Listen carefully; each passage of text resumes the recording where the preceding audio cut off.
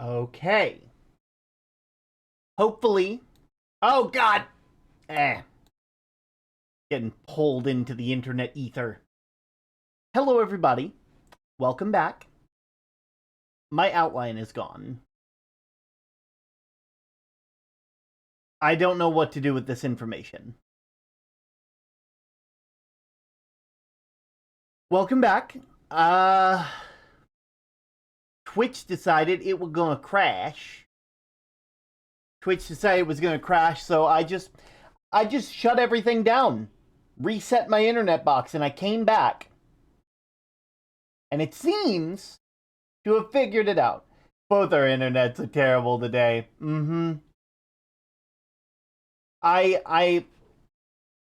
It's fine. It will all fix itself in due time. I have to trust that it will fix itself one day. I have to trust that me calling my, oh hey, look, Rosethorn. How are you all doing? I hope you're having a lovely day. I know you recently rejoined? Not really rejoined, but you were already in the Discord. So welcome back. Mine is because I'm in the middle of a state park camping in an RV. Mine is just how it is. Oh, but in all seriousness, I hope you all have had a lovely day. We've been doing pretty well so far, I'd say. I got my badge, Pitchforks got their badge, and I am worried that if I don't go ahead and get started, Twitch is going to be mad at me. So I'm going to go ahead and head over there and get things set up, and I'll see you in a bit.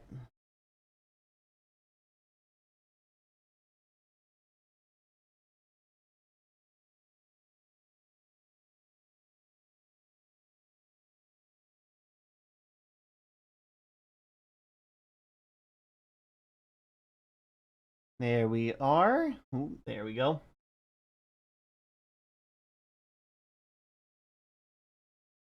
All right, that should work. I believe this is a Twitch problem because my internet is... I believe this is a Twitch problem because my internet is doing fine. I'm literally right next to the router. Yeah, ads are gonna happen because we had to reset. But I will wait. I will wait. I still gotta get back used to playing the game, so, you know.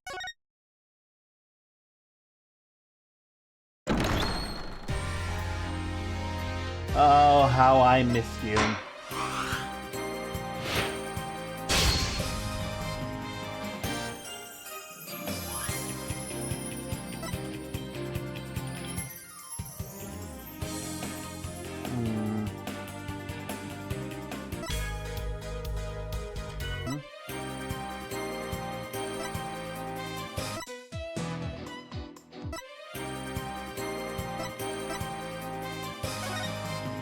Costumes. Yeah, we'll give you that. Give you default. And, you know, let's change out to the academy. Let's give you both academy uniforms, actually. Just because, you know?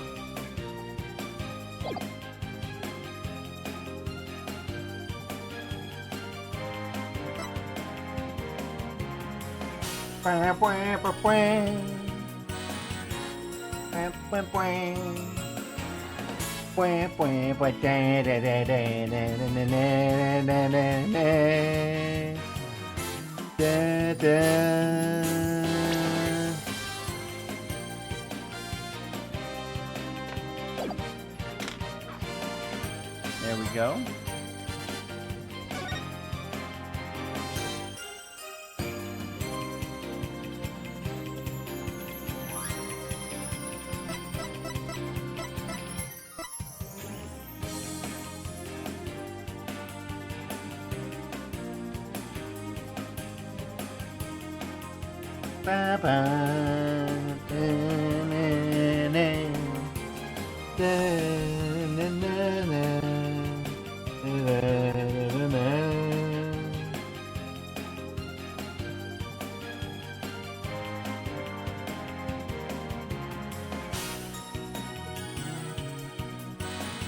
Ba, ba, ba, ba. There we go. Twitch ads are over. Let's get into it.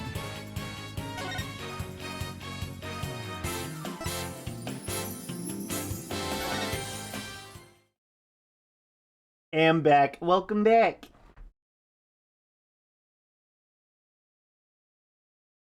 Turnabout Academy. Themis Legal Academy, a prestigious high school with alumni in the highest echelons of the legal world.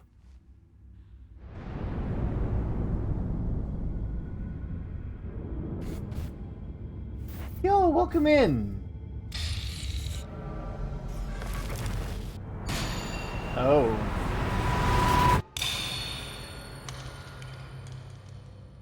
Well then. I forgot how dramatic this second game has been. I forgot how dramatic this is. I'm literally having a meltdown over Twitch. Okay, so it is a Twitch problem. October 24th, 1:25 p.m. Themis Legal Academy. Oh no! I'm gonna be late! Oh no, you're gonna be late. Get your toast! Whew! Finally! So this is it! It's a verification problem for me. Which is always broken and no stream is without scuff. We just work with it as best we can. Absolutely. This is really it! The illustrious Themis Legal Academy! This is the place where many distinguished lawyers and prosecutors got their start!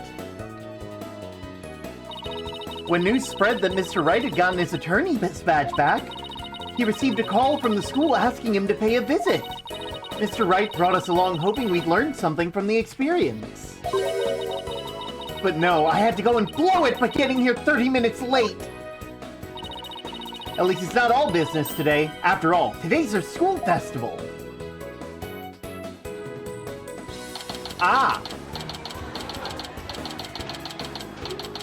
October 24th, 1:29 p.m. Themis Legal Academy, first floor hallway. Wow! This place has school festival written all over it! Literally! But why all the cold stares? Is it because everyone's in a school uniform except for me? Well, I like the way I dress! Wonder where Mr. Wright and Apollo are. Your attention, please! This is an announcement from the Mock Trial Committee. The mock trial will begin shortly. All students and faculty, please proceed once to the lecture hall. Bing bong, bing bong. Sounds like the mock trial's about to start, but where's the lecture hall? Looks like all the students and faculty are heading this way. Might as well join them. Maybe I'll find Mr. Wright and Apollo there! Yeah, exactly!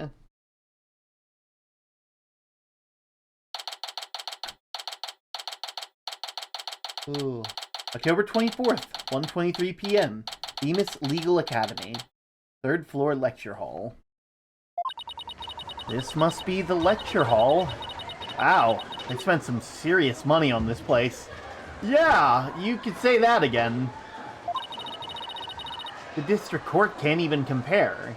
I mean, to be fair, the district court isn't supposed to look like an ivory tower. Hey, Athena! Over here! Mr. Wright! Apollo! I've been looking for you two. I'm so sorry I'm late. It's okay. Sorry we couldn't wait for you. But we didn't want to be late for our meeting. Lucky for you, the person we're supposed to meet also seems to be running late. Mr. Wright, Mr. Justice, it seems Professor Court has yet to arrive. How unprofessional of her to keep visitors to our esteemed institution waiting like this. Okay, so L, if you're here, can you run a poll real quick on if this guy's the one that did it? Because I'll be real, this guy is really giving off, like, I'm the one who did it vibes, you know? Oh. Term is your going live channel supposed to ping people when you go live. BC, I didn't get a ping when you went live today.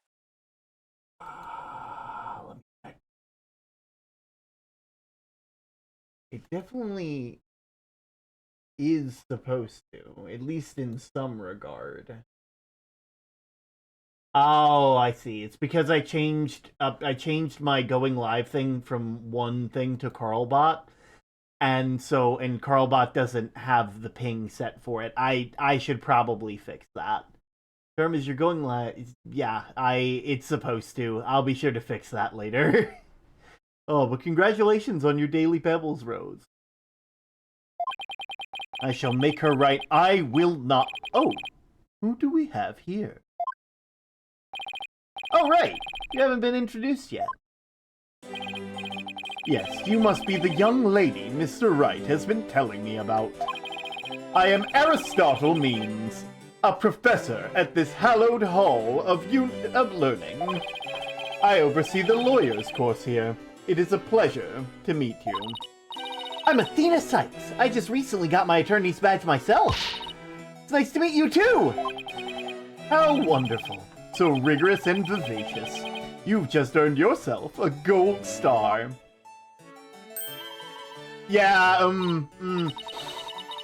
yeah, Wow.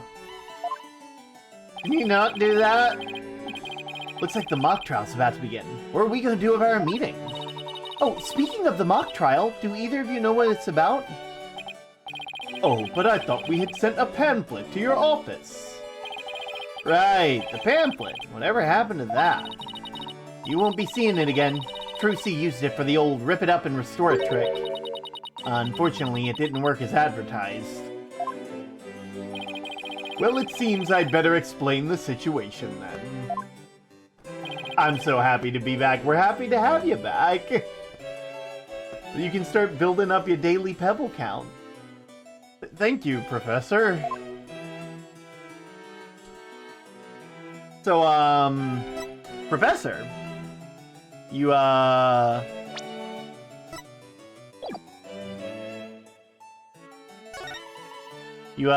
see my cool attorney badge? What magnificent presentation techniques! Both your timing and speed were impeccable! Speed? You mean speed's important when presenting evidence too? Absolutely. The speed and approach angle theorem are the first thing we teach here. I believe Mr. Wright and others like him already make extensive use of them. You do, boss? Well, to some degree, I guess. It never even crossed my mind. This lawyer thing is deeper than I thought. Okay. So, Themis Legal Academy. Now, does anyone have any questions? I do, Professor. Could you tell me about your school? What an excellent question. Here's a gold star for asking. Our academy has 3 courses to choose from. Students seeking to be lawyers take the lawyer's course. Likewise, budding prosecutors take the prosecutor's course. And future judges, the judge course. Wow, you have everything here for someone who wants to seriously pursue a career in law. Yes, well, that's what makes our school so special, and today even more so. After all, we are to be treated to a lecture by the legendary attorney, Phoenix Wright. We can't wait to hear all about his return to the legal profession. You're giving a lecture, Mr. Wright? But you're not even a professor! Yeah, well, I'm just giving them what they want. Today's plans? Did you even know you were meant to give a lecture here today? Yeah, sorta, but I came early because I was supposed to have a meeting. Eating the lasagna. Lasagna's great. It's a sauce and it belongs on fries. With the head of judge course, Constance Court. We've been in a whirlwind of a morning. Let's leave it at that. Professor Court. She is a wonderful instructor, but quite unpunctual. Oh, so that's who's late. From what I've heard, our esteemed Mr. Wright here is scheduled to hold a training seminar tomorrow in addition to today's lecture. A training seminar? For lawyers? What exactly does that involve? Why, it involves the very skills that make a lawyer a lawyer!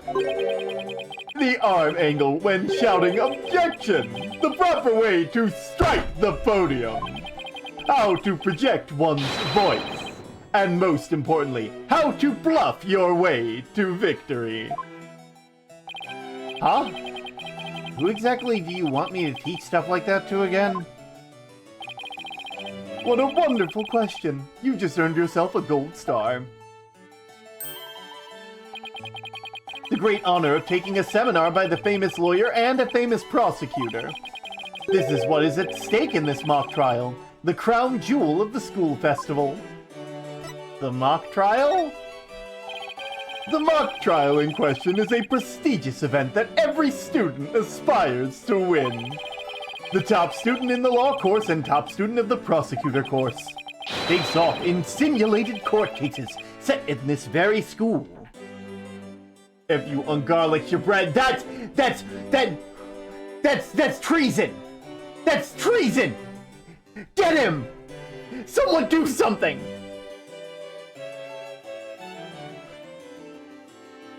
Mods, re-garlic that bread right now! It's undecent! Oh, we select the best script written by a judge course student and base our case on that. Murder! A one-on-one battle, how thrilling! So if the student studying to be a lawyer wins, do they get to take my training seminar? But what if the other student wins? I'm not a prosecutor, so... There's no cause for alarm. We have a famous prosecutor ready for just such a case. But exactly who it is, well, that's my special surprise. A famous prosecutor? No, it can't be! Professor Means, forgive me for interrupting you and your guest.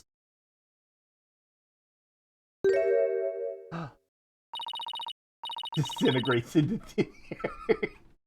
I'm Juniper Woods, a senior in the judge court.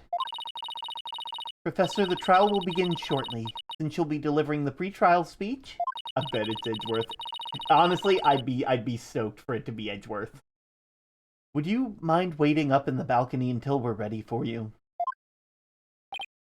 My, how very organized you are, Juniper.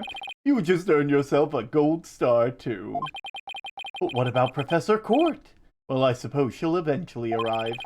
Now then, I trust you will look after our visitors, Juniper. Yes, of course, Professor Means. Juniper? Haven't we seen her before? We have, but you have to remember that that case takes place after this one. This game took place in media res, so the first case is actually like a midway point in the story, and then the last case in this case took place before. So I'm assuming this is where where Athena met Juniper. Well, not Athena. This is where where the team as a whole got to officially meet Juniper together. Huh. Ah. Athena? I almost didn't recognize you. I didn't know you were back from Europe. Wait, you two know each other? Now that's a coincidence. We've known each other since we were kids. We're like best friends, right, Junie? Yes, well, we lived close to each other and we used to play in the forest together. Yeah, like a lot. Why won't she look at me? Guess I shouldn't be surprised since we haven't seen each other in a long time. Anyway, we're supposed to go in the waiting room, right? Not that I wouldn't mind taking in the mock trial you're putting on today. Unfortunately, the mock trial is only for students and faculty. There's one seat reserved for Mr. Wright, but no other exceptions are allowed. Yes, I'm very sorry, but it's part of the student curriculum after all. I hope you won't mind remaining in the waiting room until the trial continues. Oh, that's too bad. I was hoping to learn something new today. I'll tell you what, Apollo. Why don't you take my place? What? Really?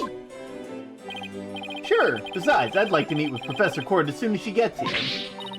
Oh, no fair! I want to see the mock trial, too! Sorry, I'm gonna let Apollo pull what little rank he has. If it's okay with Professor Means. But, of course, Mr. Wright. If that's what you wish.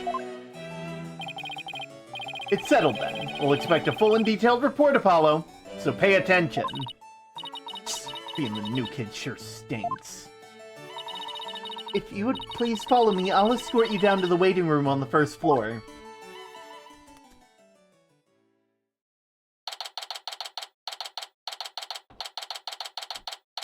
Something is gonna happen in this mock trial. I'm calling it. Yeah, I'm calling it on the grounds that like Phoenix said, yeah, I ain't sitting here alone. Like, I don't know why, but I just have this, I have this feeling that at this point in Phoenix's career, he knows when stuff is up, and he's just like, Apollo, you do it, and then we'll see what happens. Oh no, Professor Court. It'll be over. It's been over 30 minutes.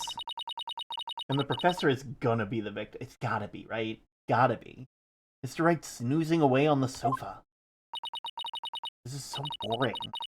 Should have hidden the lecture hall and spied on the mock trial. What was that?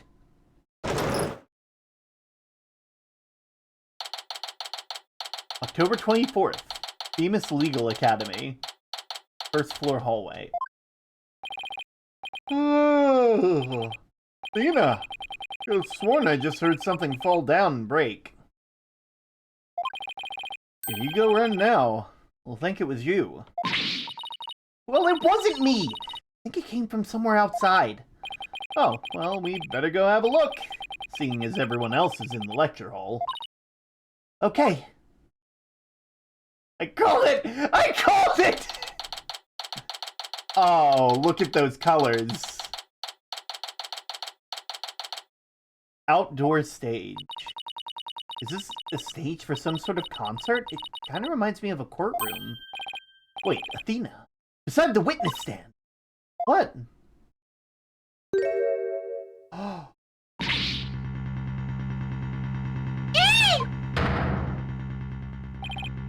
Professor Cord, can you hear me? Professor!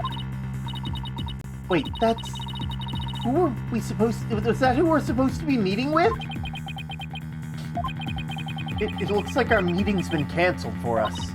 No way. This can't be real! Oof. Oof indeed.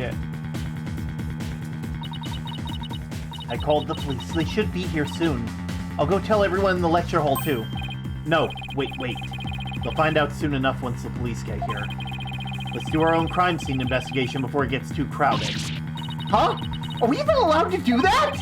It's no big deal, as long as we leave it exactly how we found it. Plus, no. Never mind. Anyway, we should look around while the scene's still fresh. But, okay, you're the boss. Phoenix is so... Look at how stern he is. Like, no wonder so many people, like, were, like he kind of has, like, this attention to him. Like, he has this, like, air about him where it's like, you are going to listen to what he says. Be your own boss. Like, look at him. God. He has been training that like it's not even disappointment. It's just like, we are doing this, and there's nothing, and that's that. Hey, have you seen my badge? Oh, a shiny new attorney's badge. Brings back memories. I've heard that countless people live in dread of your pointer fingers. Were you really that scary back then, Mr. Wright? Strike one. I've always been just as you see me here. He has an aura. A harmless sheep in wolf's clothing? Strike two. Do you have an old picture of yourself? Wait, never mind. I'm not sure I want to see that. Strike three. You're out.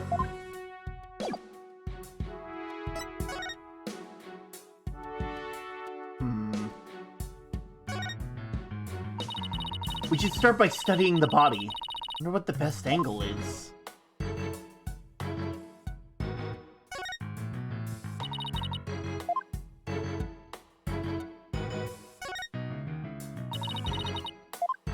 Oh, right, angle.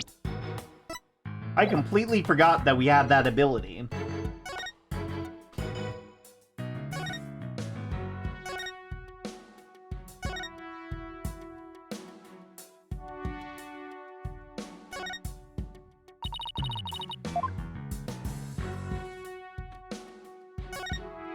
Okay.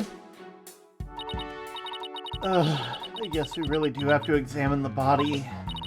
Well, I guess I better get used to stuff like this if I want to be a full-fledged lawyer. Oh, first things first. Me forgetting I had a new email. There's an arrow stuck in the side. Gunshot wounds, stab wounds are pretty common, but arrow wounds? This is a homicide any way you slice it. In other words, we have a murder on our hands. A murder? Here? So what makes the hero the murder weapon? Well, that and a bow that shot it. Right, but where could the killer have shot from? The stage is a sea of obstruction. I'm no expert on archery, but it can't be easy to hit a target with this much stuff around. Would it be possible to kill someone by stabbing them with an arrow? I'm not sure. Guess we better do some more investigation before we start jumping to conclusions. Arrow added. Arrows pierce the victim's side. It's stained with blood. What do we have? A book. I'm guessing it fell out of her chest pocket. Wait, what if it's her private diary? That's the most private thing a girl has! True, but considering the situation at hand, my apologies to the late Professor Court. No, don't! Second routine report. Need to speak with Hugh O'Connor. 23rd. Meeting with Hugh about the report yesterday. Important. 24th, 9 a.m. Prepare for mock trial. Final confirmation. 1 p.m. Meet Mr. Wright about training seminar. 2 p.m. Mock trial begins. Like, an arrow is sharp, so in theory a bow isn't needed. Exactly. Every page seems to have the same sword printed on it. Don't think a girl deserves her privacy, but this may help us solve the case. Okay. Their wrists are all bound up. Notice anything strange about the body? Take a deep breath and take a good look. Well, now that you mention it, there's no blood around it. Yet the victim's body is cold and rigor mortis has already started to dissipate. It would appear that quite some time has passed since Professor Court was murdered. Thing is, the quad was packed with students up until the start of the mock trial. Wait, then doesn't that mean that she was killed at a different location? I know! The killer moved the body here while everyone was in the lecture hall! That's definitely a possibility. Notice anything else? Her arms are raised over her head and there's dark bruises around her wrists. Yeah, the professor was probably tied up with something.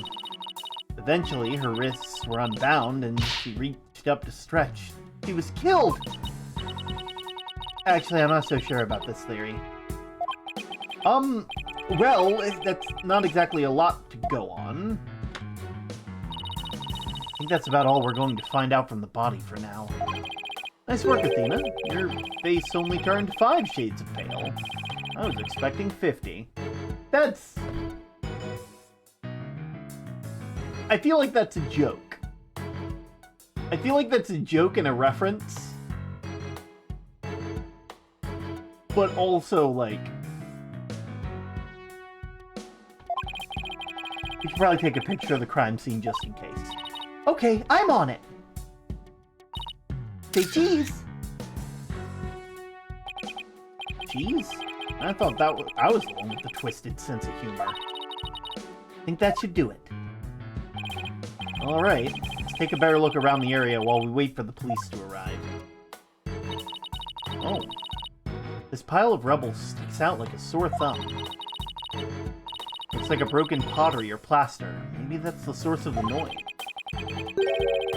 There's supposed to be 2 statues on stage. I seem to recall hearing that when a co-ed in the Fine Art Club had made them.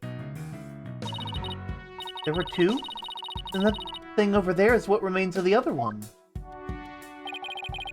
This record could be related to the case. Let's take a closer look.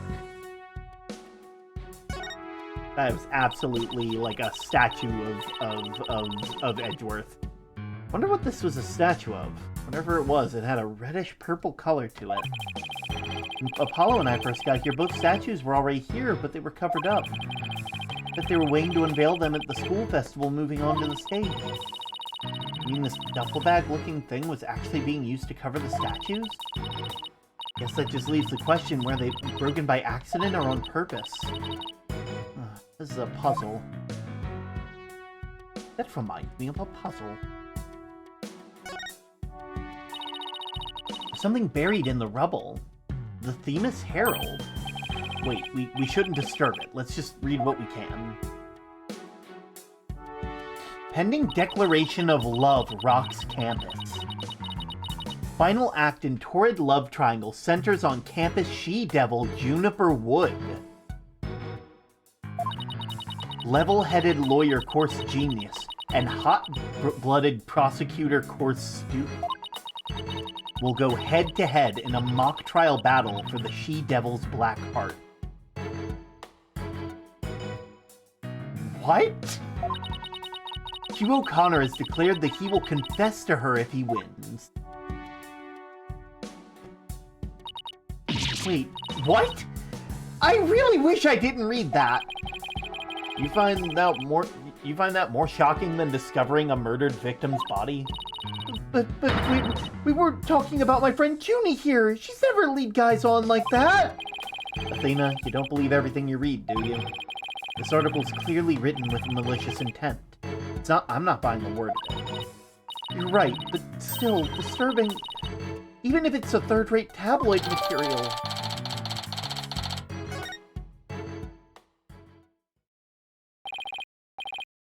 Mr. Wright, Athena! Oh, here comes Apollo! I've never seen anyone move so fast.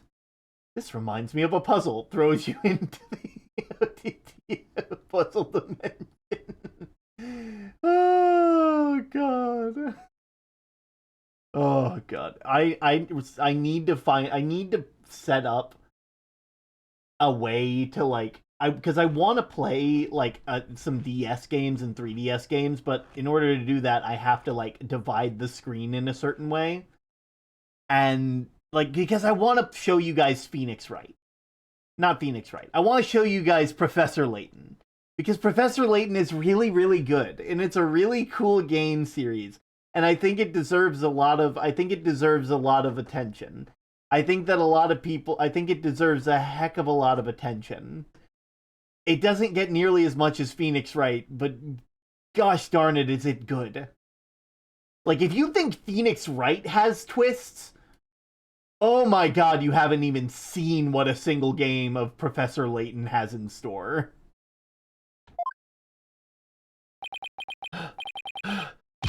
Listen, something big's happening. I was at the mock trial when the police announced a body had been found on campus. That's right, and we're the ones who phoned it in. We found Professor Court dead behind the witness stand over here. What? Can you show me? What the? We've already had a quick look at the body. Definitely a homicide. Once the police get here... No, I know it's a homicide. I'm shocked because it's the same. Exactly the same. Whoa there, Apollo. Take a deep breath. Explain what you mean. It's the same. The body. It's just like how it was in the mock trial. What? It's like the mock trial. I know it sounds crazy, but the body's location, the position, the murder weapon, the lack of pooling blood.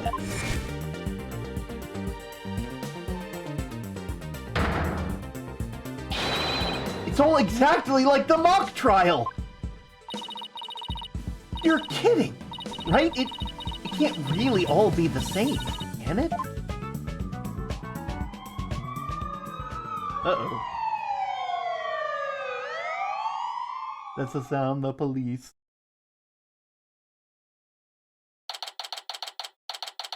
Okay then, October 24th, Serious Legal Academy, 3rd floor lecture hall. The whole school's in an uproar. There won't be any more classes today. Oh? A murder on campus. That's the last thing I expected at a legal academy. I'll go tell Professor Means what we observed when we discovered the body. You two wait here until we've spoken with the police. Yes, boss. I can't believe this is happening. I can't believe we have to wait around here. I can't stay still at times like this. I hope Junie hasn't fainted from the shock of this whole thing. Athena, you're here. Junie, I'm glad to see you. I was worried that...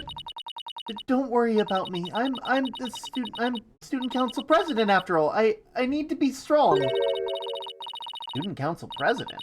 Wow, I'm impressed. He's really changed. He used to be kind of sickly and shy. Jennifer, was it? You mind if we ask you a few questions? Yeah, we're stuck here waiting for the police, and there's really not much to do. Sure, what would you like to know? Well, first things first. Have you seen my badge? That's your attorney's badge, isn't it? I really envy you, you know. The gold sunflower really suits you. Thanks, but I know you'll make a wonderful judge someday, Junie. Thank you, but even if I become judge, I'll never have one of those sunflower badges. Wait, so she only envies me for the badge? Oh, no.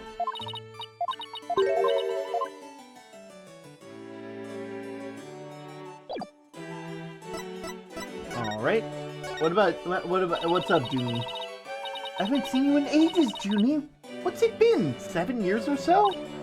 Yes, and I remember how you were always there for me, Athena. Maybe it's just me, but I wanted to ask why you seem so... distant. Remember how you used to call me Athena? I liked it better that way. It felt like we were sisters, you know? Yeah, I'm student council president now. And as a student representative of Themis Legal Academy, I have to act properly. She was never this stiff and formal before. I knew you wanted to be a judge, but I didn't expect this. Such a prestigious school, and you're in the judge's courts to boot. Yeah, Professor Court's been in charge of it until, well, you know. Oh, right. Professor Court was the professor in charge of Junie's course. How about Constance Court? How were they? What was the teacher... What sort of teacher was Professor Court? If I had to sum her up in a single word, I'd say she was amazing. A judge must always seek the truth. That was her mantra, and she used it in trying to fix what was wrong with our school.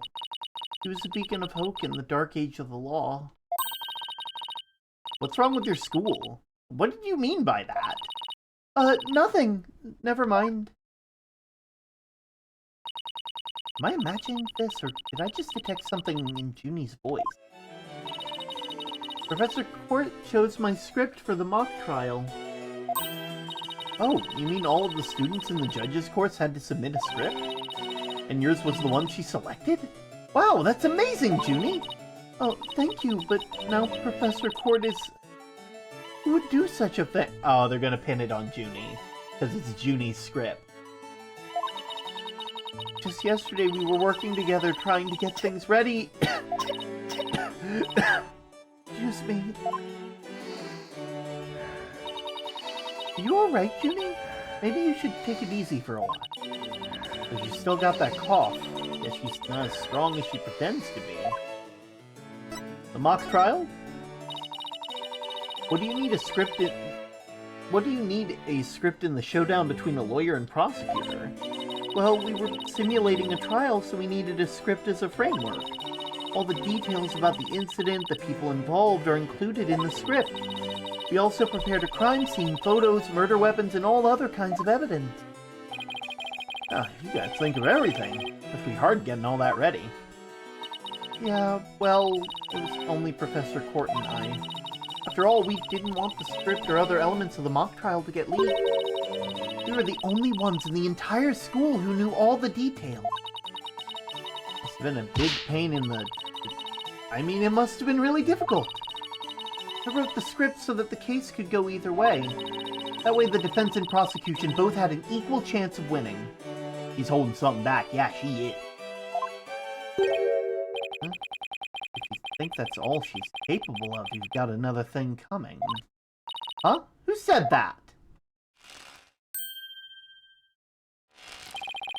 What I'm not sure, but she definitely is represents something. Juniper's genius doesn't just stop at her script. Yeah! She gave an award-winning performance as a defendant, man! I think I found a rival to my cords of steel. You, Robin, aren't you going to introduce yourselves to our guests? As student council president, I won't have you treating them rudely. Maybe it's a fake death, since only the two knew the script, and we have been told that it's exactly like the mock trial. Maybe, but maybe not. You're right. I heard Mr. Wright was bringing a couple of guests with him. That would make you two, Apollo Justice and Athena Sykes. Yep, I'm Athena Sykes. I'm Apollo Justice. Nice to meet ya. I'll pass on the handshake. I'm studying to be a lawyer. Name's Hugh O'Connor.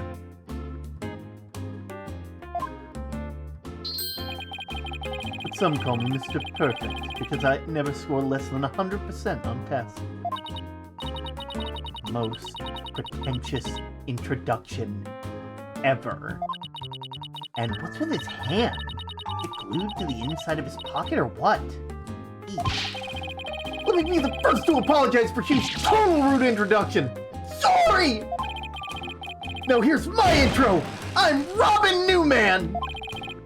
I'm studying to be a prosecutor, just like the really cool kind that nails the bad guys. No! What is the sincerity? So he makes pottery too. What's that brace-like contraption for? Junie sure has made some unusual friends. These two were the lawyer and prosecutor in today's mock trial. Even though I wrote the script, I also played the part of the defendant. Final act in torrid love triangle centered on campus she-devil Juniper Wood.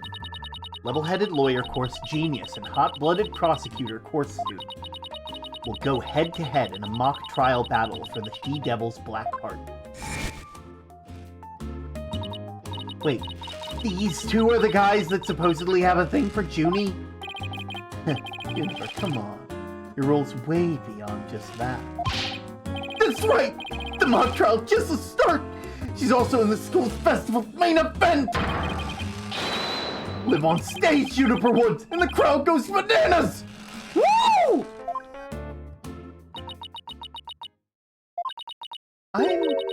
I'm supposed to sing at the school festival. All the other girls were too embarrassed to try out, so... Why, Junie singing on stage in front of people? Wow, she really has changed. Your performance, I would love to hear about it. I was responsible for making everyone's stage costumes. Maybe it's more than... This is what I'll be wearing. Constellations glow through fabric. Loose. Make glow from the inside. Brooch. That's Lamiwar. It's amazing, Junie, but then again, you were always good at this kind of thing. These constellations in particular are really something. Oh, thank you. One of my favorite things to do is look up at the stars in the middle of the forest. So, you're a fan of the night sky? Wow, Paula, I didn't know you were such a romantic. It's not like that. I have this friend, he and I go way back, and who got me really interested in space. Wait, you had friends when you were young? That would be surprised. As student council president, I can't allow such mean-spirited teasing to continue. I think she's angry. Age costume. It has two pages. We only saw one. No, go back to the court record.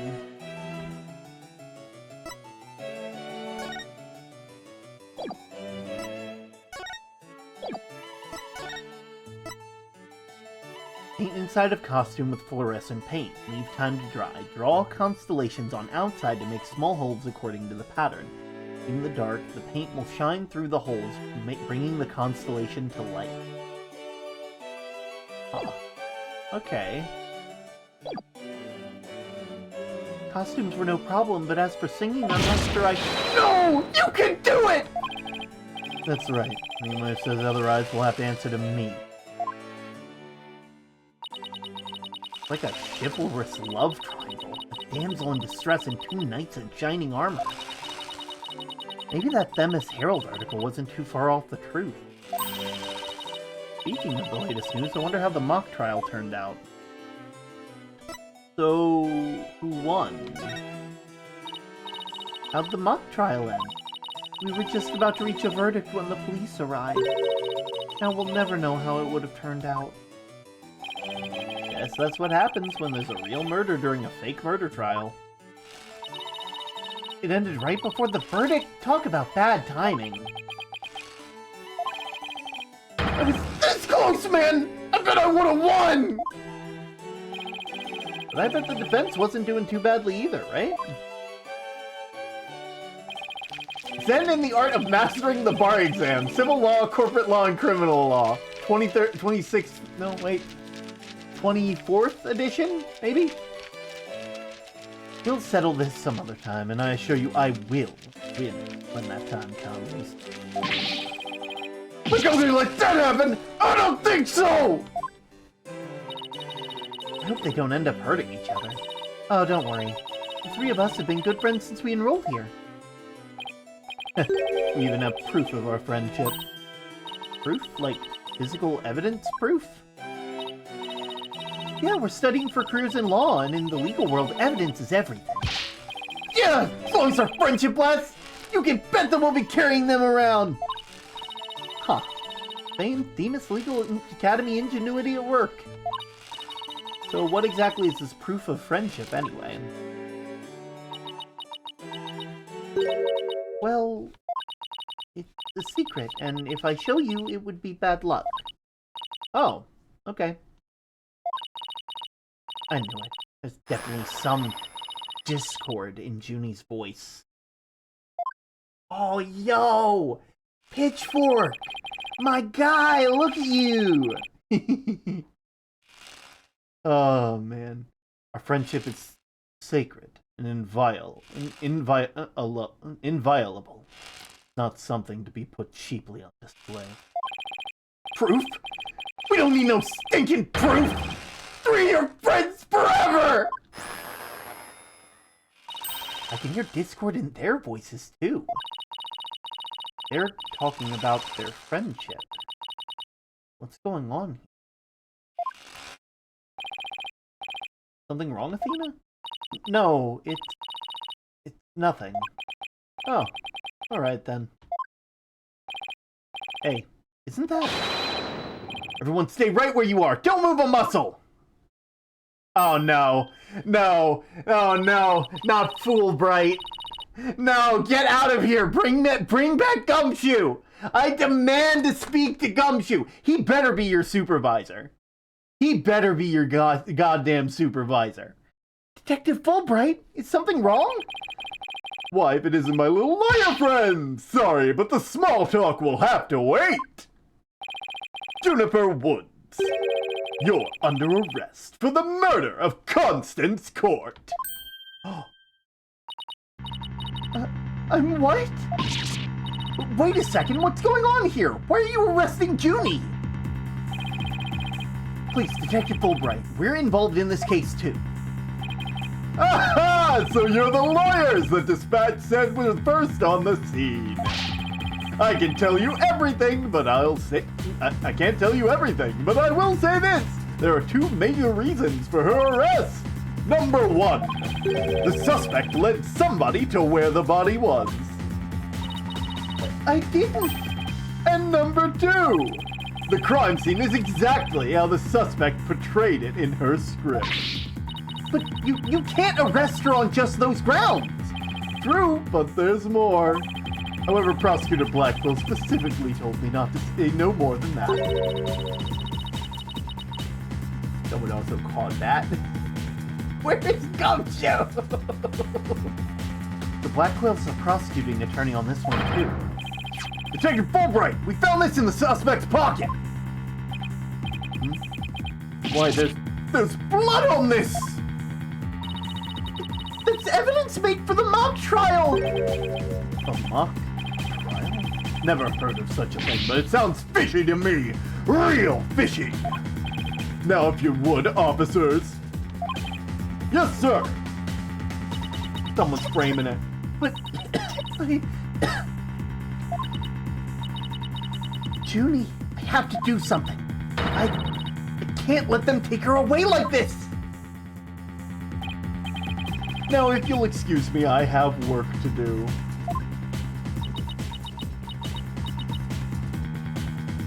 Hold it! Hold it! I refuse to believe that she's the killer! Junie! I've decided. I'm going to defend you. I'll fight with everything I've got.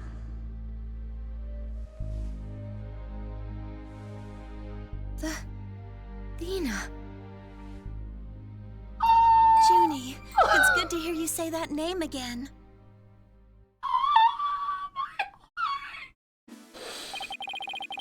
Hate to interrupt your bonding time, but aren't you rather new to all this? You're barely even a lawyer. Well, I don't have much experience, and I may need Apollo and Mr. Wright's help at times. But nobody believes in Junie as much as I do! I'll help you too, Juniper. There's no way you murdered your professor. Dina... Apollo... Thank you both. I'm counting on you. We got your back, Junie. Guess things worked out after all.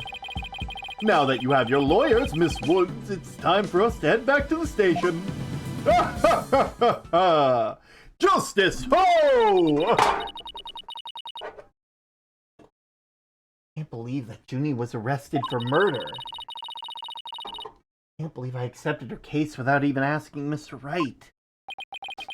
Take a deep breath and relax with it. I'm here to help with whatever you need. Let's get right on the case. Right. I won't have this case left in the hands of rank amateurs. If anyone's going to solve this case, it'll be me. Time to invest. Rank amateurs? Buddy, I don't know where you think you are, but you're in a fucking school. You're wearing a track jacket.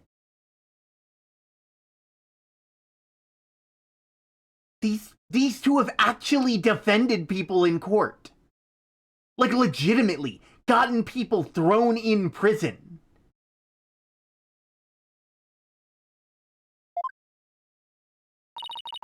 That smug little... He hasn't even finished law school. You! That was totally rude! And you're not the only one on the case, man! I'm in too! Big time! Juniper Woods! I'll save you! Now that those two are gone, let's get back to what I was talking about in front of the stage. About the mock trial, that is. Oh, right! You said the victim's location and position were just like in the script. Exactly. But without the script or any props, it's kind of hard to explain. Perhaps I could help? Her forehead! Gavin! Prosecutor Gavin! What are you doing here? You're the prosecutor! You were the famous prosecutor they were gonna bring in! Phoenix Wright is on the same level as a rock star Clavier Gavin!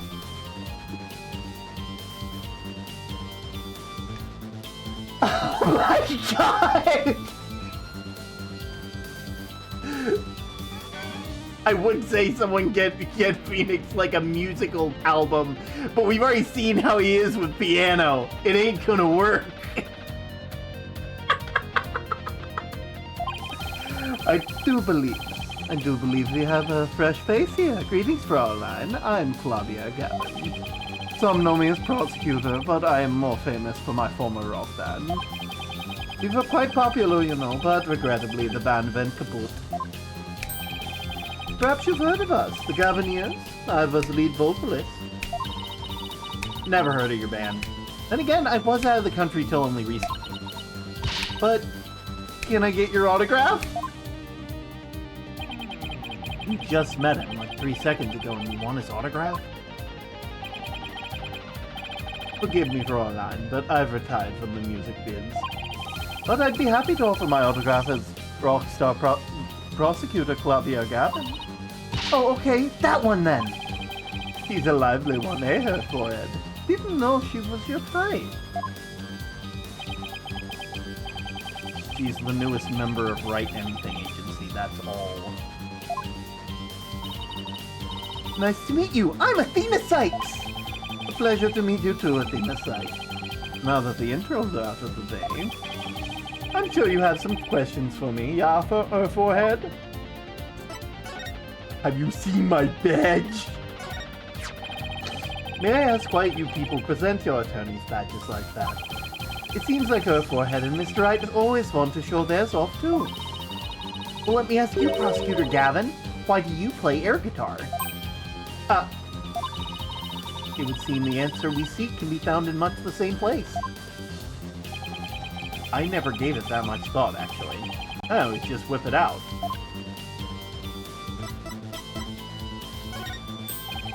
Why, Fraulein, what a wonderful piece of evidence you have there.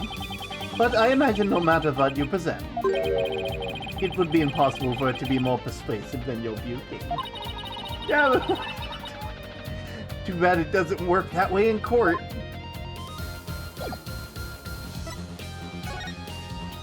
So, why are you here? I have a I think they were the famous prosecutor in case of the prosecution one. But where is Edgeworth? Where isn't Edgeworth? Like, let's be honest here, like, Edgeworth disappears for, like, all the time and then suddenly return. Like, at this point, he's like a feral cat that like of the law world. It's like he shows up when he wants to, he leaves when he wants to, and then it's all gone. Also, Phoenix Wright hasn't fallen through a bridge, so I don't think he has like a reason to show up. Honestly, I wouldn't be surprised if he's off in like Germany, like talking with Franziska von Karma, just like spending a holiday, you know, with family, because, you know, family. What are you doing here, Prosecutor Gavin? I'm here for the same reason your boss, to give the lecture for the training seminar. So he's the famous prosecutor they invited. And I have another crucial role to play. The Gaviniers are getting back together for a one-time special performance. Even though you guys disbanded? Which was a shame, by the way, really. Yeah, I know how much you adored our music, personally. Anyway, I studied abroad in Germany to get my badge early, but I did graduate from here. Wait, so that performance Junie mentioned? I see you've already heard about that. One student representative was selected to sing with us on stage. And that stage was supposed to look like this tomorrow.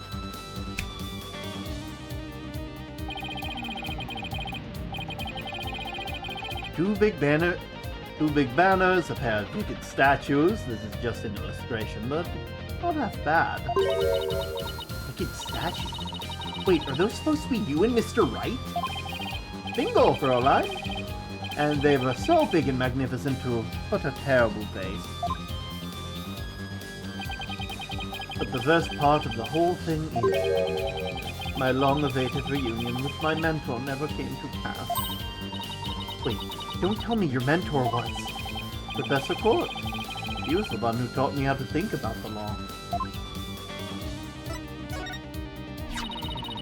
So Constance Court was your professor here at the Academy? She may have taught the judges course, but she had a huge impact on me. He was fond of saying the end is only justified through the proper means. He wouldn't tolerate dishonesty, and always revered what was right, beyond all else. I can feel Prosecutor Gavin's sadness. Oh no, I think I'm gonna cry. Hey, hi! Hi! Thank you for the sub, Olska. You've been here for 32 months in a row, hey UD.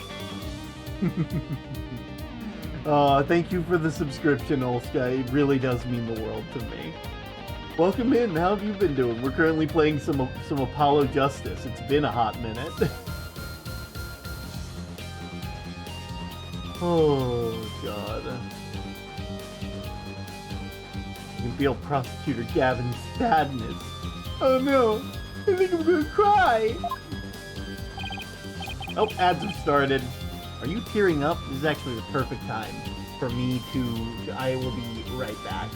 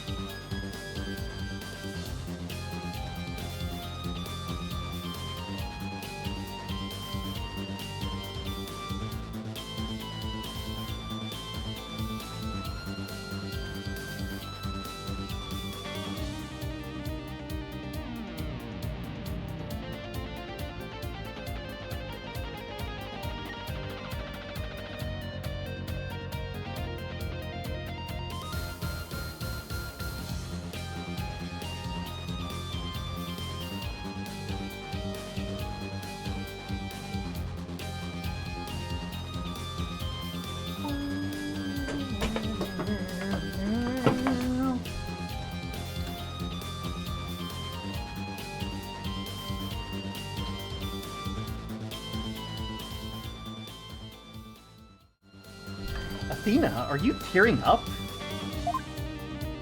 According to 21 Pilots' previous album, it's almost time for another single, but we only know the name of the single we already have. Though I can't blame you. Prosecutor Gavin owes a lot to who he is, to Professor Court. Exactly. So as you can see, we are both joined in purpose, so to speak, yeah? Now, let's rock this place hard. Huh? I don't follow. Let's rock what? Forget already her forehead. I said I'd help you explain the mock trial. They're going to reprise it right here in the lecture hall. It might help us catch your killer.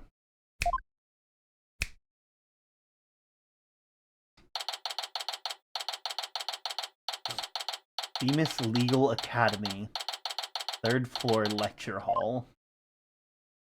Oh my god. Oh my god. Mock trial reenactment. All rise. Right. The stage is ready and you, her forehead.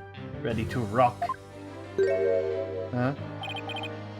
No. The defense is not ready to rock. You saw the actual mock trial earlier, right? Just relax. You'll do fine. Besides, we have the script right here. Junie's masterpiece? The one everyone's been talking about? Yeah, the only one in existence. I borrowed it, if you will. Now for our line, we need you to play the part of defendant and judge as per the script. Okay, got it! I've only read the case outline so far, yeah? I don't know how it actually turns out, so I'll treat this like I'm prosecuting a real case. You, her forehead, will play the part of a fledgling lawyer, a role you were born to play. All the evidence is also here with us. We have everything we need to reprise the trial. Trevian! Let's get started. Defendant/judge Athena Sykes is psyched and ready to rock. Court is now in session for our reenactment of the mock trial.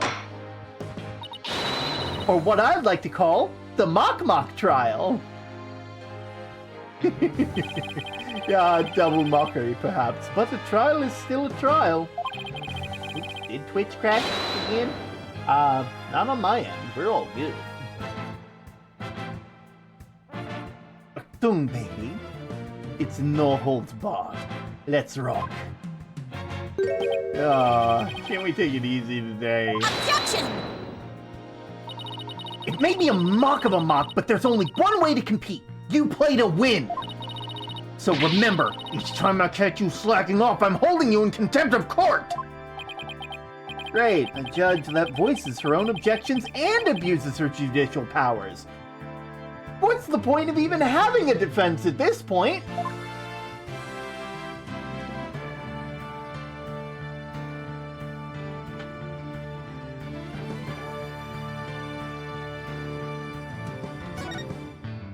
Summary of the facts. Now then, Prosecutor Gavin, your opening statements, if you please. You got it, Fraulein Judge. Our case is set in a school very much like this one. The victim, a professor, female. The defendant, an archery club member, also female. Oh me, oh my. I'm innocent. Innocent, I tell you! That's some seriously bad acting, Fraulein. Anyway, the victim's body was discovered in the middle of the quad. Here's a shot of the crime scene. Ironically, it was Professor Court who posed as the corpse. Her forehead. How did the mock trial participants react to the photo? Mr. Newman was surprised by what Professor Court was wearing. He reacted with, "Oh, the green sweatsuit." That's not exactly what I would pick to focus on, so why would he care about that? Too much of a fledgling to know what's important. That fun. In any case, both in the mock trial and the actual case, Professor Court was wearing a sweatsuit. Moving right along. Hold it! Hey, wait a second! The body was discovered in the same area as the mock case, although there was a stage.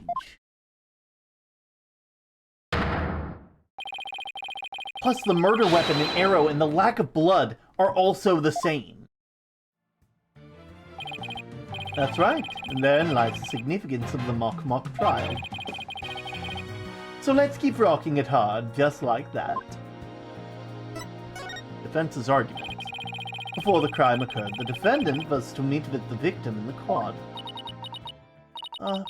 Let's see here. When I arrived at our meeting place, I found the professor with an arrow in her stomach! But it wasn't me! I didn't kill her! You don't have to ham it up like that, Athena. It's called getting into character, her forehead. Don't be such a wet blanket. Right, let's see. Yeah, then Hugh said...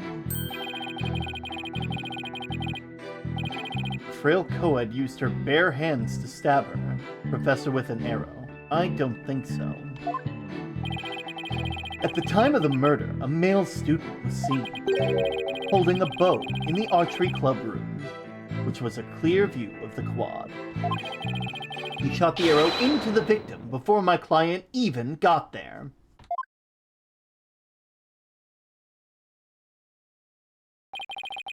Nine her forehead. That faint swagger does not suit you in the least. Order! Order! Order! Especially you, Mr. Justice! Me? I'm just trying to get into it like Mr. Euro Rocker said. Prosecutor's rebuttal. So the victim who shot from the archery club room before the meeting even took place, hence the defendant could not be the killer. That seems to be the defense's assertion. Prosecutor Gavin, do you have any objections? The autopsy report noted that the edges of the victim's wounds were unusually ragged. Could such physical trauma possibly result from an arrow shot from a bow? 9. I think I fixed my internet. Good, good. I believe the victim was impaled by the arrow by hand. Post-mortem. In short, the real murder weapon was not the arrow at all. When Robin was prosecutor, he had a tough time determining the real murder weapon. Well, he was just a student, a warm-up act, while I'm the real deal. The headliner, so to speak. The true murder weapon was most likely the awl that was left in the art room. An awl? What's that? An awl, you say? What might that be? It's a kind of tool used for poking holes in paper, wood, and other materials. It's kind of like an ice trick. I have a photo here if you're interested. Gross. It's all bloody up to the handle. Please tell me it's just paint. Most likely, Fraulein. Pretty realistic, yeah? Let's pretend it's real blood for now. The defendant's prints were lifted from the murder weapon. Furthermore, traces of the victim's blood were discovered in the art room. That's where I believe the murder actually took place. So the question is now, how did the body get from the art room to the stage? How was the body moved? The murder took place on the 3rd floor art room, but the body was found in the quad. Must have been quite a chore moving the body all that way. Not at all. There's a maintenance area in the storehouse right outside the art room. And a cart used to carry balls around was found there. Oh, I think I've seen one of those before, but that's a pretty big one. A jumbo, yeah? A jumbo. A jumbo. A jumbo, yeah? Big enough to fit a person or a body in. A jumbo. Jumbo. Oh, God. I swear also. There we go. Oh, man. The defendant dropped the body from the art room window, then moved it with the cart. That's how a high school girl could easily move the body all by herself. You don't say! Objection! A body dropped from 3 stories up would show signs of massive blunt force trauma. Objection! That may be true, but You failed to account for a large high jump mat in the storehouse. A body dropped onto such a mat would show no sign of blunt force trauma. Yikes. It's almost scary how similar this whole case is looking to the mock trial proceedings. Thank you for the care package. I need that after the Yumbo. Hey, Yumbo. Oh, yo, the flame's green! Like the crafty killer, in an attempt to cast suspicion on the archery club, they moved the body to the quad where it would be easily shot from the club room. Then the killer faked the murder weapon by inserting an arrow into the old stab wound. Sounds like he only has high praise for Junie's script. Were there any further arguments from the defense? Nope. Seems like the teacher who was playing the judge was satisfied too. Time for the finale then. Your verdict, if you please, Fraulein Judge. Huh? Oh, right. That's me. Very well. This court finds the defendant, Juniper Woods. Wait a second! Even if it's just a mock trial, even if it's just a mock trial of a mock trial, I don't want to declare Junie guilty! Yeah, perhaps that's not such a good idea. Let's end the mock trial here. Besides, it's about time I get back to the investigation. Thanks, you two. That little run-through of the mock trial cleared up quite a few things. Mock trial script.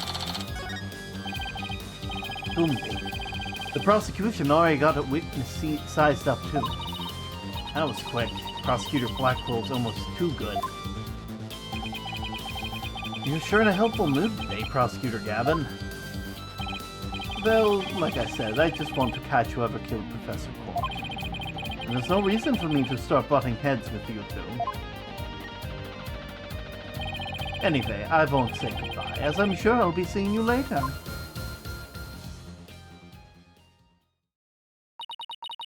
I always thought prosecutors were all a rather scary bunch. But Prosecutor Gavin seems pretty nice. Yeah, he's not so bad as prosecutors go. We should get back to investigating too. We don't have nearly enough information yet. We also have to tell Mr. Wright that we accepted Junie's case. Right? Looks like we got our work cut out for us. Have you seen my badge? Oh, nice! That's the first thing you want to present when you meet someone new. I heard that's what all the lawyers do. You heard that? From who? Who else, Mr. Wright? Just remember, your badge comes first. See, Athena? Check it out. This is my attorney's badge. Oh, that's intense. I want to present mine like that, too. Doesn't this look familiar, Apollo? Yes, nice one, Athena. Keep it up. I don't care if it's totally unrelated to the case or just plain annoying or even embarrassing. Just keep presenting evidence without any regard for others! That's the first step towards becoming a successful trial lawyer. Leave it to me. I'll present one piece after another, and then another! I love these two so much.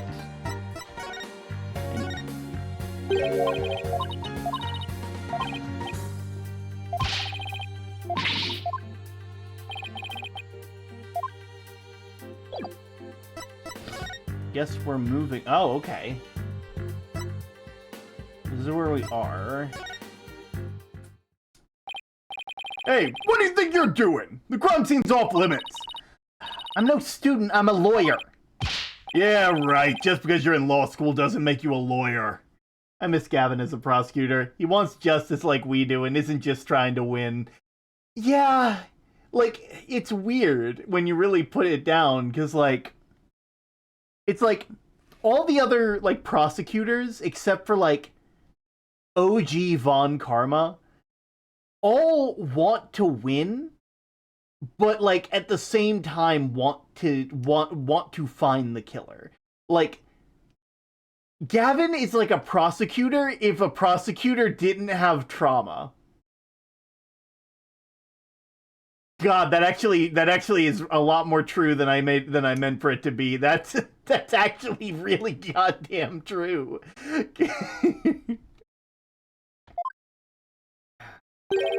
You should see what she did to the last cop who said something like that to her. Are you threatening an officer of the law? No, it's not a threat. It's more like a friendly warning. I guess we should go before I get myself arrested.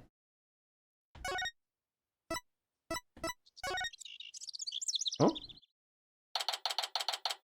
I was not ready for that bird chirping. Mr. Wright! Huh. Here they arrested your friend Juniper.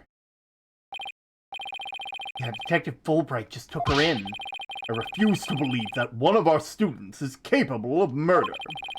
We must prove her innocence by any means necessary. The end justifies the means. What do you mean, the end justifies the means? I, Professor Means, always say what I mean, and I mean what I say by all means. Here at our esteemed academy, we train our students to produce meaningful results. You believe in Juniper's innocence, do you not? Of course I do. Junie would never hurt a fly! Precisely. We have justice on our side. The only thing we need are results. It's the height of folly to endanger your client by failing to pursue all means possible. Sure, I want to prove her innocent, but I don't like the sound of the end justifies the means part. Well, you're still young and idealistic. No wonder you fail to see the wisdom therein. There is but one thing to do now. I must personally take up Juniper's defense.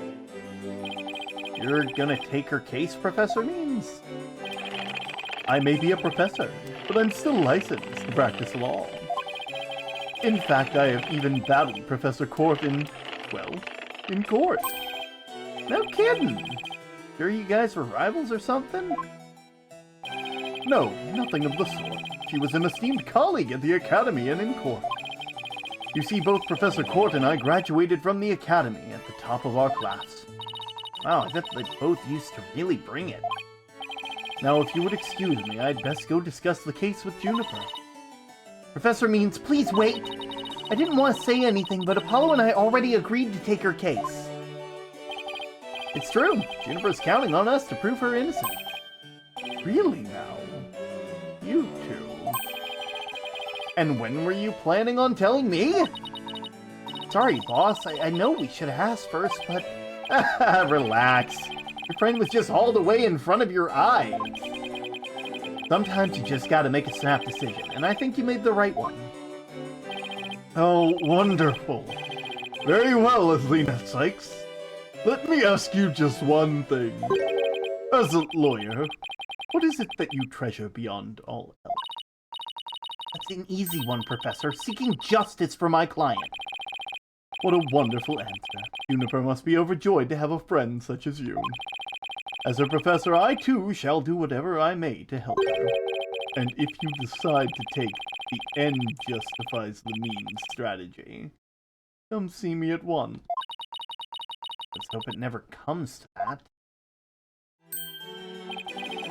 Now, if you would excuse me. Well, time's wasting. You better start investigating, and fast. But first, how about I tell you everything I know so far? Yeah, please. I had to make sure. You know.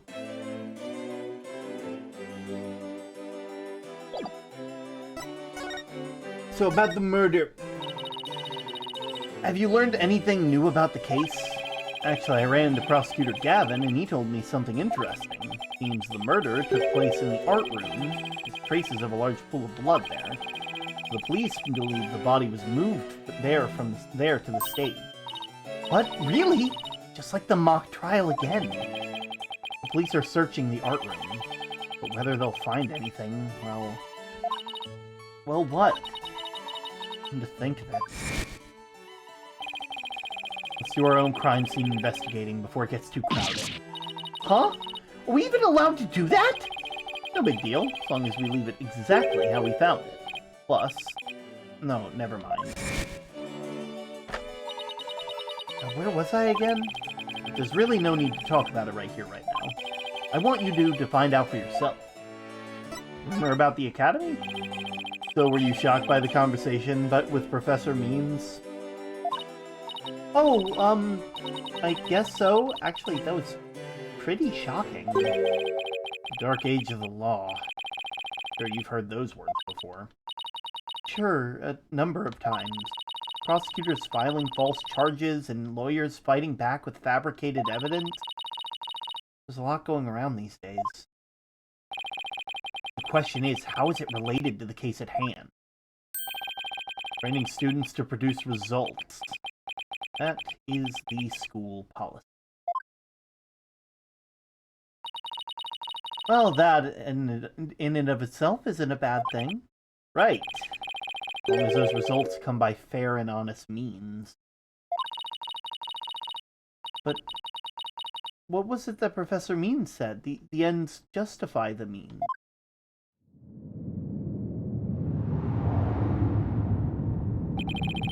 To survive the Dark Age of the Law, you have to use any means necessary. Fabrication of evidence or false charges are unavoidable in the quest for result. That's what they're preaching here at Themis Legal Academy. But what happens if our legal system is if results are all that matter anymore? Relax. It's just a rumor. I'd take it with a grain of salt if I were. Oh, that's a relief. Had me going there. Wait, but Mr. Wright examined the victim's body for a reason. Maybe he was worried someone might actually tamper with the evidence. Oh. I think that about wraps up what I know so far. The fact that the case closely resembles Miss Wood's script is obviously important. Knowing that, you should probably try and identify what's the same and what's different. Okay, I'll try talking to as many people as I can on campus.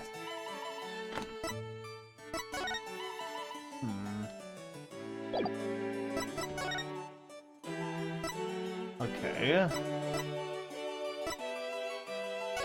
Let me go check out the place. Yo, Trucy! Have you seen my badge? Hey, that's an attorney's badge! Promise you won't make it disappear? What's the mean thing to say? Do I look like someone who would do something like that? No, I didn't mean it like that. Anyway, I hear they reissue badges that get lost, so... Isn't that great? That means you have nothing to worry about. Yeah, but seriously, please don't make mine disappear. I wouldn't want to have to explain.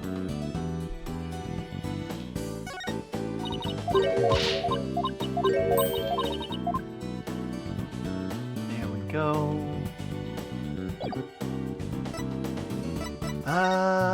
Okay, got it.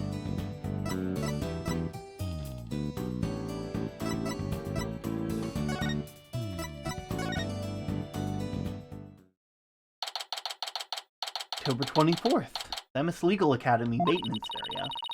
This is the maintenance area. Let's see, during the mock trial, Prosecutor Gavin said that the art room is right above there, on the 3rd floor. And the body was dropped from there onto the high jump mat from the storehouse. Right, and then he claimed that the body was transported to the stage in a ball cart. And then... someone else here. Hey, it's Robin! Oh, you scared the crap out of me! Yikes, back at you! What are you doing out here?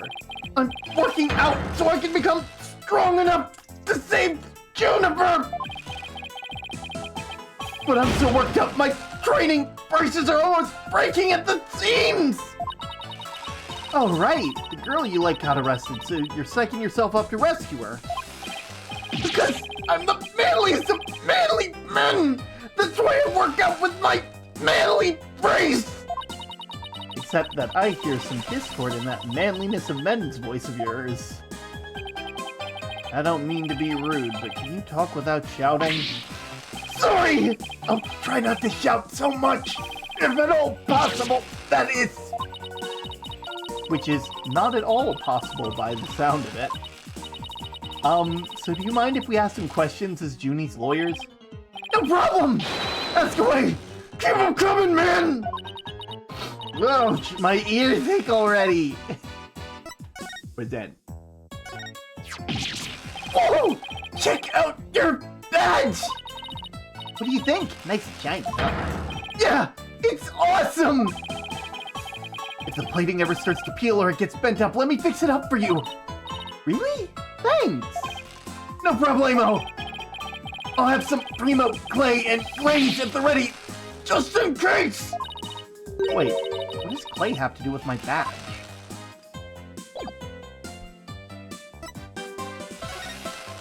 Robin Newman! Robin, could you tell me a little more about yourself? You wanna know about me? I'm a second-rate member of the Fine Arts Club! Fine Arts Club? Looks like the broken pottery or clay plaster. Maybe this is the source of the noise we heard. There were supposedly 2 statues on the stage. I seem to recall hearing that from a co-ed in the Fine Arts Club had made up. 2 big banners and a pair of wicked statues. This is just an illustration, but it's not half bad. Wicked statues. Bingo, Fräulein, and they're big and magnificent. What a terrible waste. Hey, did you create the stage statues? You bet I did! Both of them! Put my blood, sweat, and tears in those things, man! It must have been terrible seeing them all smashed up. No! I couldn't face Professor Court if I let something like that get me down! What do you mean? Professor Court was the Fine Arts Club advisor. She was all about truth and beauty, man. He always said the only good result is the truth. That and only lawyers who seek the truth through legitimate means produce worthwhile results. Yeah, I'm totally with you guys' side. She must have been an incredible woman. Yeesh, you call me loud when I practice my chords of steel. About the murder? Oh man! Why'd I have to take the prosecutor course? I mean, how am I supposed to save Juniper if I'm studying to be a prosecutor? Don't worry, I'll clear Junie's name. You'll see. The 3 of us had a dream. We swore we'd make it happen together! Prosecutor, lawyer, judge. The 3 of us would hold fair and honest trials. Dark age of the law. Ah! We were gonna put a nail in its coffin, man! Wow, you guys swore to do that.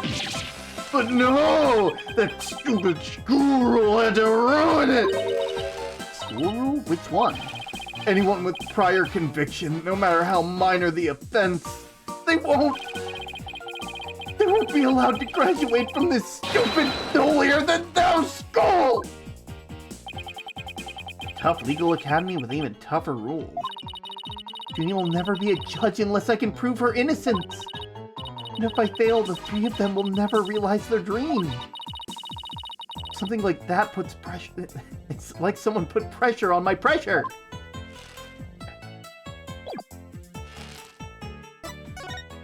Yeah. Oh, did you make that? Let me fire it in the kiln for you. Just give it to me and I'll take care of the rest! I think I'll pass on the kiln firing.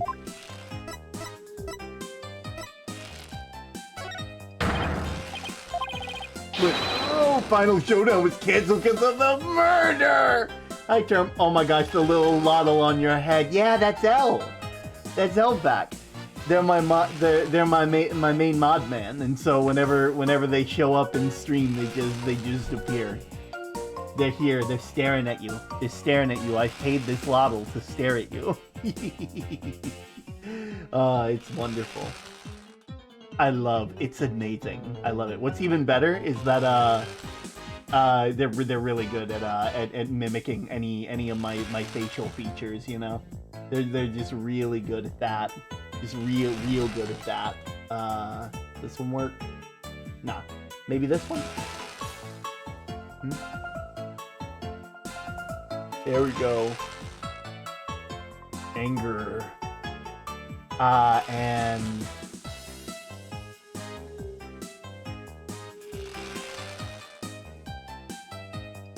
I can't get the last one to work anyway.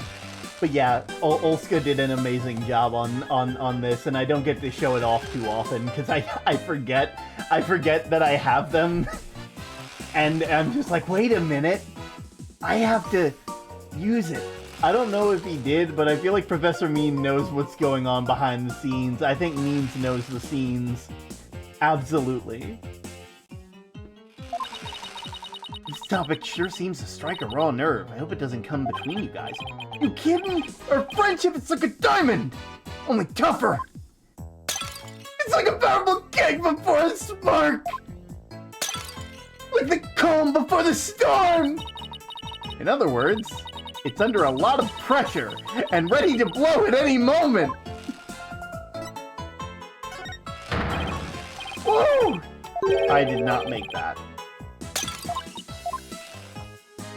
Ugh. Okay, is there anything else? I did not make that. I'm just making sure. What about this? The paper! So, Robin, is this article true? The author of that article's been gunning for the three of us for some reason! He's a tad angry. Very angry. It also doesn't help that he's got like these like resistant, he's got like a resistant band like brace on right now. And like, I'm guessing he wears that all the time, which means that he is actively like struggling against this thing all the time. But nothing but trashy articles like that as long as I can remember!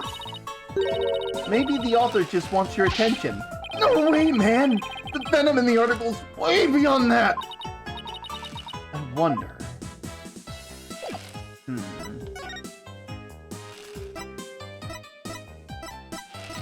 Well, reminds me of a line from oh man. Okay, can we investigate? Are the cops gone now? I thought the area was cordoned off. Hey, the police are discussing something over there. Oh, I know. I'll just quietly sneak over for a listen. Here goes. Dina, watch where you're... Huh?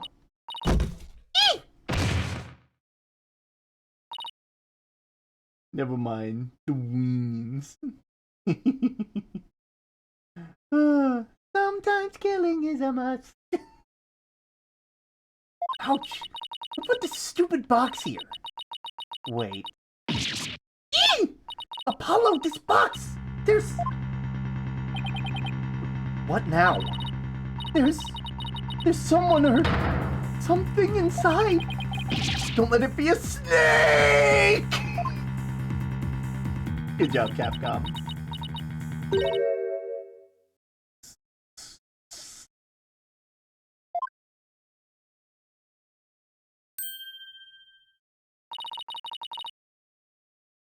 You morons blew my cover! What the... There really is someone inside. That someone is me, Miriam Scuttlebutt. And I'm a senior in the judges course. What's with the box? It's the fate of we who live in the shadows. There's a very good reason why none of may see my face by the light of day. Wait, if you're taking the judge course, do you write a mock trial script too? You really want to see my script that bad? It's my major super fixation right now. I've listened to the entire album 10 times in the past week. Valid, honestly. Epic is probably like is legitimately like it has a cordoned off section in my brain.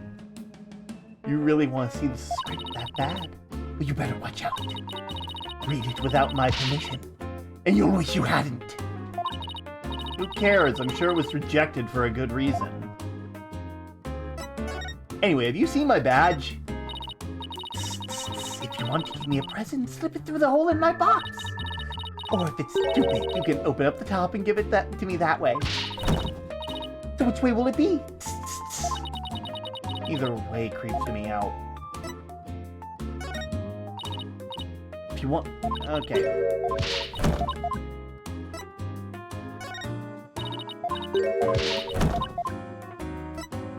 Yeah, I have a feeling. My script was way more popular than Juniper's. Really? Wow. What was that, a majority opinion? Yep, my behind-the-scenes maneuver, threats, and deception worked like a charm. Miriam, this may come as a surprise to you, but that's called cheating. Says you. I didn't break the law. Besides, the end justifies the means. That's what they teach us here. Apparently, some people are already thriving in the dark age of the law.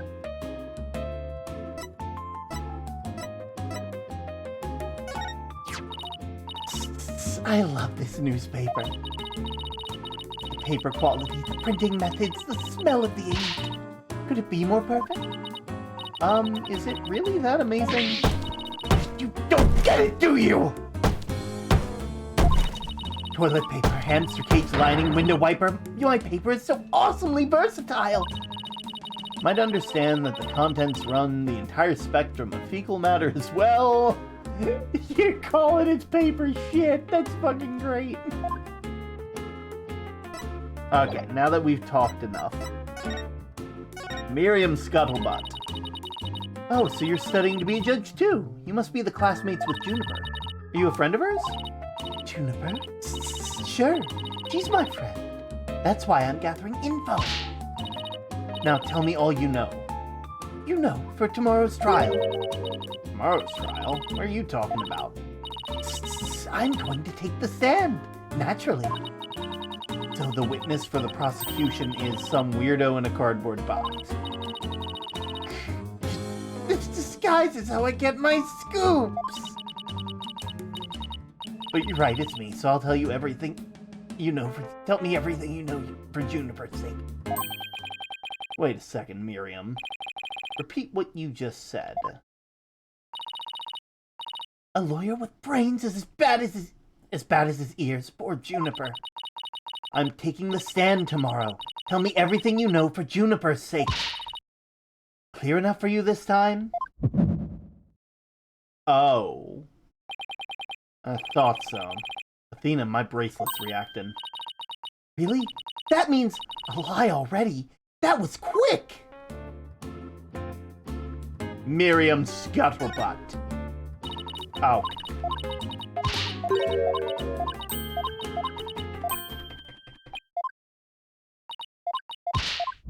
Say that again. Right, I gotta press R. Alright, guy.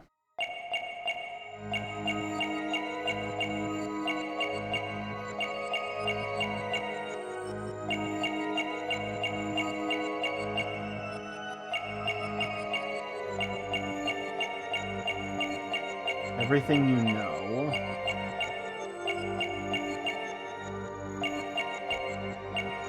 For Juniper's sake. Gotcha! That's strange. Suddenly tightened your grip when you said for Juniper's sake. Like you subconsciously tensed up. Because you're lying. What are you talking about? When did I ever lie? Okay then, let me ask you this. Why were you selected as a witness? That's an easy one. I'm the editor-in-chief for the Themis Herald. Oh, I know everything there is to know about campus, even the darkest of secrets. Editor-in-chief, huh? Pretty impressive. Yeah, well, so lonely. It's a lonely one-woman operation. I do it all by myself, from reporting to editing to publishing. Still impressed? I'm a perfect storm of journalism because behind it all, because I bring it all to the table. And this is the evidence. Here. An extra edition of the Themis Herald published to coincide with the mock trial. Themis Herald Extra added to the common record. Okay. What does it say? Mock trial in unceremonious cancellation. Objection! Whoa! Why he got green? You see that on his hands? Why is his hands glowing green? I'm sorry.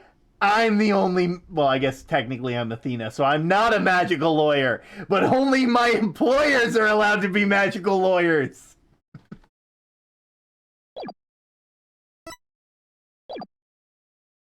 You've revealed who you... Thanks, Miriam. You've revealed who you truly are. Someone who's never had Junie's best interest in mind. What? Are you questioning our friendship? Look, you may want answers, but... No can do, because what you're saying conflicts with this piece of evidence. Take that! That's the Themis Herald paper I publish. What about it?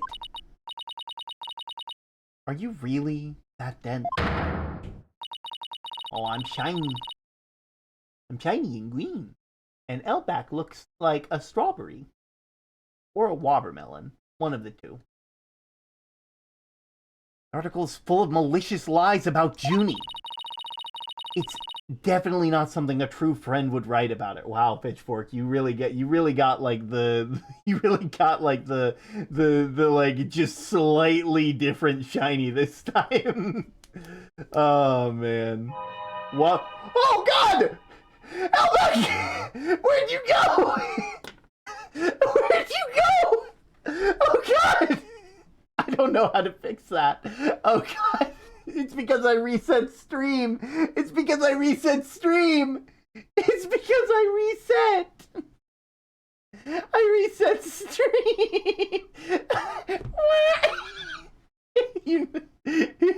You know that fucking video of the duck that just goes wah, and it just like fades out into the distance. That's this.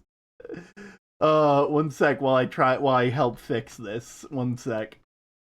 Because I know Elle really likes being on top of the thing.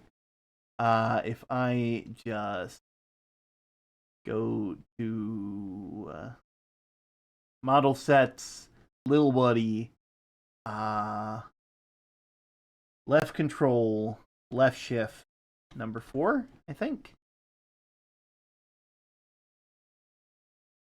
Maybe I have to do... There we go. All right. And while I'm doing this, number 5. Number 5. I can't get it. Okay. Well, this'll do for now. I went and picked strawberries the other day in an orchard, and then I got some fresh apple cider and an apple cider donut. Ooh, nice. That's some good stuff right there. Also, that's a really good clip.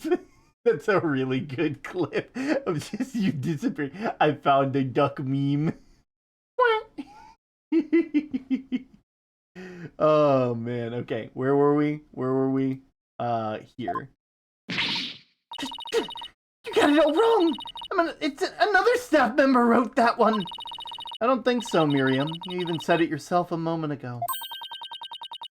It's a one-woman operation. Or did you forget already? Do not fix this, Strom! Put me down!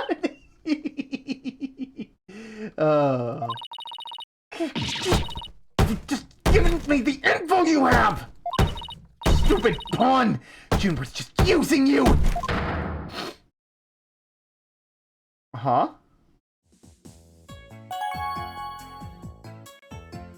When did I say I was gonna do that?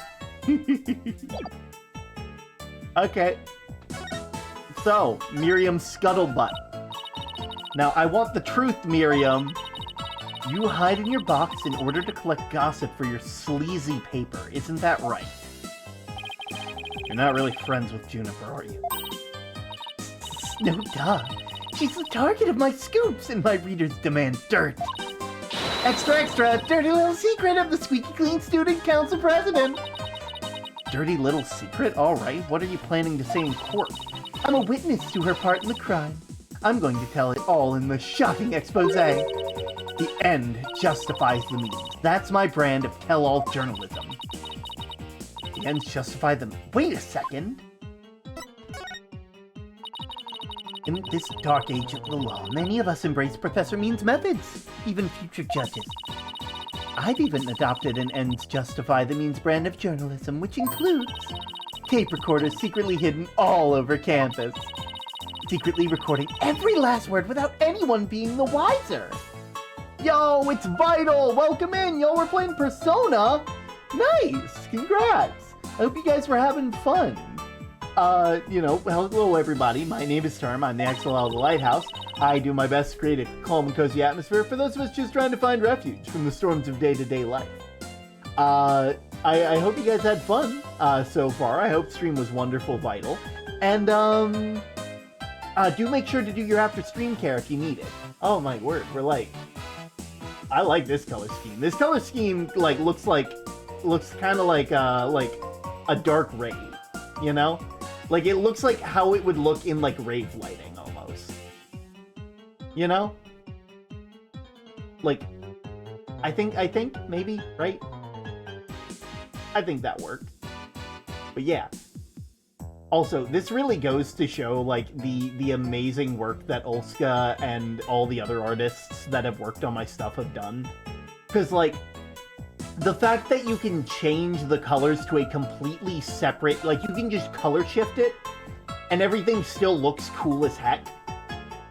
That's amazing. I like the pink and blue. It's very nice, very cool. Doesn't she realize that's totally illegal? That is totally illegal. And one of them was at the scene of the crime, the art room. You put a tape recorder in the art room? What did it record? You want to know? You really want to know? Yes, please! That's so nice of you to... It's like I'd really tell you now. The big scoop comes out in court tomorrow. You're so mean, Miriam. According to my evidence, a fatal fissure has opened between the three of them. Who, Junie, Hugh, and Robin? What's this fatal fissure? Is Gugubi gonna work? Why is Gugubi not working? Why is Gugubi not working? Someone please remind me to, figure out why my sounds keep cutting out.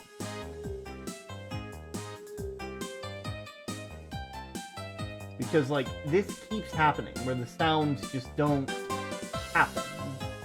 And it's upsetting. It makes me upset.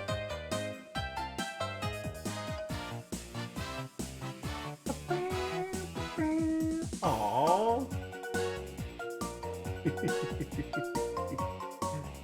Oh, man.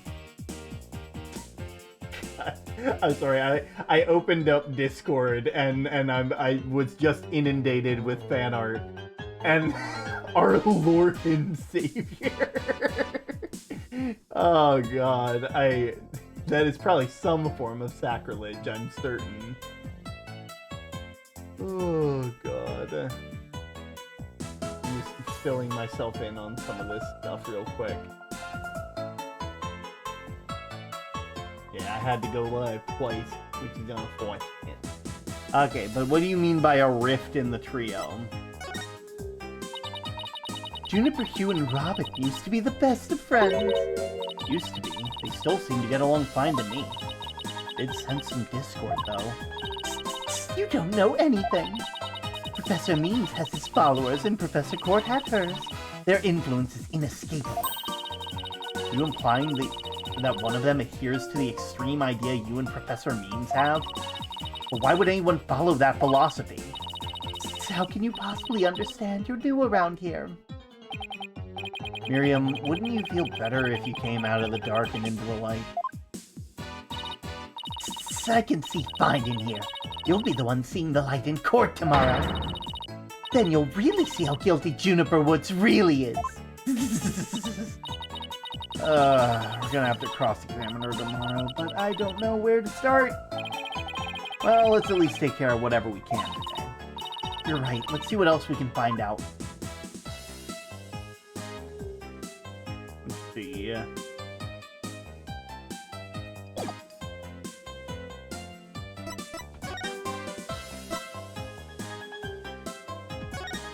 Lecture hall?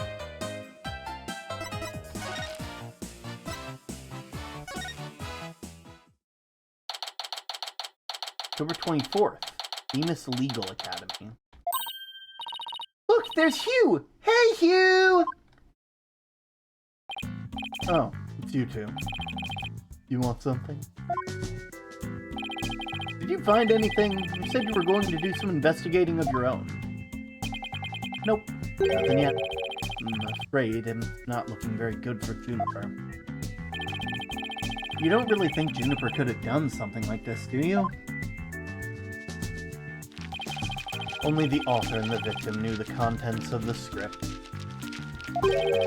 Both the stage and the art room were in the exact same state as described therein. No one could mimic the crime like that unless they'd already read the script, or wrote it. But, look, Professor Means is better able to handle this than you two. Just leave it to him. There it is again, picking up some discord in Hugh's voice. Hey,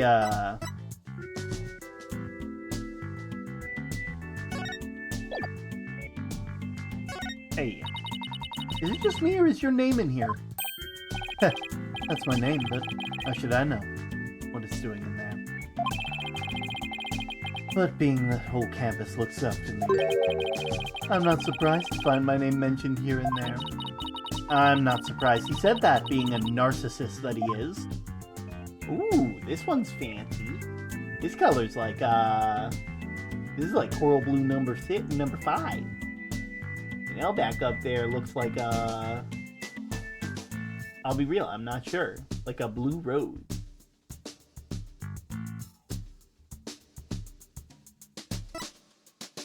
I feel like this is just like L's like enrichment of trying to figure out like a green. Just like finding how cool their model looks with different colors. I'm gonna have to show you how to do this for your own model, L. Like, I need to show you how I did this because it's actually really nice, and it all is done in OBS and Mix It Up. Like, you don't gotta do any weird stuff in VTube Studio to get this to work. Like your little box guy, that'd be cool. What about this? You really declared to confess to Junie if you won the mock trial, because he's definitely not the shy type. Yeah, well, that's just the genius that is me. My thoughts and actions are on a whole other level from you mouth breathers. No, it's your vanity that's on a whole other level.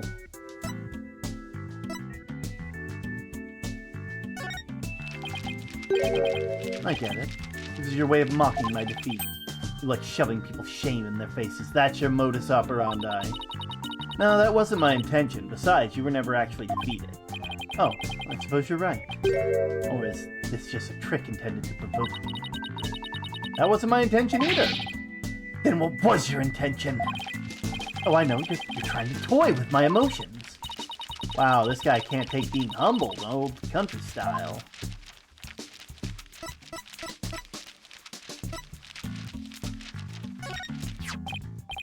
Your attorney's badge looks brand new. That just shows how inexperienced and useless you are. Well, when you get your badge, it'll be new and shiny too. You mouth breathers just don't get it, do you? My badge will be a symbol of my genius from the moment I get it. It'll be chipped, bent, and worn as if it has been through 1,000 courtroom battles. He's like some hipster doofus. So you really declared that you'd confess to Junie if you won the mock trial. Oh wait, no.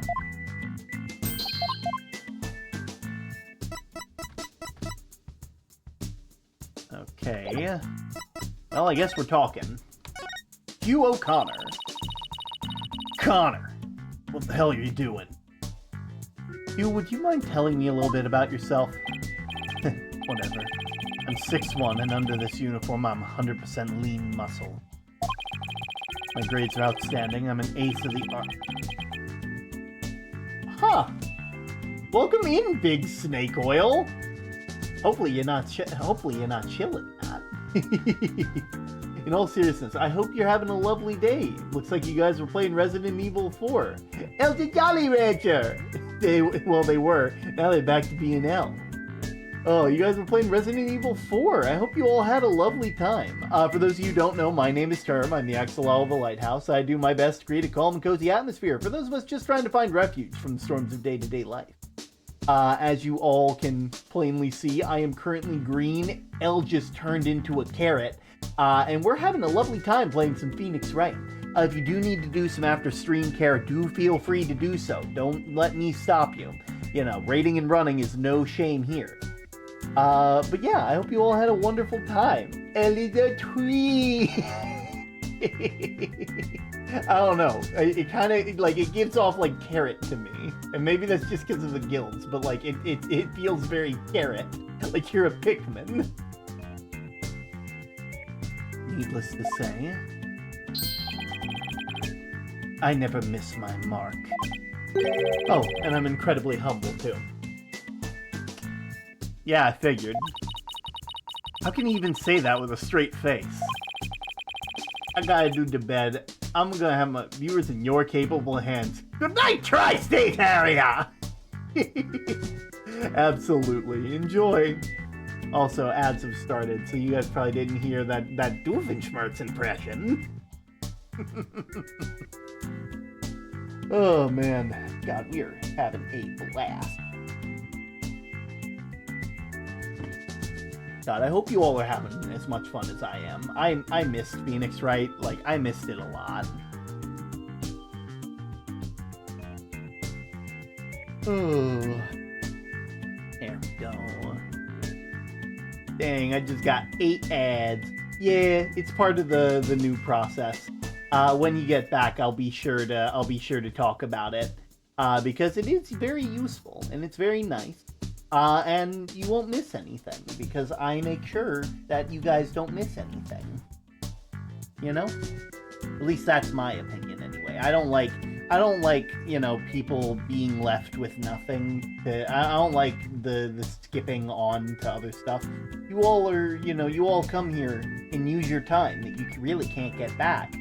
And you spend it here. So I feel like you at least deserve to see the whole thing.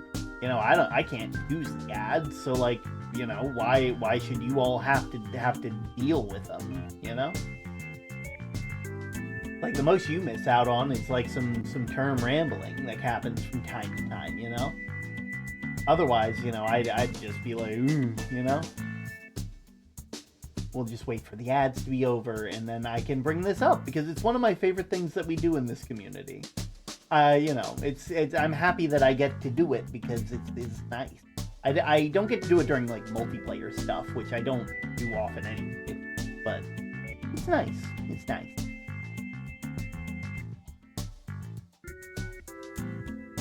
Ooh.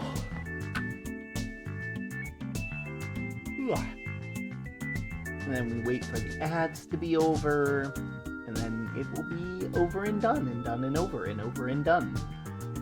And it'll be nice.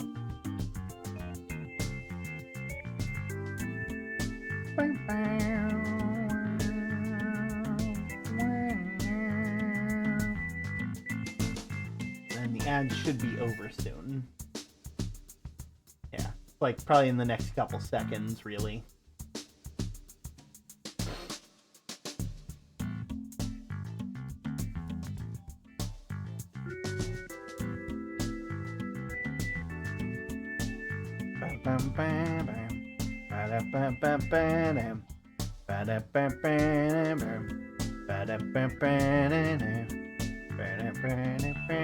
There we are.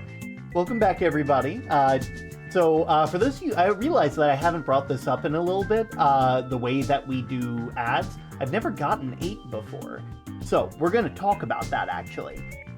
So a little while ago, for those of you who are new or haven't been here in a while, I have now begun doing ads in a very different way. And this is strictly so that way, like, I can make things a bit easier for all of you. We are currently running about 3 minutes worth of ads every hour. However, because I don't think that you all should have to lose out on wonderful term stream and whatever gameplay I'm doing, I have set it up so that way, well, before we get into it, we explain why we have the 3 minutes worth of ads. Those 3 minutes of ads, along with the warning that I set up beforehand, make it so that way pre-rolls don't get shown on stream.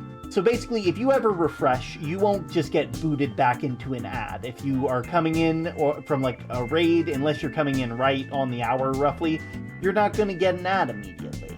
You know, you're only going to get an ad at a specific time in the stream all the time. And sure, it's a bit longer, but also we don't have to deal with the pre-rolls. So that's pretty nice on your end. Now, I don't like the fact that you guys have to lose out on, you know, fun term stream time. So, when the ad happens, I stop. I take a break. I allow myself to take my hands off the controller keyboard for a little bit. And, you know, we wait for you all to return. That way, you know, Twitch gets to have their fun with their ads. I get a bit of a kickback. You all don't miss anything, and the channel doesn't have pre-rolls. I'd say that's a pretty good thing, all things considered. Yeah, pretty neat. Those around me call me a genius, but I pay them no mind. But when it comes to tests, I always get 100%. So I suppose it's only natural for them to say I'm a genius. Green Flame. I actually really like that. Yeah, I thought of it a while back when I got really fed up with, like, having, like pre-rolls and stuff. And it just seemed like a decent way to do things, you know? But as I said before, I pay them no mind. I heard you the first time. But what about the mock trial? It sounded like you were about to lose to Robin. There's a very good reason for that. You see, right before the mock trial started, I saw the body. You saw the body? Right, and I was so distraught that I basically handed Robin the victory. Would you mind telling us a little more about that? Right before the mock trial, the campus was empty. Everyone was here in the lecture hall. Your attention, please. This is an announcement from the mock trial committee. The mock trial will begin shortly. All students and faculty, please proceed once to the lecture hall. That's right. That's the announcement that everyone came in here. The only exception were the mock trial participants. Juniper, Robin, and I were in our personal dressing rooms next door.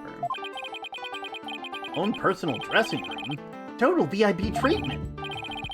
Actually, they're for student-teacher meetings. They don't even have windows. The other two waited patiently in their room, but that's not my style. So I headed over to the archery range on the other side of the quad. I did some meditation while I waited. That's the best way to relax.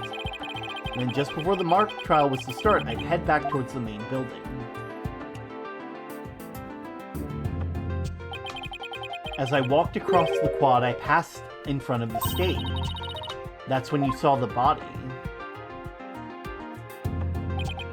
Right. It was quite a shock, as much as I hate to admit it, my legs were shaking. I could have easily beaten Robin if it hadn't been for that. Wait, hold it right there. You went through the mock trial even though you had just discovered a body? Why didn't you tell anyone? I mean, we were talking about someone getting killed here. I think I know why. Was it because of this? Where did you get that? This is an article in the Themis Herald is true. The winner of the mock trial would get to make his confession to Junie. Right, but if I reported the body, I'd found the whole thing would be called off. You really wanted to win that bad? Bad enough to ignore a dead body? Sorry, but that's not normal. Or could their love for Junie really be that strong? I don't think so. Thanks for sharing the important information with us. It may prove useful in tomorrow's trial. Good. That's all I have to say on the matter. Thanks, and don't worry, we'll prove Juniper's innocence. You'll see. I can't say I have faith. Okay, Athena, what's next? Well, I think we've talked to everyone who's somehow linked to the case. Maybe it's about time we wrap up our investigation? Oh, wait, we haven't met with Junie yet. Yeah, you're right. Let's head over to the detention center.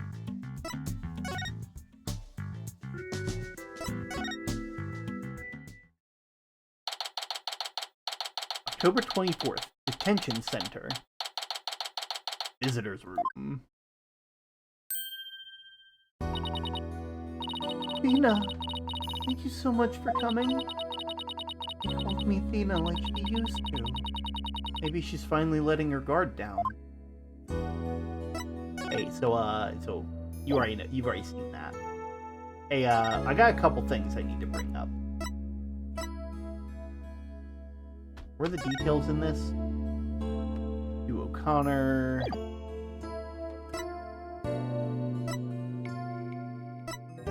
Hey, oh, that's...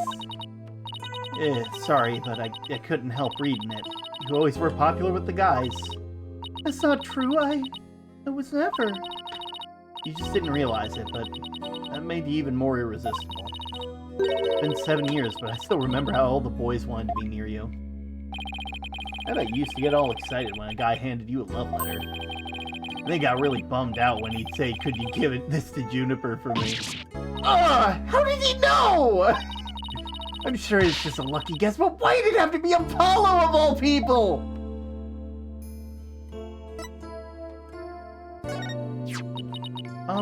I'd appreciate it if you wouldn't go around showing that to everyone. How come? I mean, it's so well made. Aren't you gonna wear it when you sing? Yeah, unfortunately, I've been chosen to sing, but I don't think I'm up to the task. Reminds me of the old Junie when you talk like that. Makes me want to protect you. I can't let you do that. After all, I'm student council president. It's my job to look after our entire student body.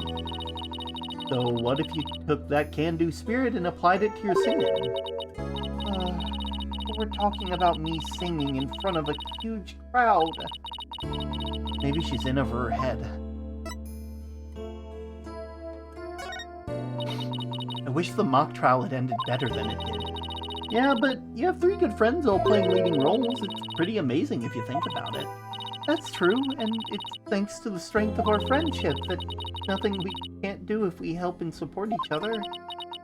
I don't know. Is that really the issue here? Whatever, I bring it up. Yes, that's what it's about. The friendship between the 3 of us is absolute. Athena, it's obvious that they're friends, so let's just leave it at that. Yes, I know that, but her words seem kind of forced.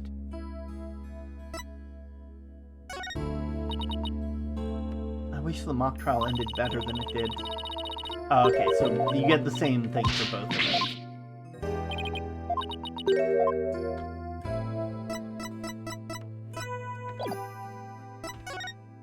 The script?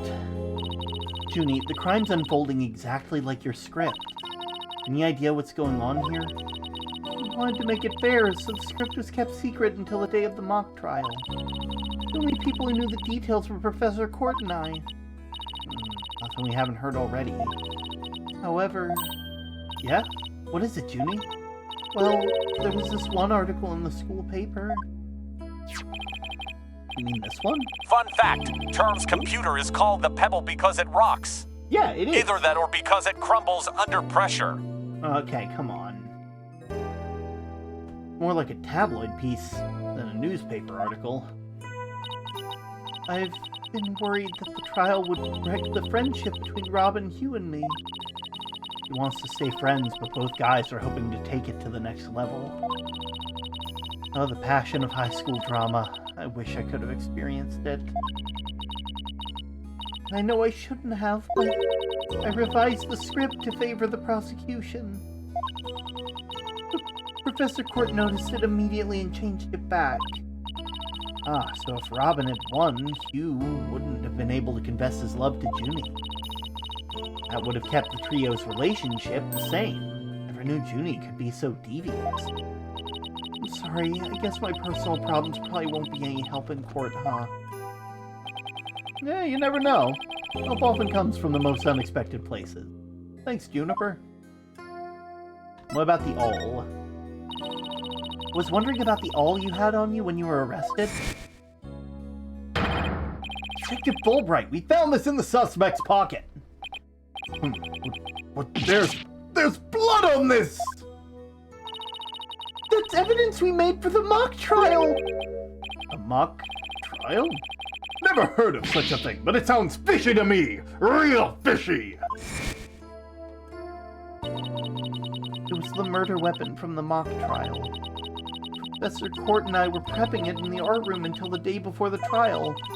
I didn't even realize I still had it on me until I was arrested.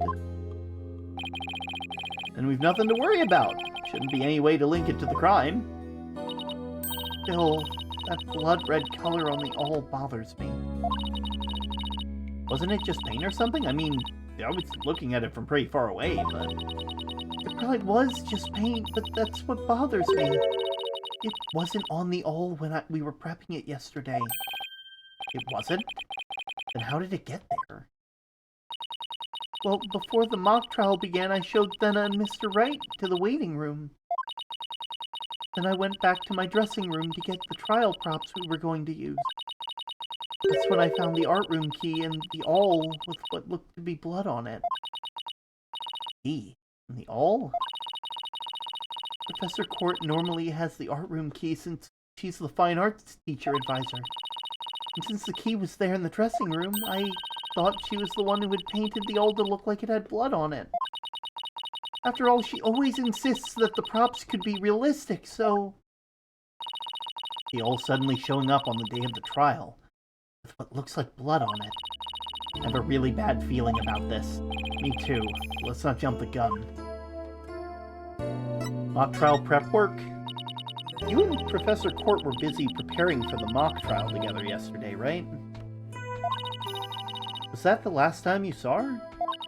Yes, I left school at around 6 p.m. Did you notice anything different about her? No, I didn't notice anything out of the ordinary. Someone's totally framed. Yeah, exactly. I mean, we kind of already know this because, like, you know, in media res. But, like, absolutely someone's framing her. Didn't notice anything out of the ordinary. She looked and acted the same as always. I wouldn't have never guessed she'd end up like this. It looks like we're about out of time. Thank you for coming to see me. We'll do anything we can to prove your innocence tomorrow. I know, and I believe in you, Thenna. Well, I should go now. Bye. She gonna be alright? Like a shadow of the girl we met back at the academy. The Junie I knew always acted like that. A little weak and sickly. But the fact that she lifted her facade shows that she trusts us. Even still. What is it?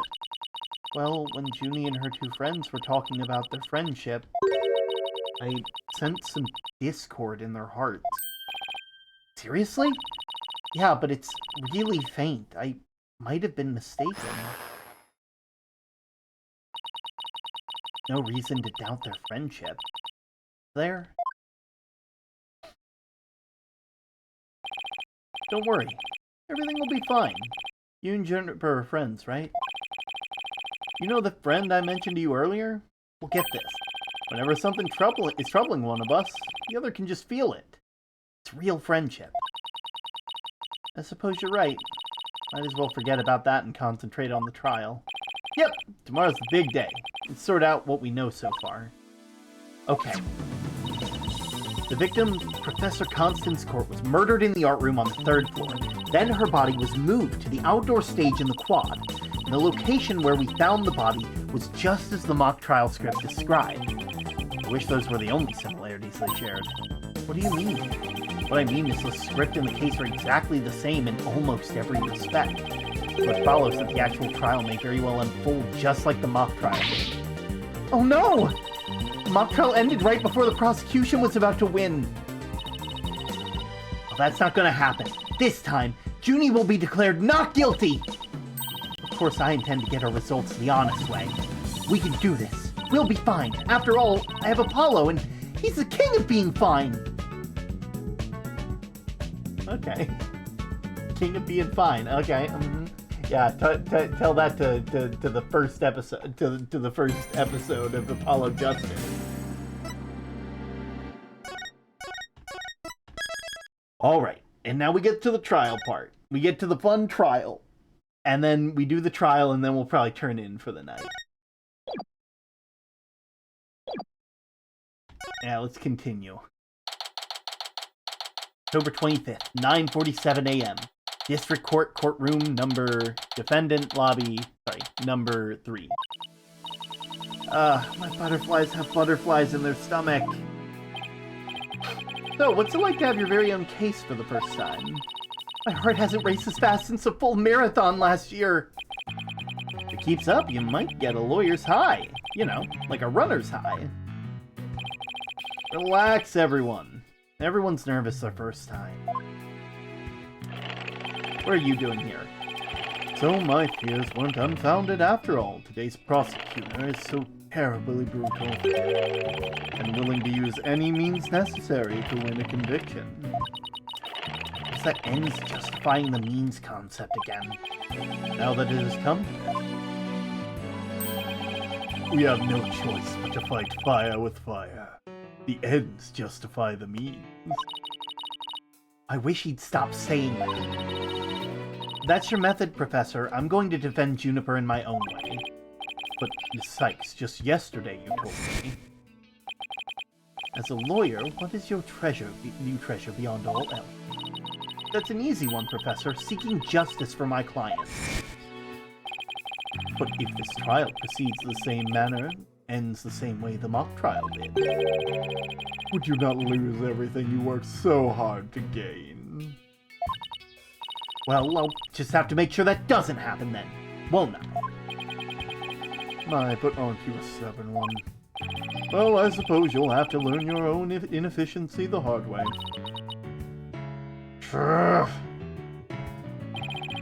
Forgive me, Professor Means, but can we just leave it at that? Oh dear, please forgive me. It's just I wish to protect Juniper by any means I can. I do too, but now if you would excuse me. Thanks to him, I'm feeling even more pressure than before. Don't let it get to you, Athena. Don't forget to keep smiling. I'll be fine. I haven't forgotten what Mr. Wright said. The worst of times are when lawyers have to force their biggest smile. The trial is about to begin. I'll show you to the courtroom if you please. Apollo, counting on your support. To support Athena this time. Okay, Mr. Wright. Leave it to me! That's right. I have Apollo to back me up. Junie's fate rests in my hands. I won't rest until she walks free.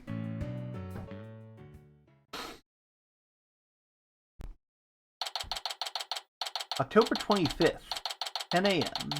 District Court, courtroom number 4. The court is now in session. All rise. Court is now in session for the trial of Juniper Woods. Athena Sykes, defense team leader ready, Your Honor.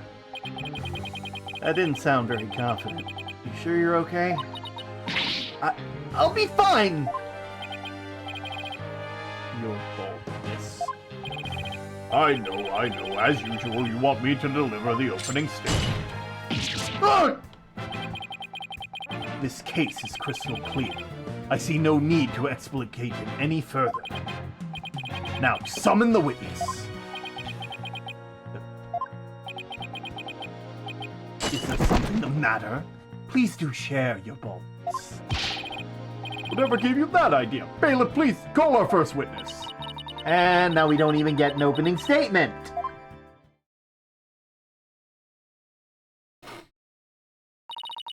Detective Fulbright. He and Prosecutor Blackwell have become quite the team. Oh, right. The case brief. Leave it to me. Yes, let the detective in charge, everybody's favorite friend in justice, explain. What was that just now? It's like he and Black Quill are totally in sync. Oh, I don't think they're capable of mind melding, if that's what you're thinking. All right, Detective Fulbright. Would you please explain the case to the court? Professor Court's body was discovered on October 24th at approximately 2:30 p.m. She was murdered with this all that I have here. The victim's blood and defendant's prints are both discovered on it. All added to the court record.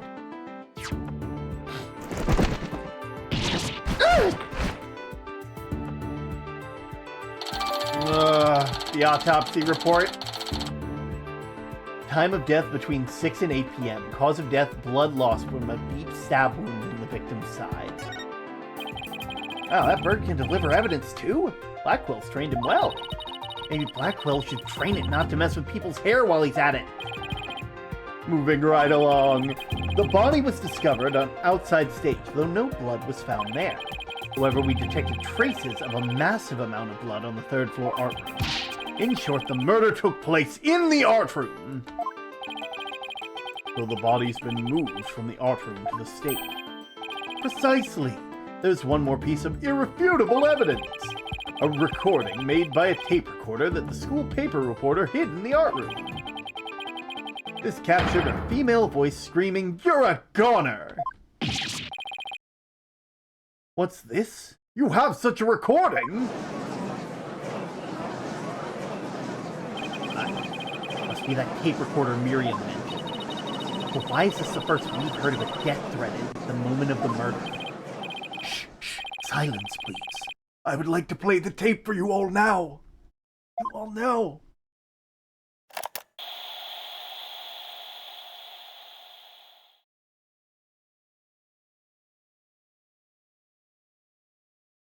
You're a goner.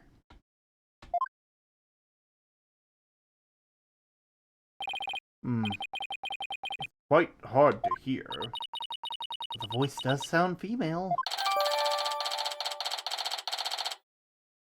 Tape recorder. The noise and low volume of the voices have made voice print analysis all but impossible. Then you haven't identified the voice belonging to the defendant. Not so fast. After all, voice print analysis isn't everything. The victim was killed at night, then discovered in the afternoon the next day. The question is, when was the body moved? Oh, I know! It could have been moved in the middle of the night when no one was around. Sorry, but no. The campus was full of students that morning. However, no one reported seeing a body.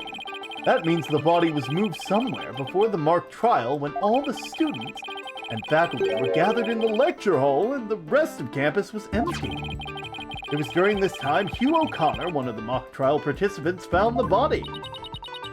So the prosecution heard about Hugh seeing it. Wait one moment. If all the students and faculty were gathered in the lecture hall, then there wouldn't have been anyone who could have moved the body. A goner! Goner is the last song on Blurry Face and one of their saddest and heaviest. Have no fear, for there is always an exception. An exception? The 3 mock trial participants were standing by in individual dressing rooms. They were the only ones who had free access to the deserted campus before the mock trial. What? And that would mean... What would that mean? Those 3 students were the only ones who could have moved the body! In justice we trust! I don't like where this is heading, Athena. Me neither. And by those 3, I mean Hugh O'Connor, Robin Newman, and Juniper Woods. I knew it. Please, Detective Fulbright, don't say what I think you're about to say. In justice we trust! I take it everyone understands now! The voice believed to be that of the murderer was female. And out of the 3 people who could have moved the body, just one is a girl. That leaves the defendant, Juniper Woods, as the only possibility. No! Impressive. He has you on the ropes even before the cross-examination. You could at least pretend to be upset for me. Splendid job, Fulbright. I could not be any clearer. Feel free to anticipate a salary raise next one. This is not my prosecutor. You don't raise the detective's salaries, you cut them down. What? Wait, why am I asking them to cut his salary and give it to Gumshoe? I don't do this for the money. It's all about justice! In justice we trust! Not only a half-wit, but a perennial stick in the mud you are. I guess neither the carrot nor the stick works on Detective Fulbright. Now, bailiff, please bring our next witness to the stand.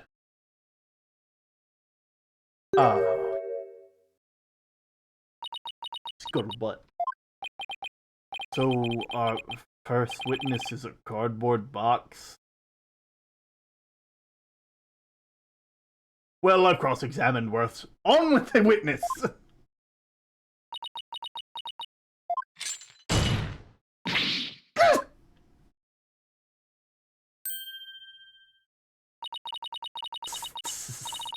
Stealth mode deactivated. Oh my, the box has hands! Smile, Your Honor.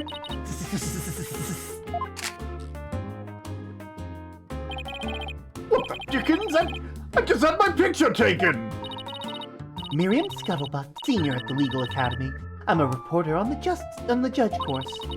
Juniper's been a bad girl. I'll tell you all about her crimes. Might I ask whether you could come out of the box? How will I get any more scoops if I blow my cover? So the answer is no.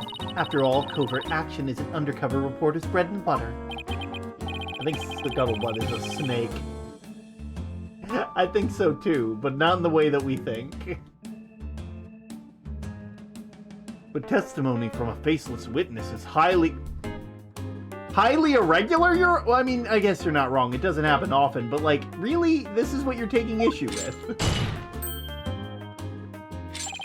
A former ninja I met in the clink said that exposing those who work in the shadow is to pass a death sentence upon them.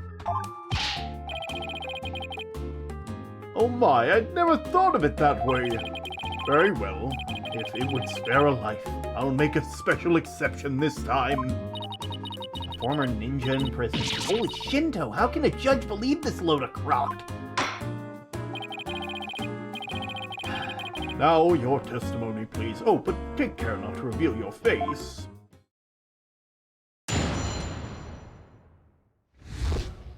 The similarity of the case and the script.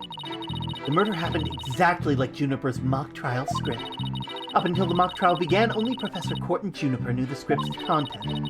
But Professor Court's sudden decision not to use the script sparked Juniper's murderous rage. Juniper has to be the killer! Has to be the motive for the murderer! It's just like in her script! The murder is just like her script. Could such a thing be true? Compare her script to the murder case and the crime scene photos and you'll see. This is so simple, even an ape posing as a decrepit old judge could understand.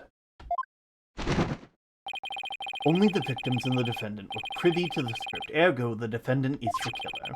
Furthermore, in the art room where the crime supposedly occurred, this witness's script, along with an envelope on which "use" was written, were found. This proves that the accused's script has been rejected the day before the mock trial. She pressed the victim to use her script. An argument ensued, and this was the fatal stabbing. That makes perfect sense. What now? Prosecutor Blackwell has all his ducks lined in a row. He really is on a roll now. He's like a pit bull once it sinks its teeth into you. How dare she! My script had it all! A bum rap! Phony evidence! Grudges! Betrayal! Trust the defense is ready to cross-examine. No problem. I mean, yes! I'm ready, Your Honor! I think. Time to find a hole in her testimony. I've seen it done over and over. I know I can do that. Cross-examination. Exactly like in Hold it! mock trial. There must be places where the script and case diverge. Don't sweat the details. That kind of stress will give you wrinkles. Objection! I'm not worried. My skin is as fair as silk. Objection! Indeed, you are quite fair. Fairly. Desperate. Objection! What did you just say? Blackwell's really turned that one around on you. Whose side are you on? Hurry up and think of a clever comeback. Whoa, easy there, Athena. Ooh. Now would you listen to me? The two cases do indeed have their differences. Jesus Christ, you are filling up that chug counter. I'm getting scared. For one, the stage hadn't yet been erected in the mock trial script. And in the actual case, there were signs indicating the victim's wrists had been bound.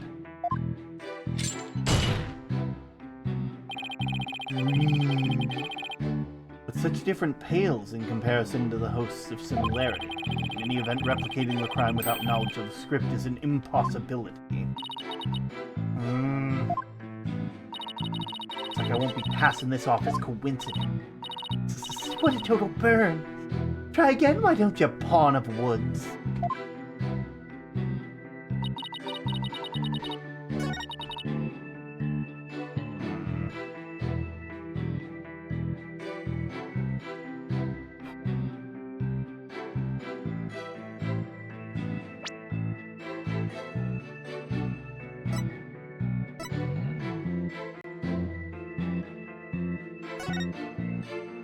Need to speak with you, O'Connor.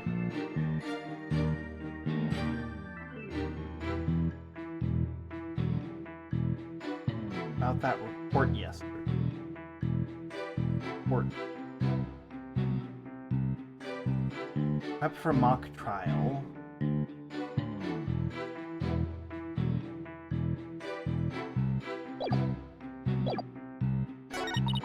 Up until the mock trial began, only Professor Court and Juniper knew of the script, but Professor Court said in his decision to use the script, Juniper was the killer. She had the motive, the murderer, just like the script.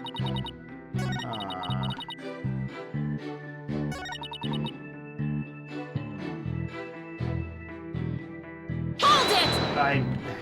I mean, I don't mind pressing. It's not going to get me in trouble, but like... Objection!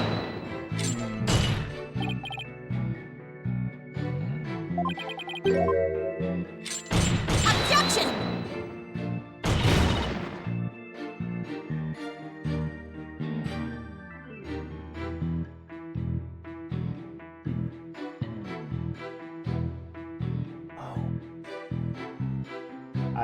I got a DM and I was very confused because I thought it meant a person, and then I was very confused, and then I'm like, oh wait a minute, you mean like the fit? This is the bad part about having usernames that mean other things. I should know very well because everything I say ever is anytime I bring up the terms and conditions, I am immediately thrust into a conundrum. Oh my word. Okay.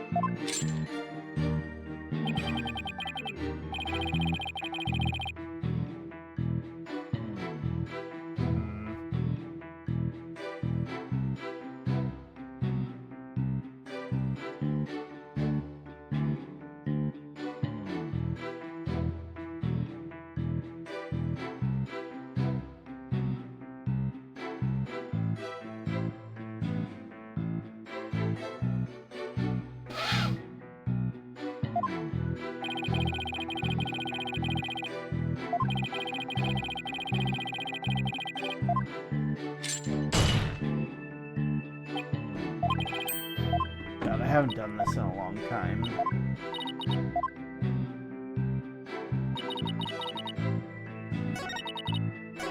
Up until the mock trial began, Professor Court and Juniper were the only ones who knew the content. Someone could have stolen a peek beforehand. I don't think so. I mean, I tried any number of times. Shame on you, Miriam. That crafty she-devil Juniper has eyes in the back of her head. What chance does your average person have if an undercover reporter like me failed? Interesting point, still. Miss Scuttlebutt, won't you get in trouble later for admitting such underhanded tactics? I plead entrapment! How is you blurting out your own crime entrapment? You haven't scooped me yet! They were all set to use Juniper's script!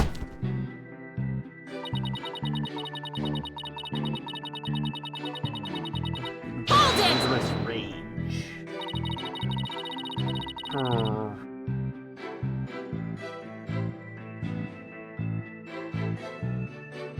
Sorry, I'm having to check something real quick.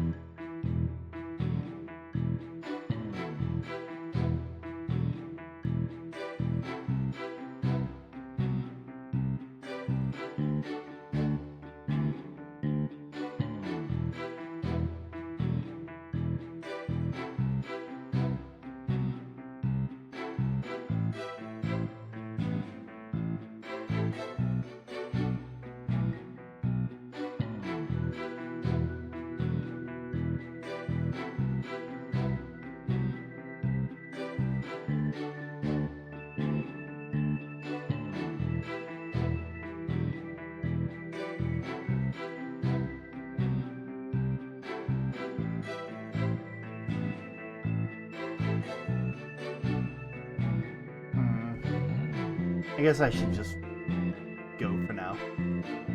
I'll make sure to address that after stream later. How do you know that Professor Court wasn't going to use her script? There in the art room where the heinous crime took place. An envelope marked "Use" in Miriam Scuttlebutt's script was found.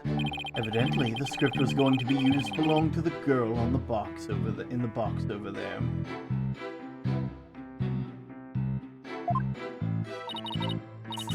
It's only natural that my script would be accepted and hers rejected. I introduced all sorts of brand new concepts, including bribery and fake evidence. It was cutting-edge script portraying a courtroom battle in the dark age of the law. I can't help but feel Professor Court went out of their way not to use it. But Juniper, she would some devious, underhanded tactics to get the script chosen. That's why her script is not my masterpiece was used in the mock trial. So how's that for an explanation? Juniper has to be the killer. She has a motive. The murder is just like her. Anyone who saw the mock trial could have recreated the scene. After they saw the mock trial, they could have easily staged the body just like the script. Objection!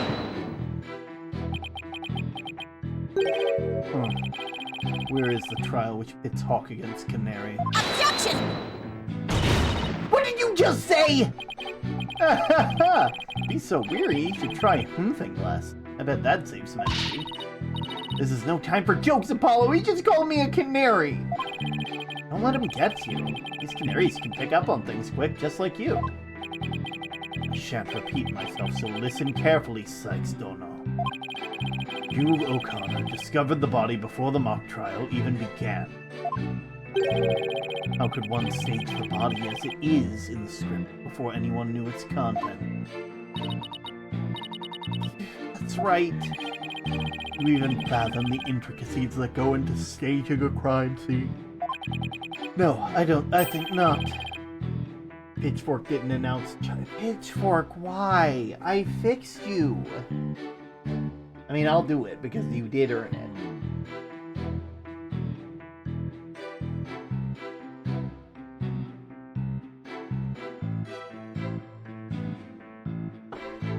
This is a problem with having an experimental thing like Pitchfork.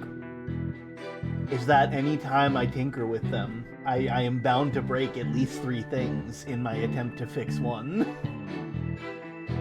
But I will not stop, not until Pitchfork is perfect. I mean, Pitchfork's already perfect. Just look at him. Look at that face. Look at that. He's got his little cardboard bag. He's great. I love him. You have a rudimentary mind of an elementary school child. Elementary school?!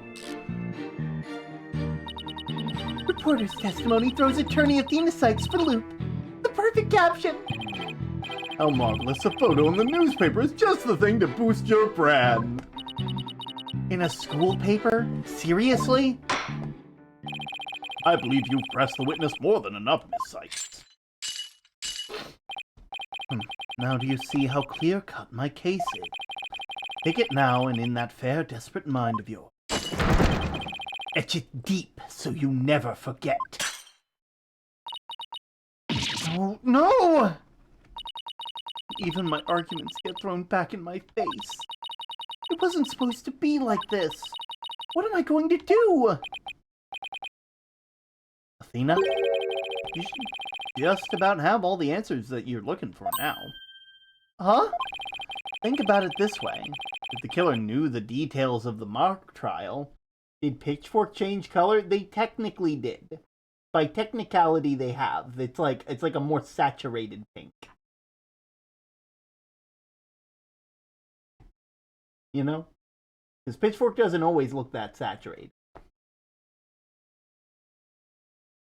Think about it this way. Watch, I can even show that it works by doing it on my end using points. If I go and find shiny Pitchfork myself, see,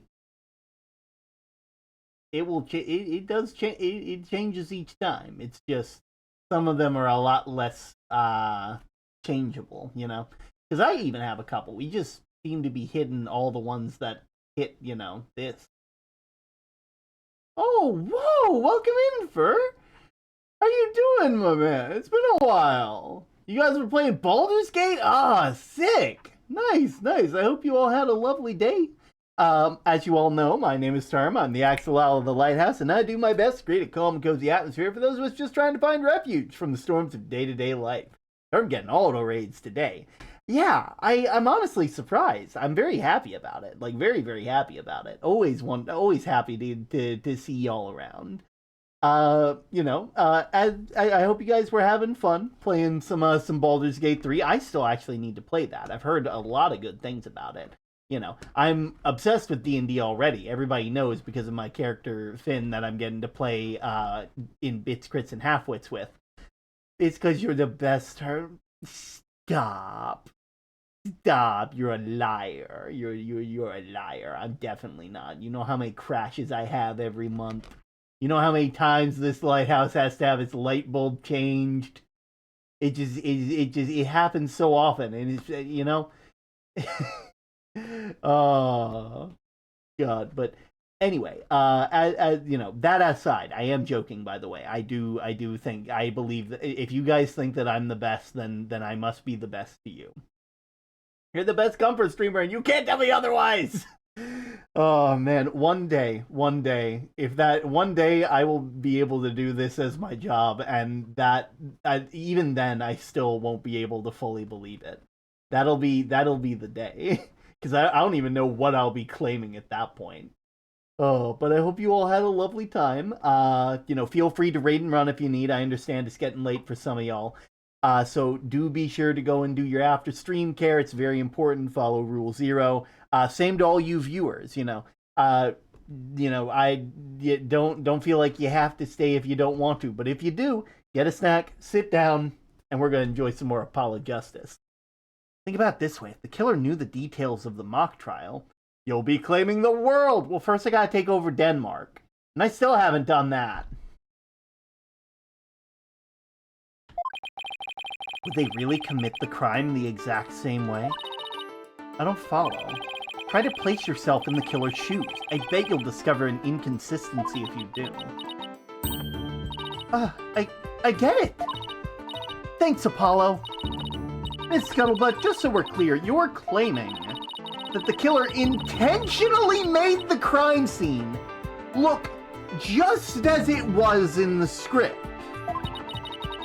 And that it's beyond a shadow of a doubt not a coincidence. Is that correct? No, duh. After all, it's just more evidence of Juniper's evil she-devil ways. Objection!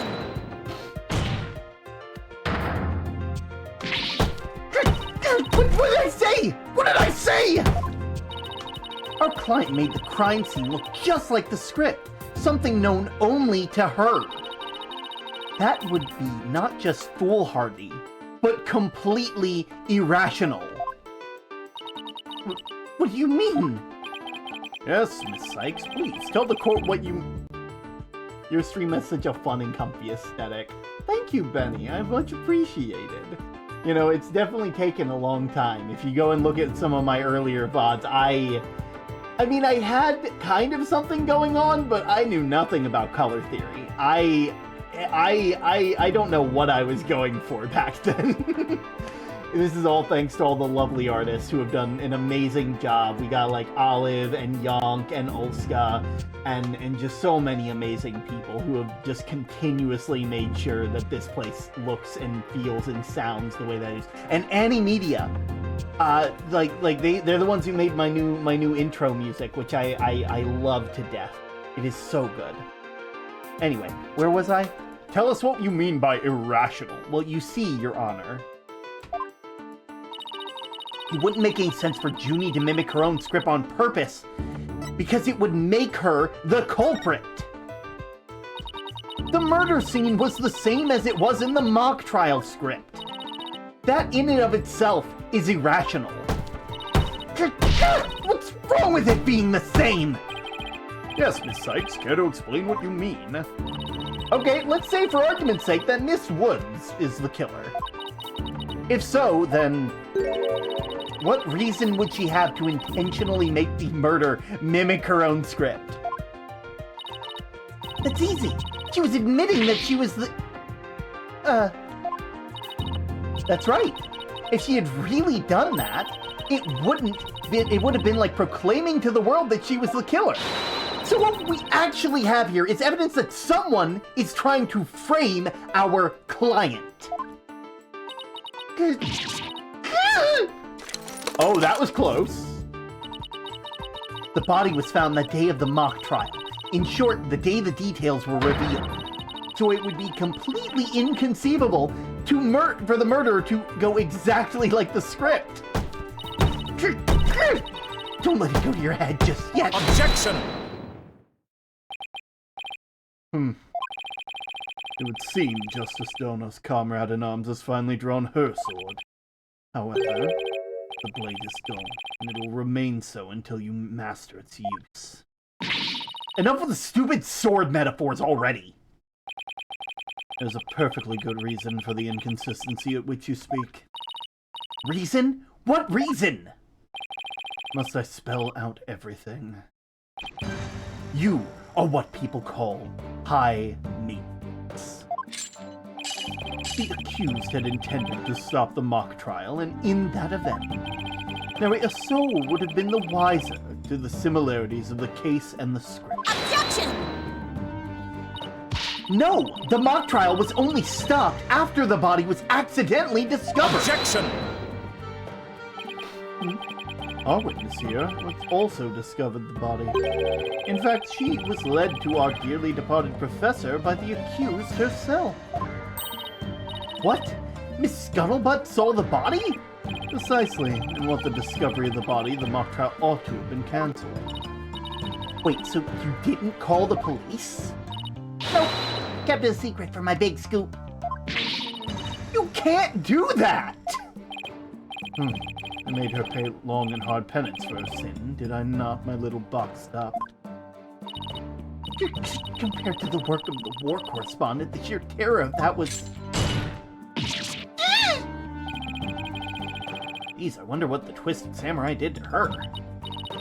Block off all the holes in her box, and spin her like a top while Detective Fulbright cackled in delight. sounds more nauseating than scary. Enough jabbering. Witness, continue your testimony. Sure, Mr. Samurai. I'm ready to finish off that she-devil. Are you, though? Are you? Because I don't think you are. What Scuttlebutt saw. I snuck into Juniper's dressing room while everyone was in the lecture hall. Juniper had changed into her stage costume. I asked her, "What are you doing?" when suddenly she fled into the hallway as if she wanted to follow her. I followed her all the way to Professor Court's body. She led me right to it. I'm positive it was Juniper because she was wearing the costume that she had made. Hold it! Why did you withhold such key testimony? I'm so happy that they brought that up immediately, because I was about to be like, why? What's that supposed to mean? Athena, you haven't even started your cross-examination. I know, but her testimony points to her being a potential suspect. Well, I don't think Prosecutor Blackwell is. No, wait, I bet he's already thought of that. The witness left the lecture hall to sneak into Miss Wood's room before the mock trial. That means she, too, could have moved the victim's body. The prosecution claim no longer has ground to stand on.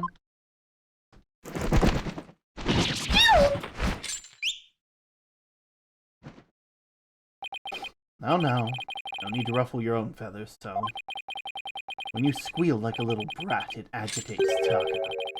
You want him to peck your eyes out. No thanks. You listen here. The witness has a perfectly good alibi. Oh yeah, I do. Around the estimated time of death. I was at undercover report class. It's right near my home. Undercover reporter class? The proverbial rug had been pulled from under you. The witness could not be the killer. The defense must look before leaving, or at least make sure the rug's secured to the floor. I tried to warn you.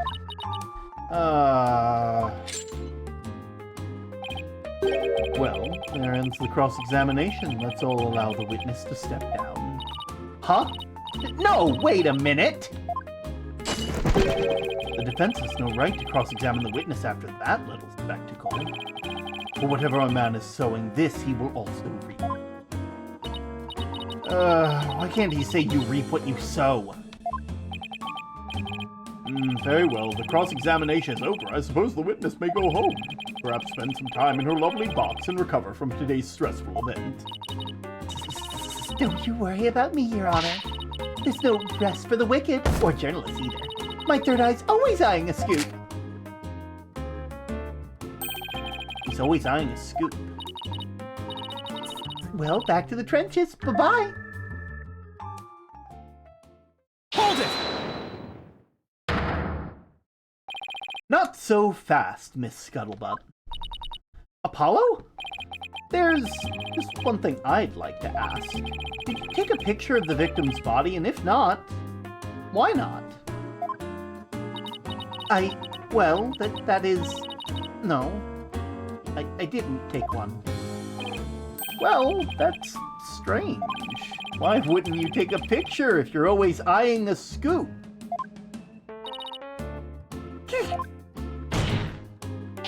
Did you or did you not really see the victim's body? It's not like I, actually saw it, but... What the devil? Also, I'm gonna go back, since everybody got their points last week, I'm gonna go back through everybody's, like, point spending today.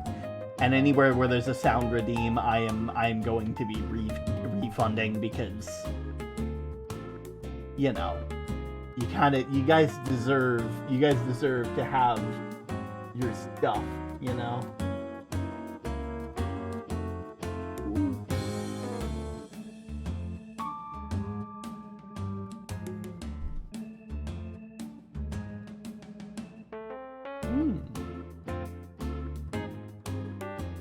Sorry, I'm just looking at people's... I'm looking at my friend's D&D character, like, quick cards, and it's so good. Man. Did you hear that, Your Honor? The witness didn't actually see the body! That completely overturns the prosecution's claim that the witness was led to it! Justice Donald, you dare bear steel at me again! Hold it! Nice try, Boy Wonder. But what if I didn't see the body? The fact remains that Juniper led me there. Feast your eyes on this!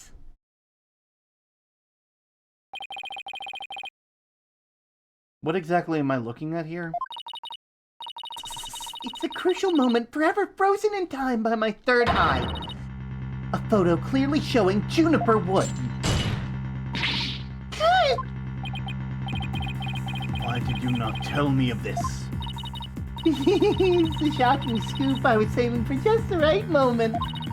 And that would be right now, right here in court. Surprise! What did I do? What are you? Oh, journalists keep their scoop secret until the right moment. That's pretty brave hiding it from Blackwell like that. It's 11:16 for me, so I'm ahead this week. You enjoy your night, Rose. Wonderful to have you back. Whew. Athena, about this picture. See how it only shows the back of the subject? So then, right, who knows whether the photo shows Juniper in the first place? Objection! A completely irrelevant point. What is relevant here is that there was someone who did try to lead the witness to the body. Take a gander at this, the route by which the accused escaped. The witness pursued the accused this way after she fled the dressing room.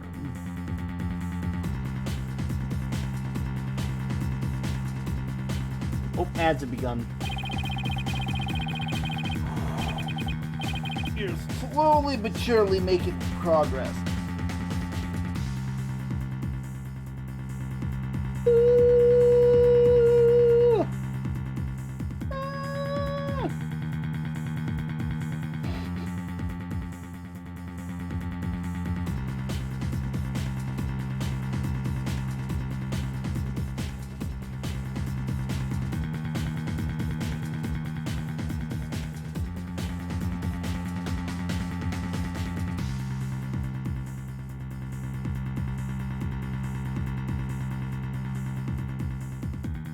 Okay, ads time.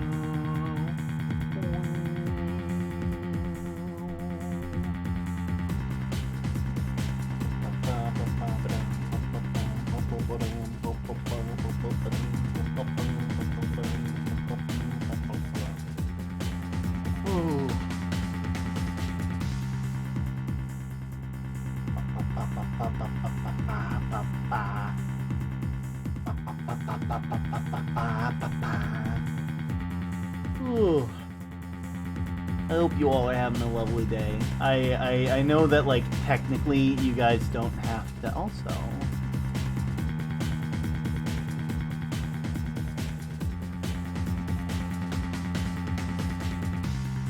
That's where I know it's coming from.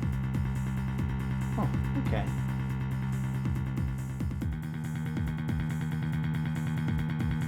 I'm just checking some stuff while I'm waiting for the ads to be over.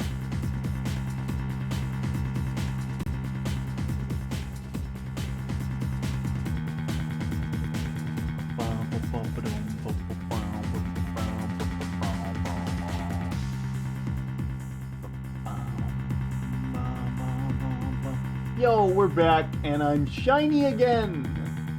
As you can see, this one's a bit closer to my regular color. And so, like, sometimes you end up with stuff like this, sometimes you end up with other stuff, which is, unfortunate, but, The accused descended into the first floor and exited to the quad. Then what? Cart creaked him.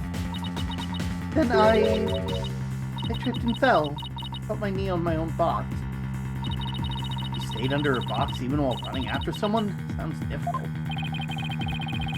Recall that the body was already there, for Hugh O'Connor had already seen it. She was trying to show someone the body because she wanted to stop the mock trial. Hold it! But if the facts have changed, that's all the more reason to cross-examine the witness. The defense has a point there. Very well, you may proceed with your cross-examination. See, just gonna save your pretty little hide, Missy. For now, at least. Whew! Guess I pulled that off somehow. Thanks, Apollo. You're a lifesaver. Incidentally, my compliments to the witness for her very fine box. This is Primo cardboard, lovingly selected from among many. Tell another lie or hide another fact from me, and I shall put it to the torch. transcoded. Oh my god, you're not wrong. See, you got the little white, the blue, and the pink. Please, anything but that! I think it'd be more eco-friendly to recycle it, but that's just me. Alright, Miss Sykes, you may cross-examine the witness. Cross-examine. What Scuttlebutt saw. Snuck into Juniper's dressing room while everyone was in the lecture hall. Juniper had changed into her stage costume, and I asked, "What are you doing?"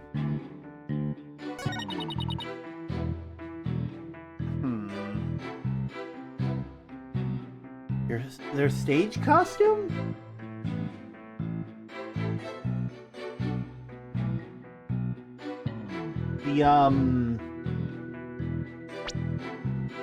The stage costume. You mean the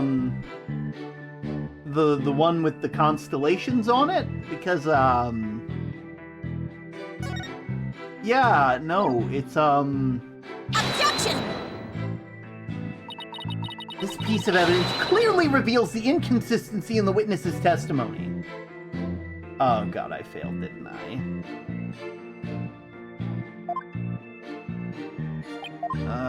God. Do I at least get credit for lying? Very well, I hereby award Miss Sykes the Court Wasted Effort Award. No! Where's the love?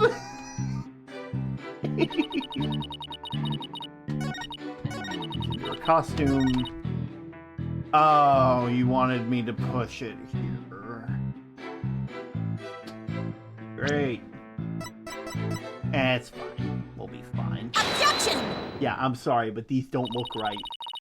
These don't look right. Miss Scuttlebutt's sole basis for identifying her client is the figure in this photo. It's the fact that it shows someone in Miss Woods' stage costume. Well, if it is Juniper's costume, so that must be Juniper in it. It's clear cut.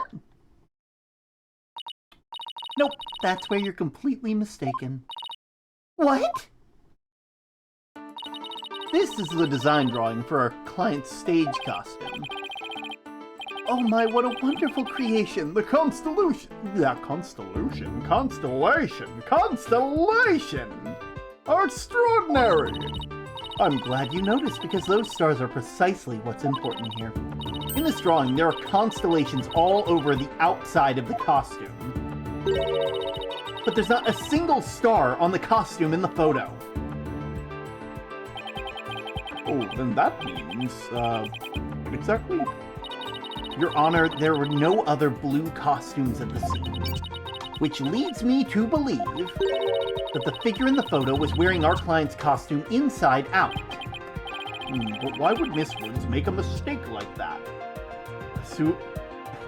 A solution involving constellations. Constellations! I have accidentally created a new word. Constellations. Well, it's not really a matter of why, but rather who made the mistake of putting it on inside out. Wait, you're not suggesting... That's right. I'm glad you're catching on. The costume designer wouldn't put her own costume on inside out.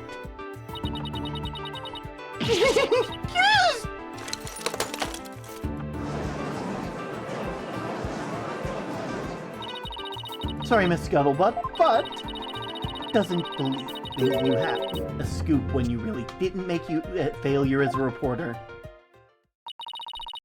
Failure as a reporter?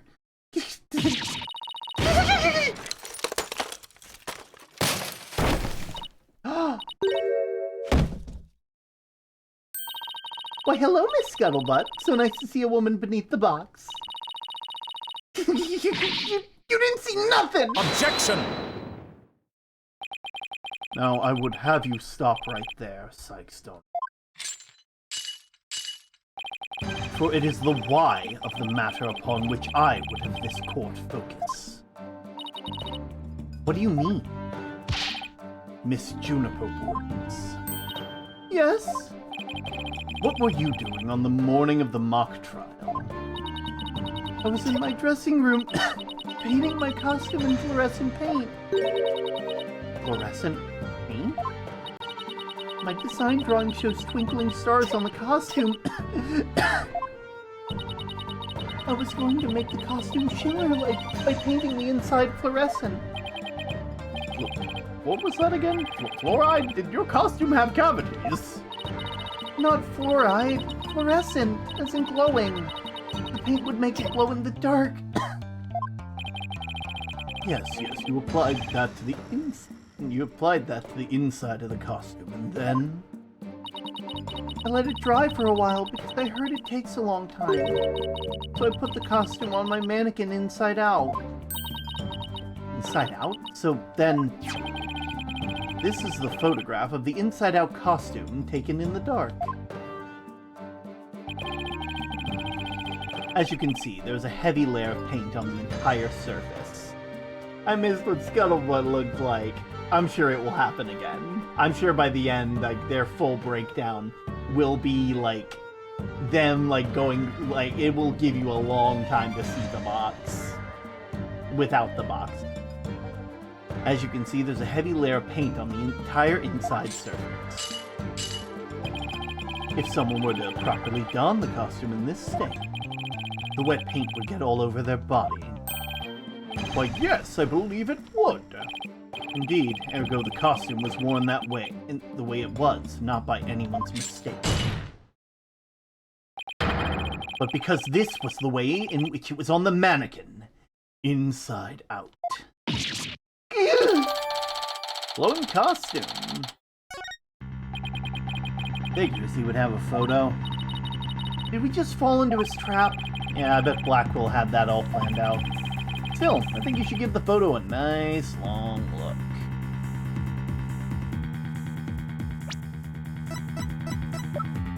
Why?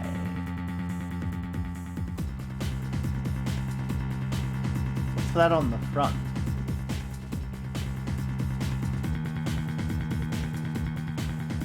Oh. Oh no. Oh no. Oh no. Oh no. Oh no.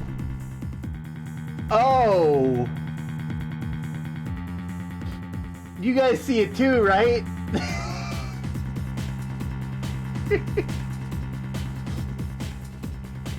Okay. Newman, you got some splaining to do. Newman, you got some real splaining to do, my man.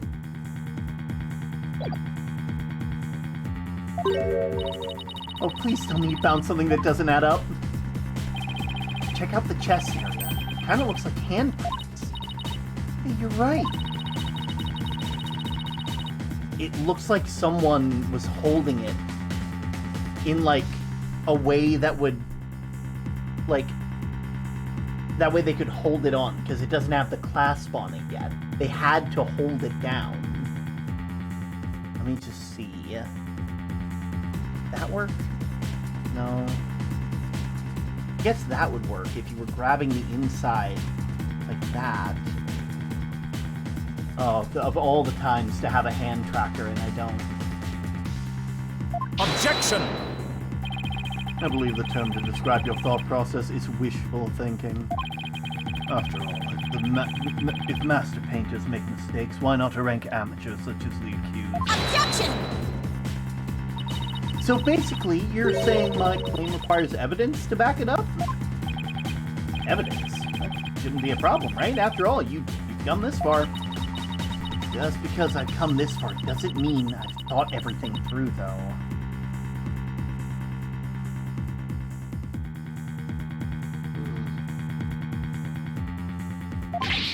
What? You mean you've just been bluffing? What do you expect me to do? I'm sick of losing to this guy! But, right, there's only one thing left to do at this point. And that's to present some evidence. Pronto. A showdown, is it? I gladly accept. Fluorescent paint must have been stuck to the hands of whoever touched the costume. And that paint should glow in dark places. Well, I just need to carefully check every last piece of evidence. The piece of evidence that shows who touched this costume is...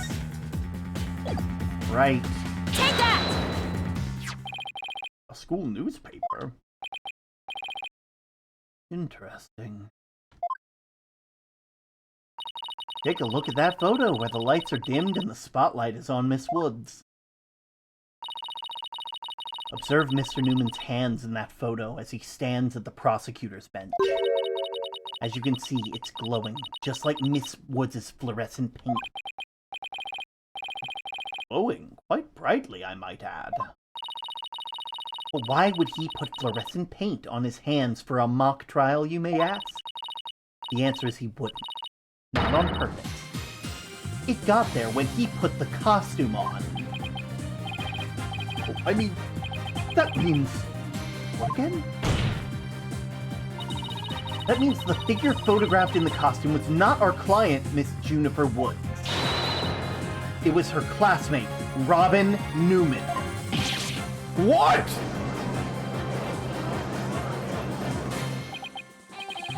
I think you were actually able to prove that. Well, you never know what's gonna happen next. That's the thrill of the courtroom. So then...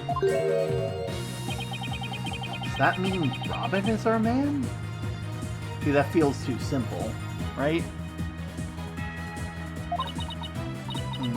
Well, that's certainly how it looks. Very well. Robin Newman it is. He is here in the gallery, I trust. Show yourself! I challenge you to a duel!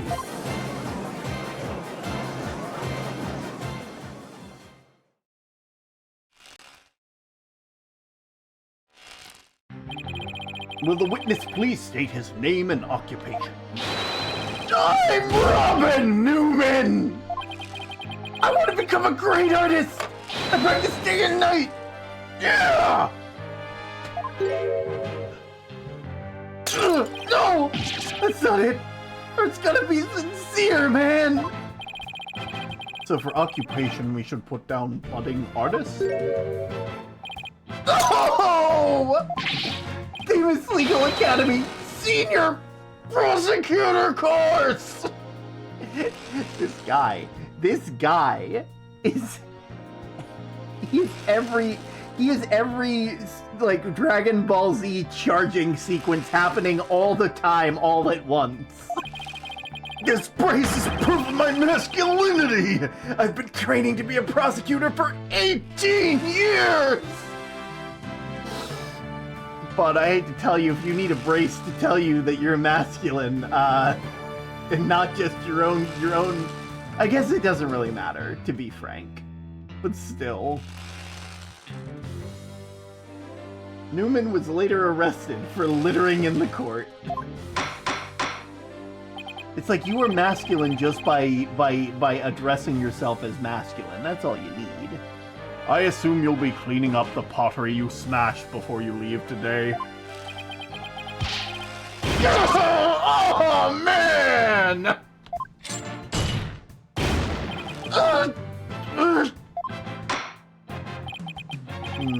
Seems the witness has finally settled down. Guess nothing phases the judge after all these years. You may proceed with your testimony, Mr. Newman. Specifically, the court wishes to understand why you had fluorescent paint on your hands.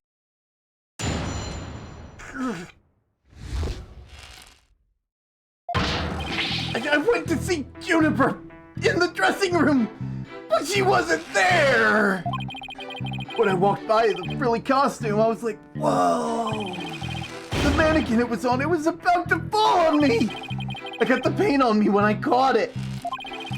But I never put it on! That's just stupid! Hold it! I love this game. I love this game. Your Honor, I recommend a short Therapy session for the witness? Mr. Newman does seem particularly agitated, but... No! As we all know, therapy is the enemy of masculinity. Not again. What's his problem? I sensed it the moment Robin took the stand. The discord in his heart. Do you think he might be hiding something? Probably. You ready, Mr. Newman? Let's see what the mood matrix can do for you. Hey!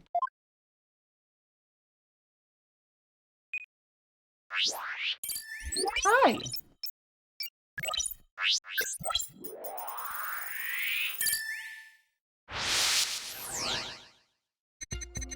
I went to see Juniper in the waiting room. Okay. But she wasn't there!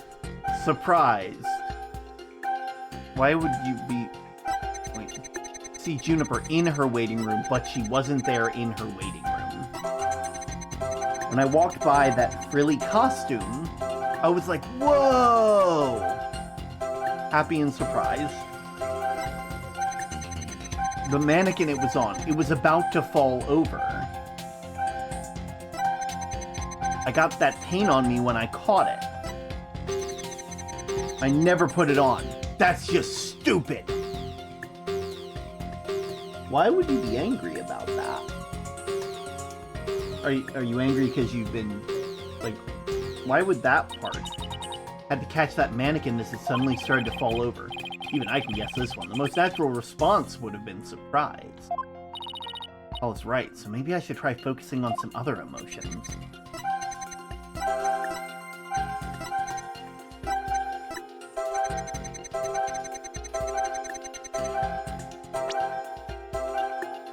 Got it! Yeah, why are you happy? Why are you happy to see this? When you mentioned the stage costume, I sensed a sudden powerful feeling of joy. Would you care to explain, Mr. Newman? Wait, what? Why would a frilly scarf thing and a long skirt make me feel that? Huh. I don't know. You seem awfully interested in that costume for some reason. You didn't happen to put it on, did you? Like I'd be into that kind of thing? I'm a dude! I'm into braces! You don't think Robin's actually got a thing for Juniper's outfit, do you? Oh, come on, isn't it obvious? You're enjoying this a bit too much, Athena. No way! I'm a man! A mannequin came falling towards me, so I stuck out my hand to stop it! End of story! That's a new piece of information. Time to run an update.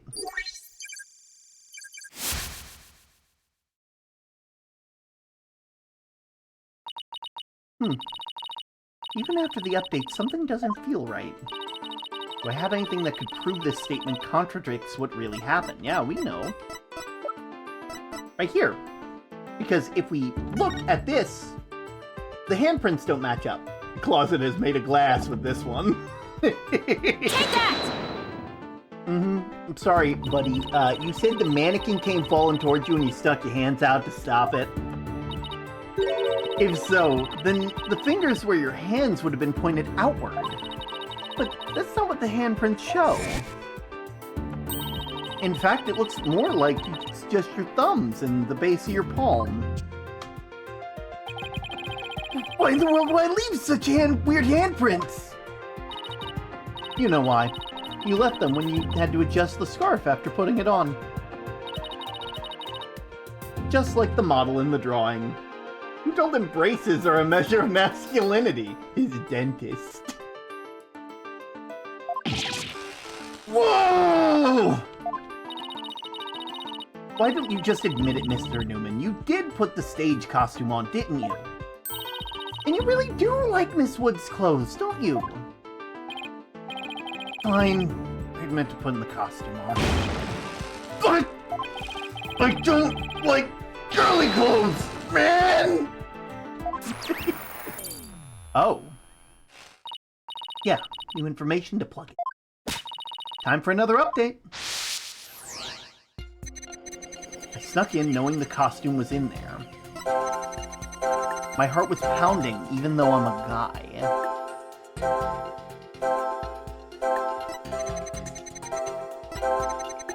Okay. So... my heart was pounding, even though I was a guy. Why you upset? Why you sad? Got it!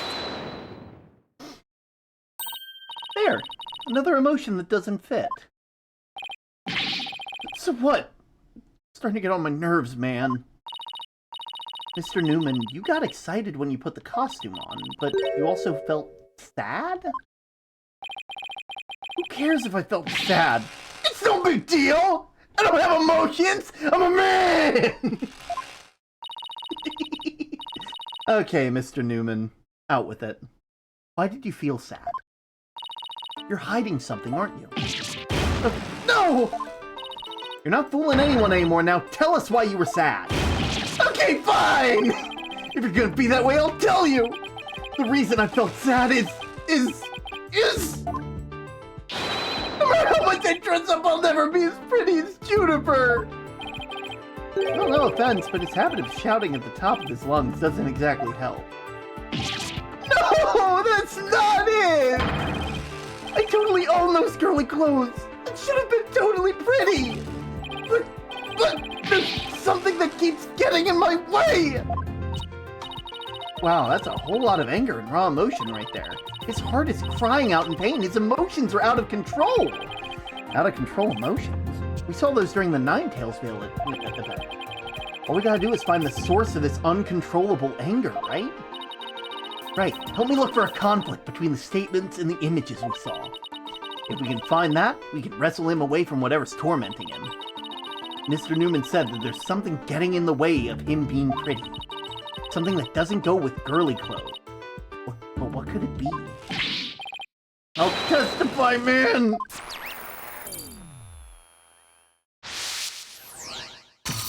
Oh!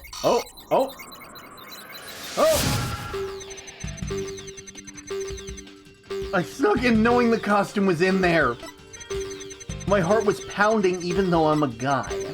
It's true, I felt a powerful feeling when I saw that long frilly scarf. I admit it, I wore girly clothes. It's true, I felt a powerful... Info update. I felt like a diva when I pulled the hood over my head. Felt so right, I was totally dressed up.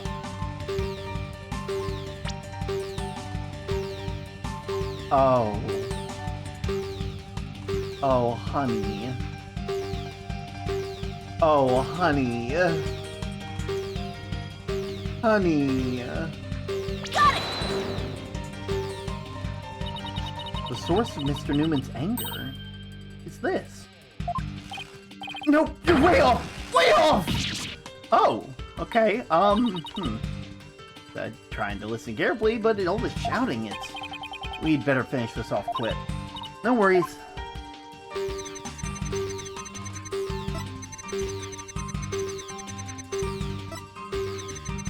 I admit it.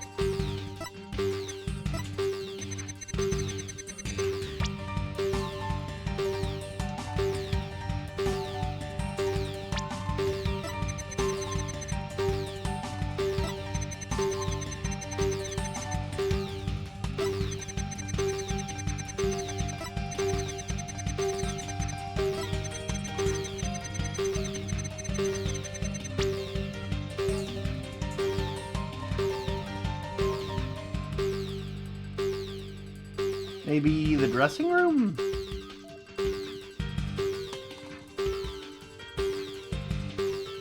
Got it!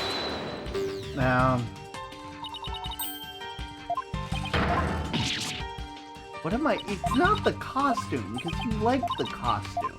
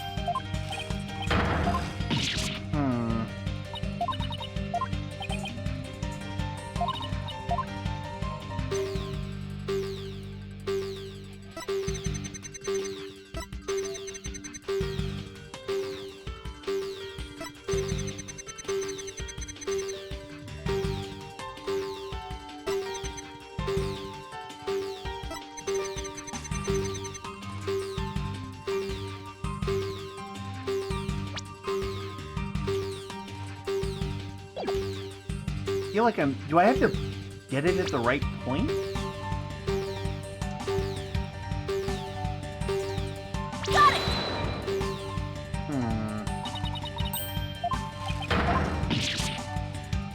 I feel like I'm missing something.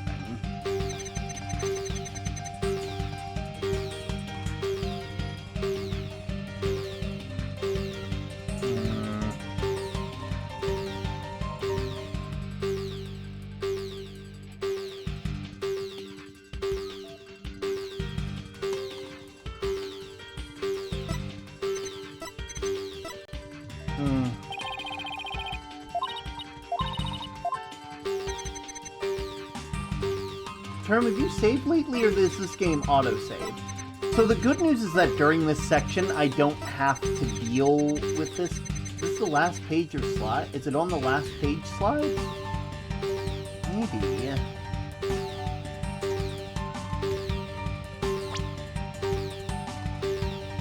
Wait.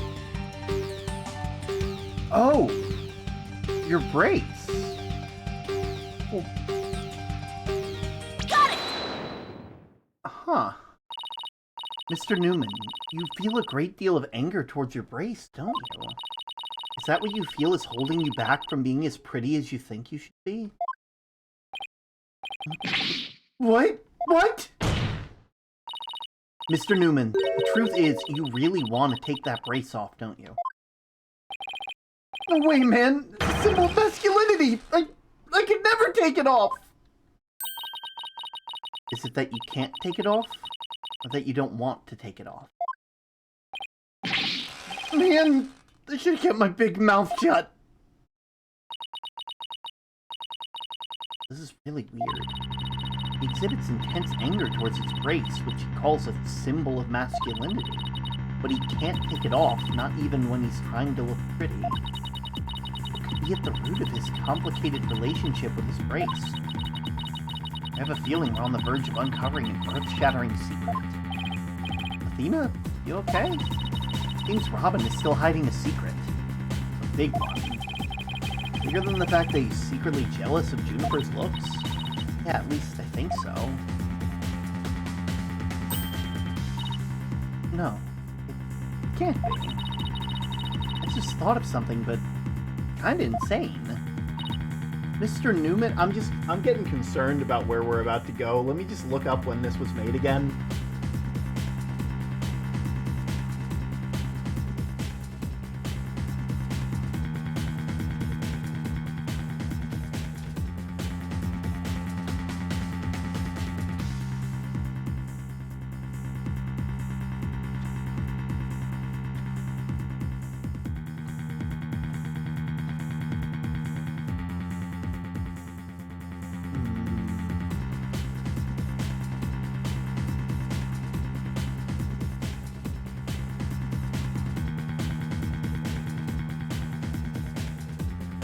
This is either gonna be really good queer representation or I hate. Yeah, exactly, and that's why I'm getting nervous.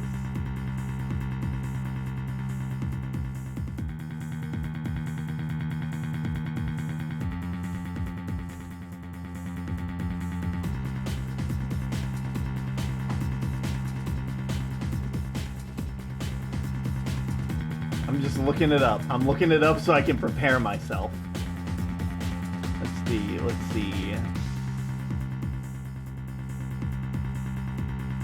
Okay, Dual Destinies came out in 2013. Okay, so it might be safe. We might be good. 2013 is like, it's not the best, but like it's like there, you know, this is, you know, we can work with it. We can work with it.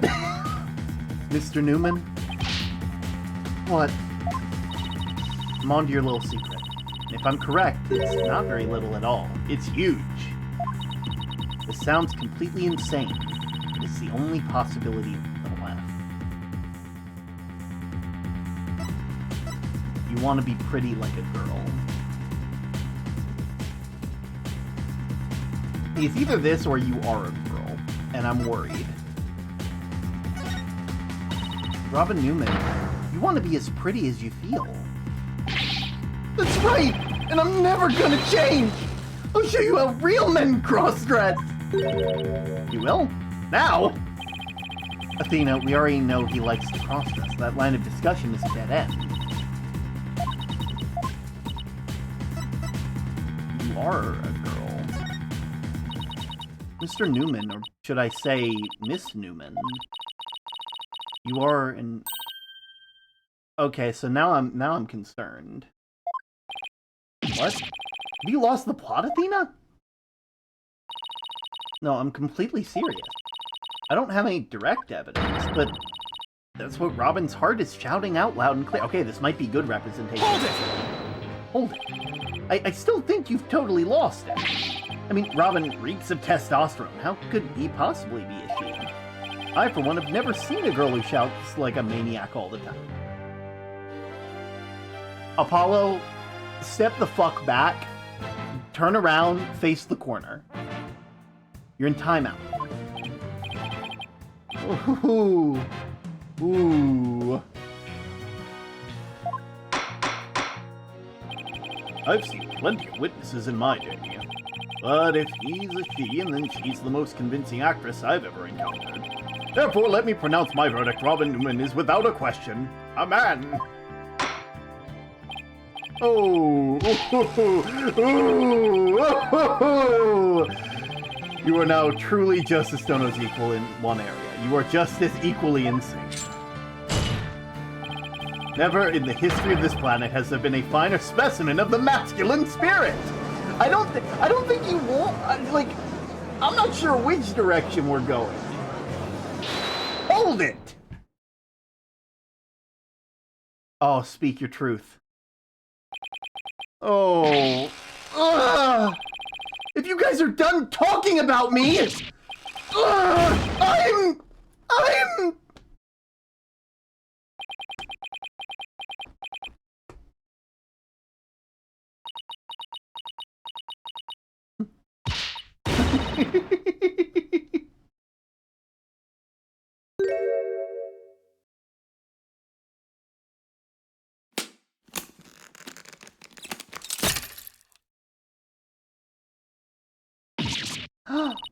The brace! It's...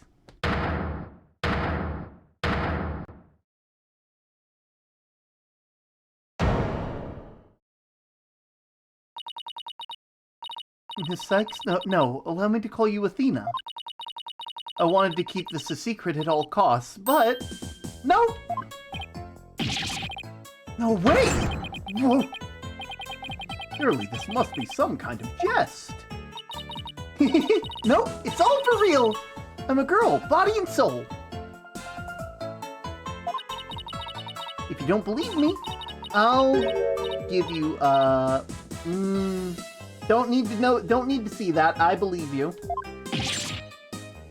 Whatever makes you more comfortable, as if. Okay, good.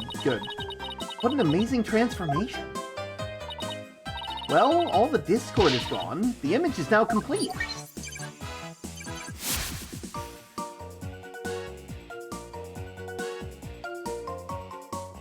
Huh. Noise level 0.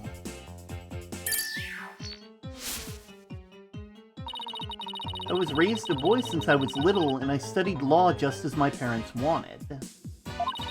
But now this living lie that had me pinned to the ground, it's been blown to smithereens by you, Athena! Now I can stop pretending I want to be a prosecutor. I'm gonna be an artist! Yes! Aww. Aww. Aww. Oh, this is actually weirdly sweet. What a shocking development! It really did turn out. Yeah, it turns out when you should probably, you know, it turns out that people can be a lot of different things under the surface. Why is everybody looking at me like that? I feel like a movie star or something. But no paparazzi, please. I value my privacy. O-K-A-Y. No picture, you'll regret it, man!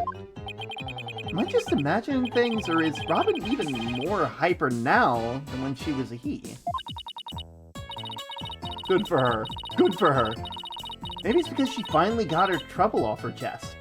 Literally. This is all well and good, but does he being a she actually change anything? The fact that the witness is actually a girl does change things, because there are now a piece of evidence that we must reevaluate. Oh, wait. Oh, no. Oh, no, this puts them as a murderer. Oh, no. Oh, God. No. Wait a minute. Why did we do... Wait a minute. Wait. What piece of evidence must we reconsider? Oh, no. No, I was so happy for you. No. You're a goner. Take that! Oh, no. This is what I'd like the court to reconsider. No. You can't be a murderer. You just solved the problem that was weighing you down. Tape recorder, the one that recorded the threat. You're a goner. That's right. We have already established that it's a female voice in the recording. Love that Athena immediately starts using the correct pronouns. Absolutely. We love our queen. Of all the students who could have moved the body before the mock trial was to start, our client was the only female if you exclude Miss Scuttlebutt because of her alibi. And that's why the tape recorder made our client the prime suspect. So then... That's right! The witness just revealed that she's a girl. Therefore, if we're using the voice in the recording as the basis for hurling accusations, this witness must be labeled a suspect too! Oh no! Oh, Athena, please tell me that there's someone else. Talk about a sudden turn of events. I mean, I guess technically, like, it's not an immediately, like, you did it, because it's still innocent until proven guilty. It's more saying that our own client isn't in trouble, you know? You've done it. You found a hole in one of the prosecution's key pieces of evidence. Yeah. Wow, that was a lot of work for a single one. Objection! Not so hasty. You're forgetting that only one person here was privy to the script. Ergo, Miss Juniper Woods is still the prime suspect. Objection! But Miss Newman hid the fact that she was a girl, both at the crime scene and in court. I'd say that puts her in camp suspicious. I mean, not really.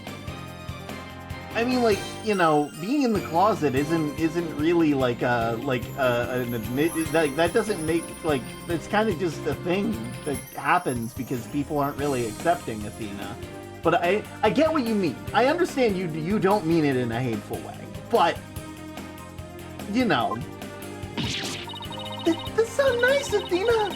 How can you accuse me of being a killer? I mean, I'm just a weak, innocent little girl. Just thinking about murder makes me... Objection! Suspicious is as suspicious does. Undoubtedly, the witness does have some sort of connection to this crime. Perhaps our newfound lady is merely feigning ignorance. We can surmise that she lent support to the principal officer, Juniper Woods, by leading Miss Scuttlebutt to the body that would make her an accessory to the crime. How can you say that? I'm not an accessory to any crime, Mr. Birdman! Objection! Birdman! In any event, with the witness as an accessory, it explains quite a bit, doesn't it? Objection! Ah, he made it all make sense somehow! And don't keep accusing Junie unless we show someone else knew the script's details! But how could someone have gotten their hands on that kind of info? The only way they could have known what the script was if they...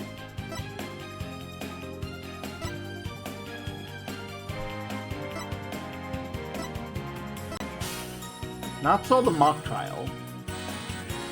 Had penned the script, puts it in the category of Juniper, which we don't want. But heard it from Junie. Everyone using the correct pronouns. Yes, yes, yes. I am so happy. I was so concerned for a bit there. Sorry, Junie, but you're not going to like this. The client might have leaked the script's details to someone. What the devil? I know I shouldn't have, but I revised the script to favor the prosecution. But Professor Court noticed it immediately and changed it back. Miss Woods did not want Hugh O'Connor to win the mock trial. That's why I believe she leaked the details to the witness, Robin Newman. I get it. If Robin won, Hugh wouldn't be able to confess to Juniper. Right, Junie was probably trying to keep their friendship from becoming awkward. Objection! How could you? Lena! Well, I was too. What a bunch of bull! I never heard a word about the script from Juniper! Never ever! Objection! You sure? Can you look me in the eyes and swear you didn't? B.A.D. Athena! You don't have any evidence!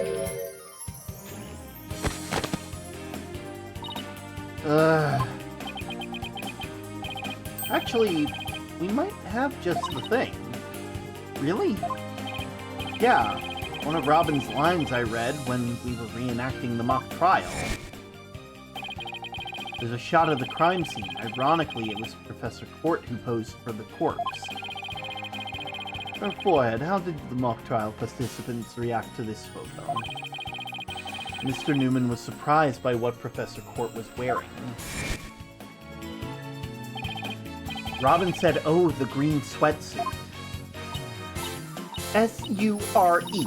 I might have said that, but so what? Well, think of it this way, Athena. Which way exactly? If I told you that I'd be wearing a blue jumpsuit today, but then showed up wearing what I got on now, what would you say? Oh, the red suit. Oh, I think I got it. We have evidence proving that Miss Newman knew the contents of the script. The defense moves to present said evidence to the court. Very well, Miss Sykes, present away. The evidence proves that Miss Newman had prior knowledge of the script's contents.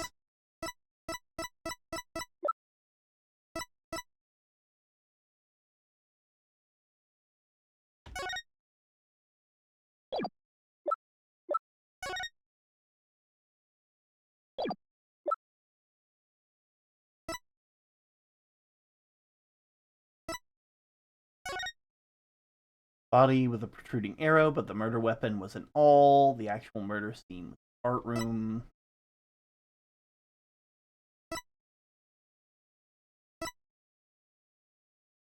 Arrow. Oh. Victim's outfit will be a red one from the prosecutor's force. Huh. Take that! The mock trial script. Miss Newman, during the mock trial, you were shown a photo of the victim's body. And reportedly, you reacted by saying, "Oh, the green sweatsuit." Yeah, I said that. What's your point? You seem to have some issue with the green sweatsuit, and I think I know why. The proof is that, in the script, specifically on things to prepare, sweatsuit, victim's outfit will be a red one from the prosecutor's force. You were surprised because the sweatsuit in this photo was green. But if you didn't know about the script's content, then that shouldn't have surprised you. Oh! I thought we were friends, Athena! How could you have been so blind? In light of her privileged knowledge, I move to declare Miss Newman the suspect, Your Honor. You what?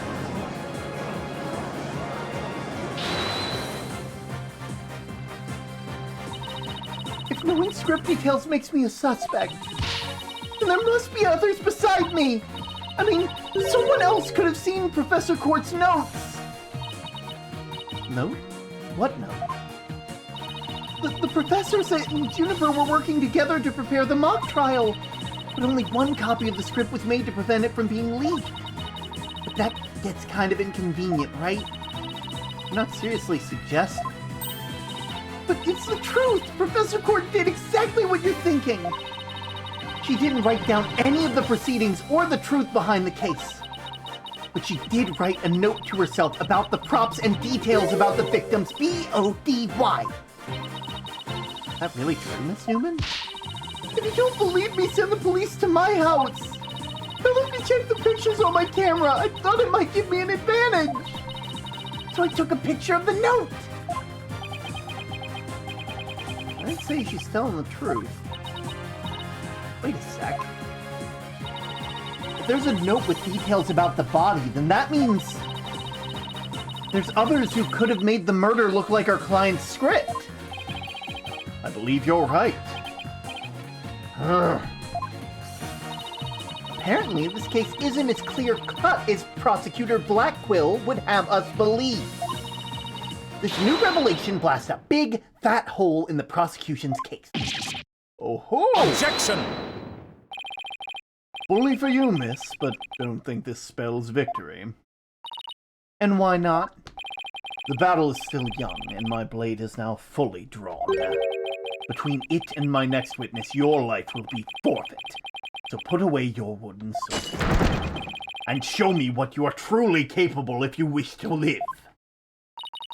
You want it? Don't worry, I'ma bring it.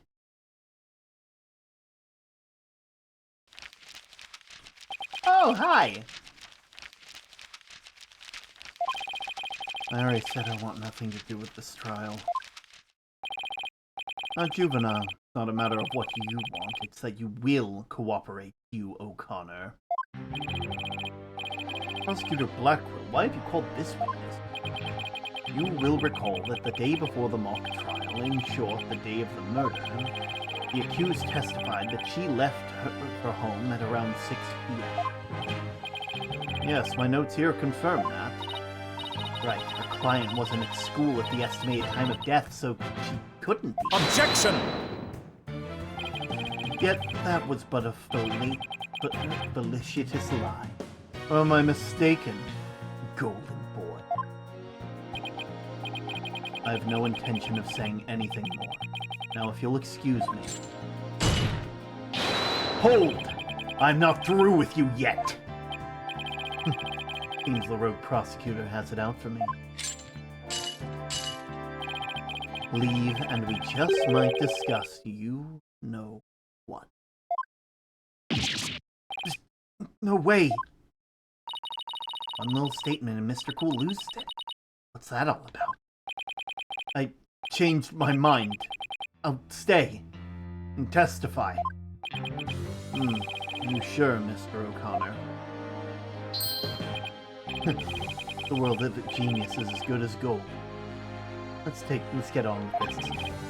Hugh O'Connor, a senior of Themis Legal Academy, lawyer course. How's that? Just fine. No testimony then, if you please. You're up against the top of the class now. I'd be careful if I were you. I know Junie wouldn't never lie like that. That pompous schoolboy won't know what hit him. See, why am I okay with the pompous schoolboy getting in trouble? Why am I okay with that? Why am I okay with that, but nothing else?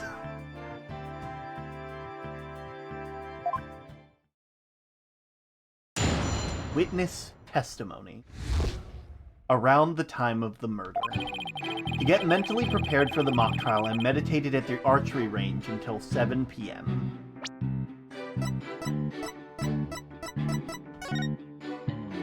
Routine report. Need to speak with Hugh O'Connor. 23rd. Meet with Hugh about the report yesterday. Important. 24th. 9 a.m. Prepare for the mock trial. 1 p.m. Meet with Mr. Wright. To mentally prepare for the mock trial, I meditated at the archery range until 7 p.m.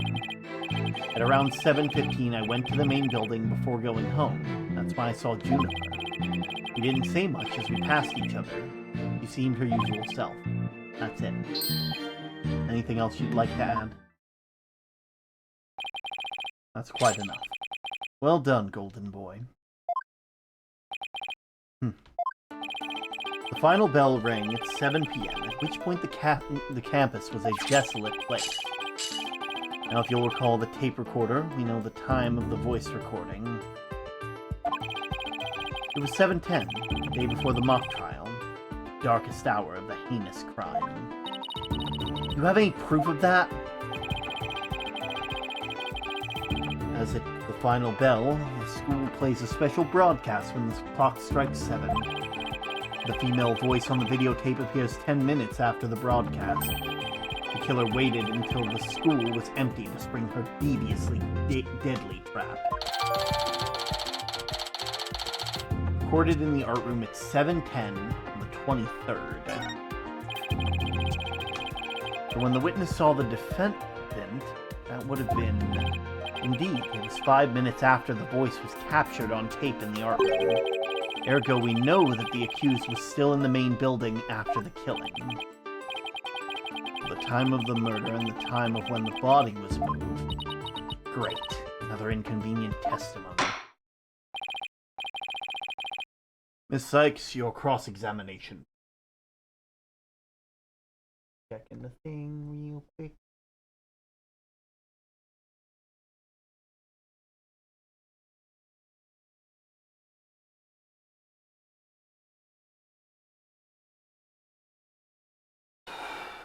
Sorry, I'm getting real life court information right now, and that is I'm angry.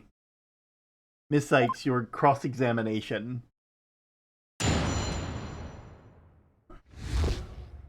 Around the time, get mentally prepared. Anything else you'd like? Hold it! Alright, I'll take you up on that kind offer. I expect as much. Go ahead and ask away. Mr. O'Connor, I want to ask you.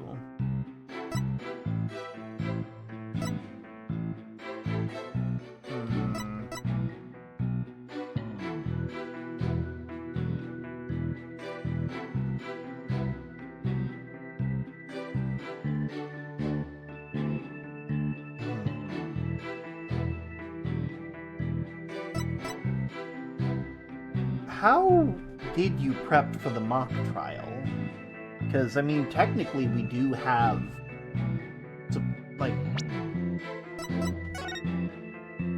Like here.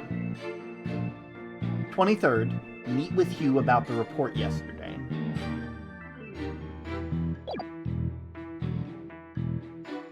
Right? You had to have talked to Miss O'Connor. How'd you prep? Please tell the court what you were doing October 23rd, the day before the mock trial. That's an easy one. Nothing in particular. Nothing at all? You didn't help with the preparation? You don't get it, do you? It's merely playing the role assigned to me. I left the preparation, and like the others, my job was to be mentally prepared. Didn't we put our heart and soul into getting things ready while he just sat on his behind?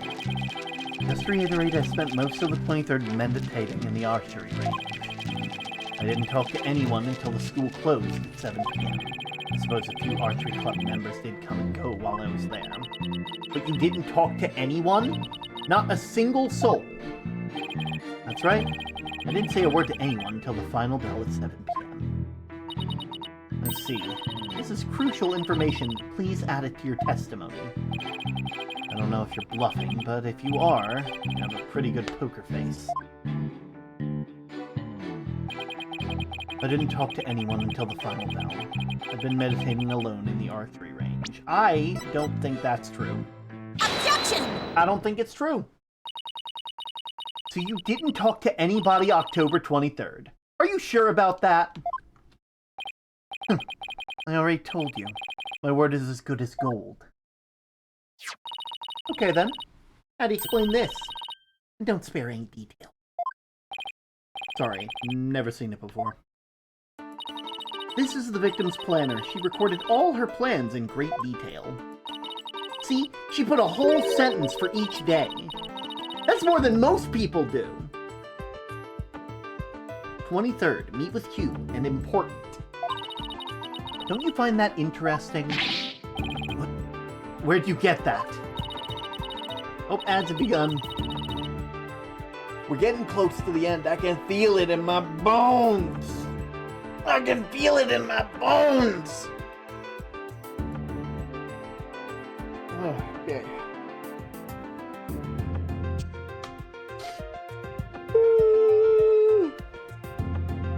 Ugh. We're gonna make it. We're gonna prove that it wasn't Junie, and I hope by association we also prove that it wasn't Robin, because I don't think Robin, like, Robin does, I feel like doesn't, like, maybe I'm just playing favoritism and I'm just really happy that they can live their truth now, but I want them to actually live their truth, you know? I want them to live their truth. Is that so much to ask? Is it so much to ask for people to be able to be gay and do crime and not get punished for it? I don't think so. I don't think it's a big. I don't think that's a big issue at all. Also, I'll be real. I'm looking. I could just be wrong. This could be completely unrelated. But since I haven't dropped any frames since I reset stream, I went to reset my internet box after we had the immediate crash. I think I might start adding that to like my stream prep list of just I need to essentially reset the router before I start stream. I don't know why, but it seems to have helped. You know? Ooh.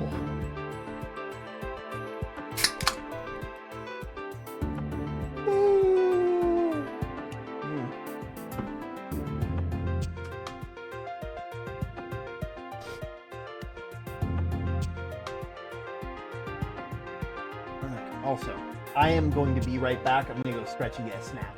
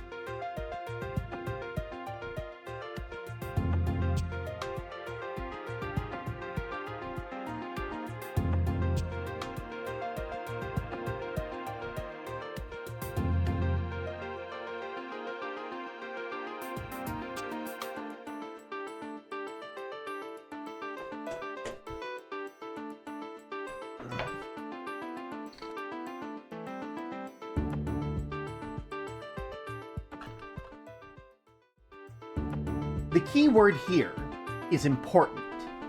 You say you were at the archery range all day. But you also said a few students came and went while you were there. That doesn't sound like a great place for an important talk. But the entire campus was buzzing with activity before the mock trial. Where could they have possibly had a private conversation? I thought about that too, but the situation changes after the last bell. What's this now? The witness stayed after the last bell in order to have a private talk with the victim. Am I right, Mr. O'Connor? Objection! Insane. Must we go through this yet again? I suppose you also have no evidence as usual. No, I don't have any direct evidence. However, the witness was meditating until after the last bell, and he attempted to conceal his private meeting with the victim. First Robin, now me. Who are you going to accuse next? You're just another unscrupulous attorney looking to get ahead. Don't let him get to you. He's definitely hiding something. I mean, he was supposed to meet with the victim around her estimated time of death.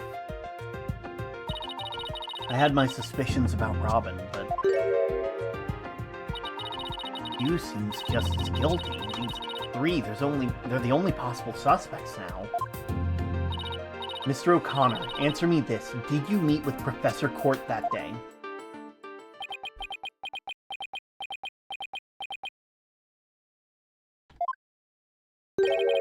Sorry, Mr. Jailbird Prosecutor, I don't mean to steal your thunder, but I've something to say.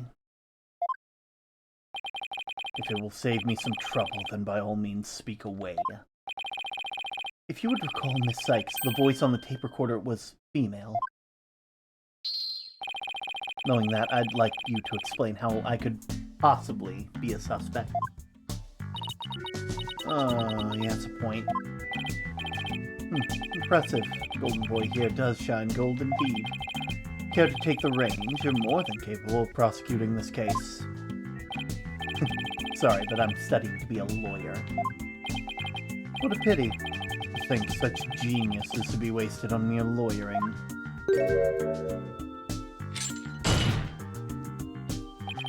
At last, your moment is here, Sykes-Dover. Time to refute Golden Boy's statement, and prove that you're the young prodigy worthy of the badge on your lapel. Could he lay any more pressure on? The voice is unmistakably female, so there's no point in arguing that.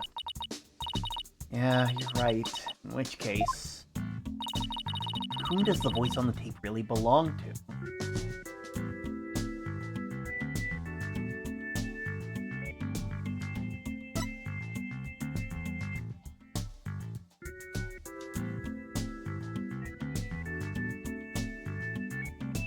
So, I got two theories, currently. It could be the witness, and there was a witness to the crime, and that witness being Robin, you know? But also, that doesn't really fit, because Robin would have just testified as such, you know? After, having that. It can't be the defendant. I mean, well, it could still be the defendant. But maybe it's the victim telling them something, like telling a student, you're a goner. Like, they get 100s on every test. What if the reason that they're getting an 100 on every test is because they're cheating? And they've been caught cheating by the one teacher who is willing to call that out because they don't care about the results, they care about how you get the result.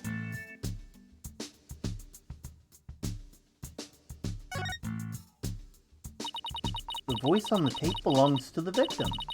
That's the only thing that makes sense. Objection! Are you mad? The voice on the recording says you're a goner. That's something a murderer shouts at their victim, not the other way around. Yeah, that is a problem. You're a goner. You're a goner. You're a goner. Athena? You're a goner. You're a goner. You a corner.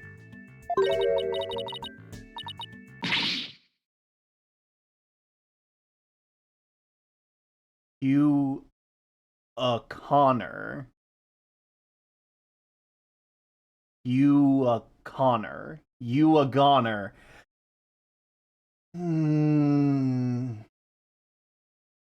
I liked my idea better. I liked my idea better of like a teacher catching them in the act, getting stabbed, and then looking them in the eyes and saying, "You're a goner." Basically being like, "You're not gonna be able to get away with this." Oh, God, really? It's the name thing. Oh, God. Oh, Athena, you're scaring me here. You're scared? I'm terrified for even coming up with this. Yeah. There's a much... With what? Prosecutor Blackquill, you want to know if I'm worthy of my badge? Well, I'm about to show you why. Despite my age, I can wear it with pride. Oh, then I can take it you won't be changing your argument. Still, it stands that bit odd for the victim to be the one yelling, "You're a Connor. You're a goner."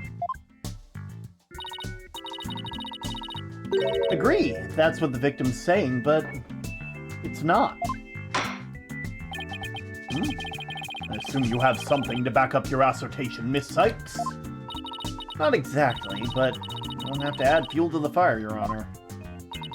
If it is indeed Professor Court's voice on the tape, then she was shouting... He was scolding O'Connor.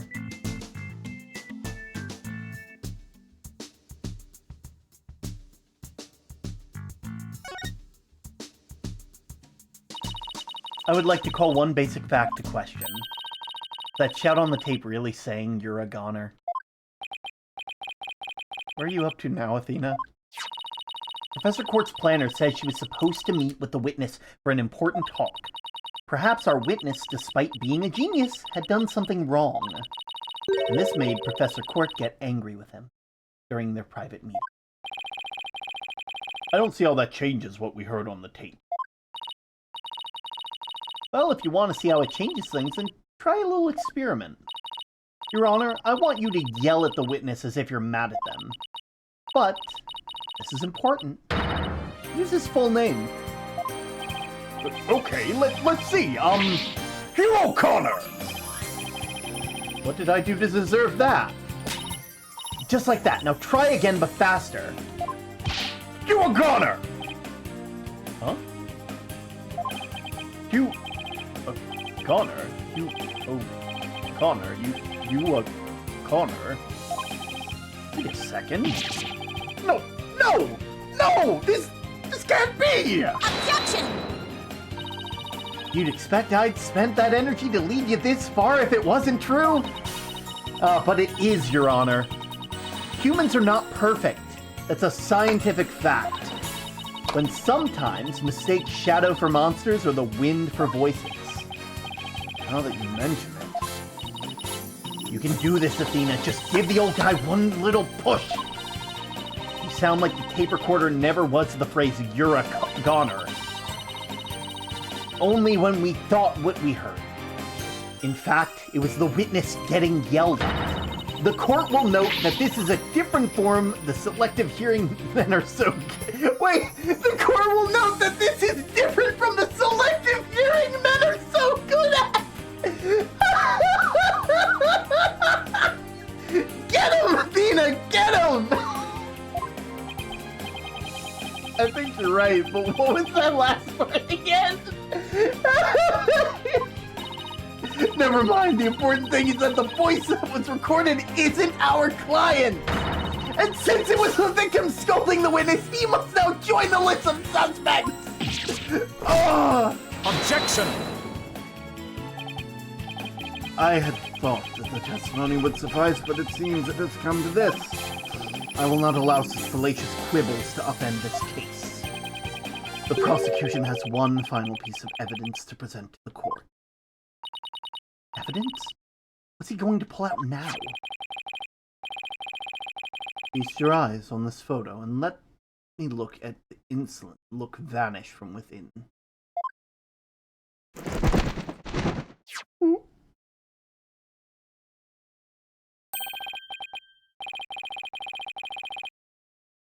Let's see here. It's a picture of the defendant and the victim. The photograph shows professor and student preparing for the mock trial together. Wait, was this taken in the art room? The room where the murder occurred? Indeed it was, but the revelation did not end there. Do you see that clock on the wall? 7:05. It reads 7:05, a mere 5 minutes before the voice was recorded on the tape. What? The accused brutally stabbed the victim to death 5 minutes after this photo was...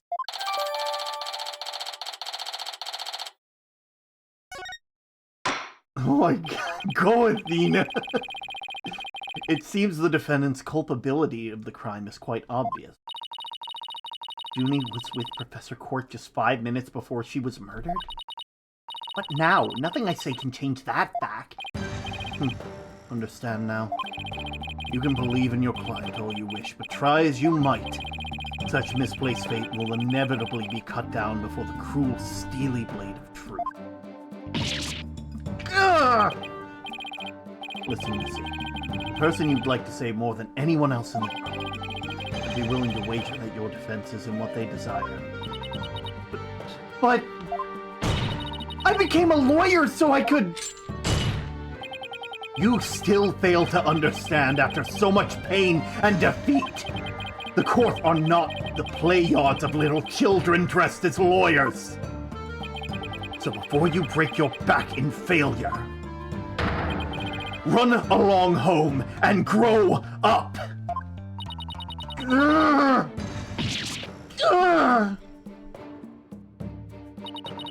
If he thinks I'm giving up now, he's got another thing coming. I have to find my inner strength if I ever hope to save him. But I can't think of any way to strike back. The worst of times are when lawyers have to force their biggest smiles. That's impossible. How can I smile under these circumstances, even if I forced it? This is badder than bad. Who knew Black Quill was the one waiting in the wings? Why didn't that twisted samurai just present it at the beginning? Wait, maybe this was his real plan. Is he just trying to show me how weak and powerless I am? Maybe he's right. I really haven't got a clue. Who's the real killer? Who murdered Professor Constance Court? Robin Newman? A girl who had been forced to live a lie as a guy? Or was it Hugh O'Connor, the honor student who had met with Professor Court? There seems to be little reason for debate the defendant's guilt any longer. Time for the verdict discussion. Objection!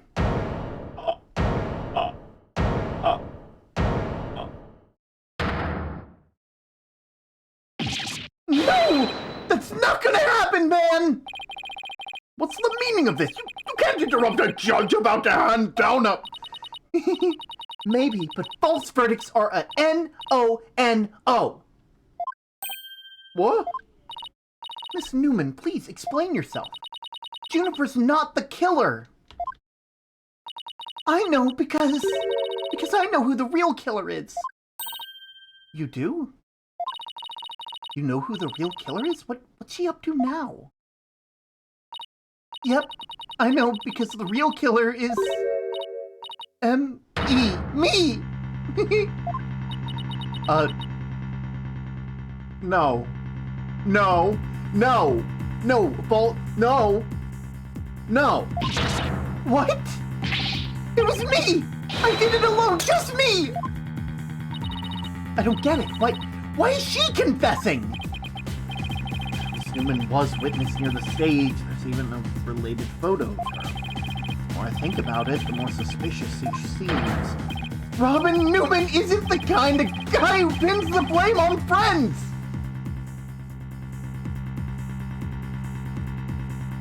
Honey, don't go back. Just go on and walk free! Get it over with! Declare me guilty! Hold it!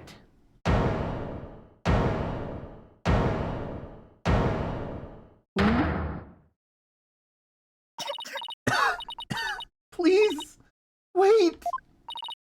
Juniper, what are you doing? Thank you for all you've done, Thena. But you'll have to forgive me. I can't let my friends take the blame any longer. Junie, no! Don't do it! You and Robin have done nothing wrong. You have absolutely no connection to this case. The real killer is me. I alone am responsible for the entire crime. Objection! What? Junie, you know that's not true! Hurry up and retract your statement! I'm afraid it is true. Forgive me, Thena.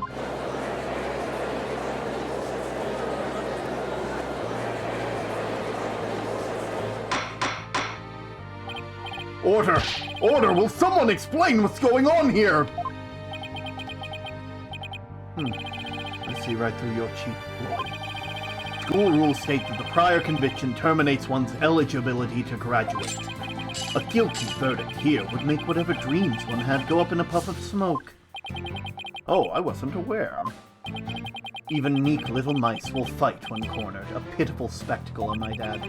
These vermin are trying to protect each other now that they've nowhere else to run. Protect each other? Wait. So was Robin just trying to protect Junie too?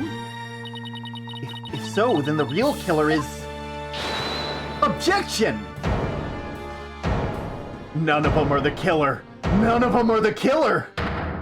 They're all protecting each other! So none of... This whole thing's a joke. Oh no, now it's Hugh's turn. What? What's wrong with kids these days? I know what just crossed your mind, Miss Sykes. You think I'm the killer, don't you? Oh, he really is a genius. He even knows what you're thinking. I think about it all the time. I told you the truth. And I'll even get right to the point. It was me. I did it. Wait. What?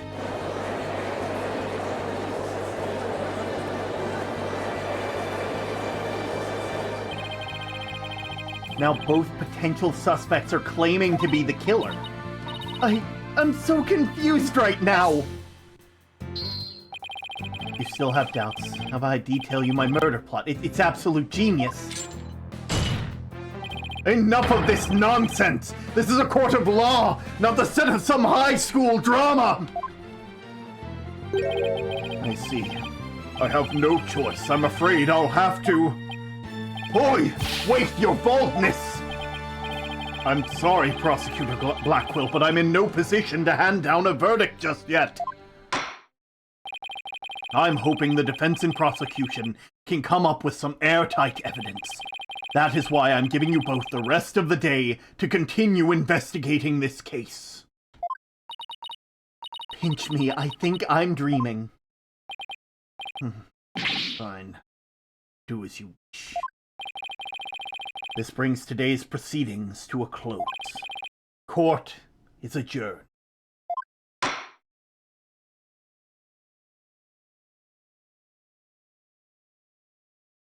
To be continued. Oh my god, the kids are gonna be alright. The kids are gonna be alright, sticking up for one another. Oh my word, willing to take the fall for the other. That's true. Those are true friends right there. Save your current progress. Yeah. We're gonna see what we start off with on the next day, but this is roughly where we're gonna end. So let me just see what the beginning is. We'll head off, and I'll send you guys off somewhere. October 25th, the Write Anything Agency. Sorry, boss. I couldn't do it. You know that little bit of advice you gave me? The worst times are when lawyers have to force their biggest smiles. I don't know exactly what you meant, but there was no way I could force a smile in that courtroom today. I'm just glad that you remembered that. But how about relaxing a little? Relax! Not gonna happen! Junie, she asked me to defend her because she believes in me. But I felt completely helpless. If it weren't for their confession, I'd... But if this trial proceeds in the same manner and ends the same way as the mock trial, would you not lose everything you worked so hard to gain? Well, I just have to make sure that doesn't happen then, won't I? No, I can't lose it all. Not now. You okay, Athena? Turning kind of pale. I can't just stand around here. I'm gonna finish the investigation. Can't you wait? Look, I got a batch of freshly baked cookies. Thanks, but I'd better get going. Save me one for when I get back. Apollo, you wait here. I need to see Junie at the detention center first right away. No, wait! I'm going with you! Sorry, Mr. Wright. But I better go too. No problem. You two be careful.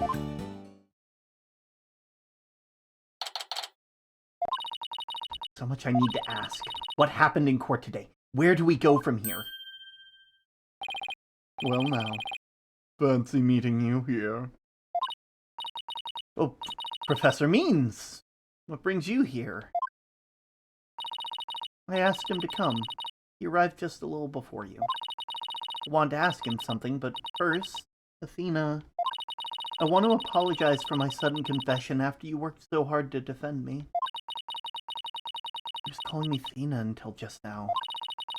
No, I should be the one apologizing. This whole thing spiraled out of control. Athena, don't worry, I'll really bring it tomorrow. I'll find something to prove your innocence. About that, Athena, I've been thinking of asking Professor Means to defend me. Huh? I myself only just heard of this a moment ago. Oh, so she thinks Professor Means would be... No, I can't let this happen. Not with the way he wants to do things. Junie? I know, Athena, but will you please hear me out? Did you know you can earn a daily pebble more than one time? Term just has to pull a pro gamer move and... Yeah. Well, we heard Pitchfork out, so I think now it's roughly about the time that we should probably head out as well. So I'm gonna go ahead and head over to the place real quick, you know?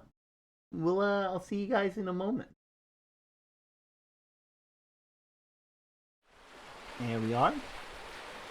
Oh, man, that was fun.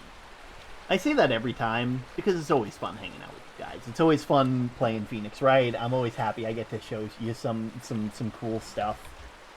And hopefully I figured out the issue, or at least have found a way to circumvent the issue that I've been dealing with.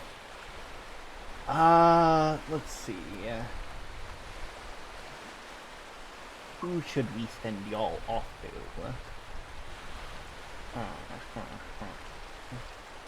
Beans is up to something. I can feel it in my bones.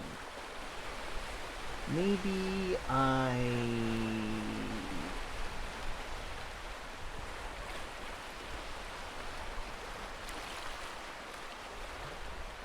holy shoot! Tiefling Melissa's doing day 308 of their Subathon.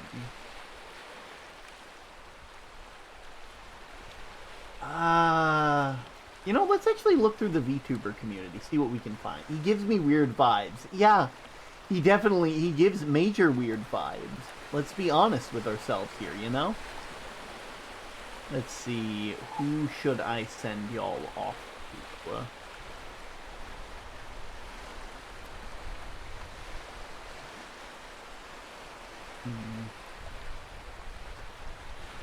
I'm looking through the VTuber tag at the moment to see if there's anybody that, like, catches my eye that I think would be neat to send y'all off to.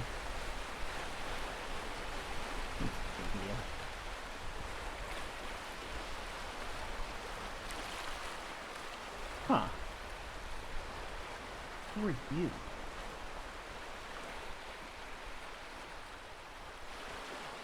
Let me get a vibe check on this person. You know, Keith, Siren.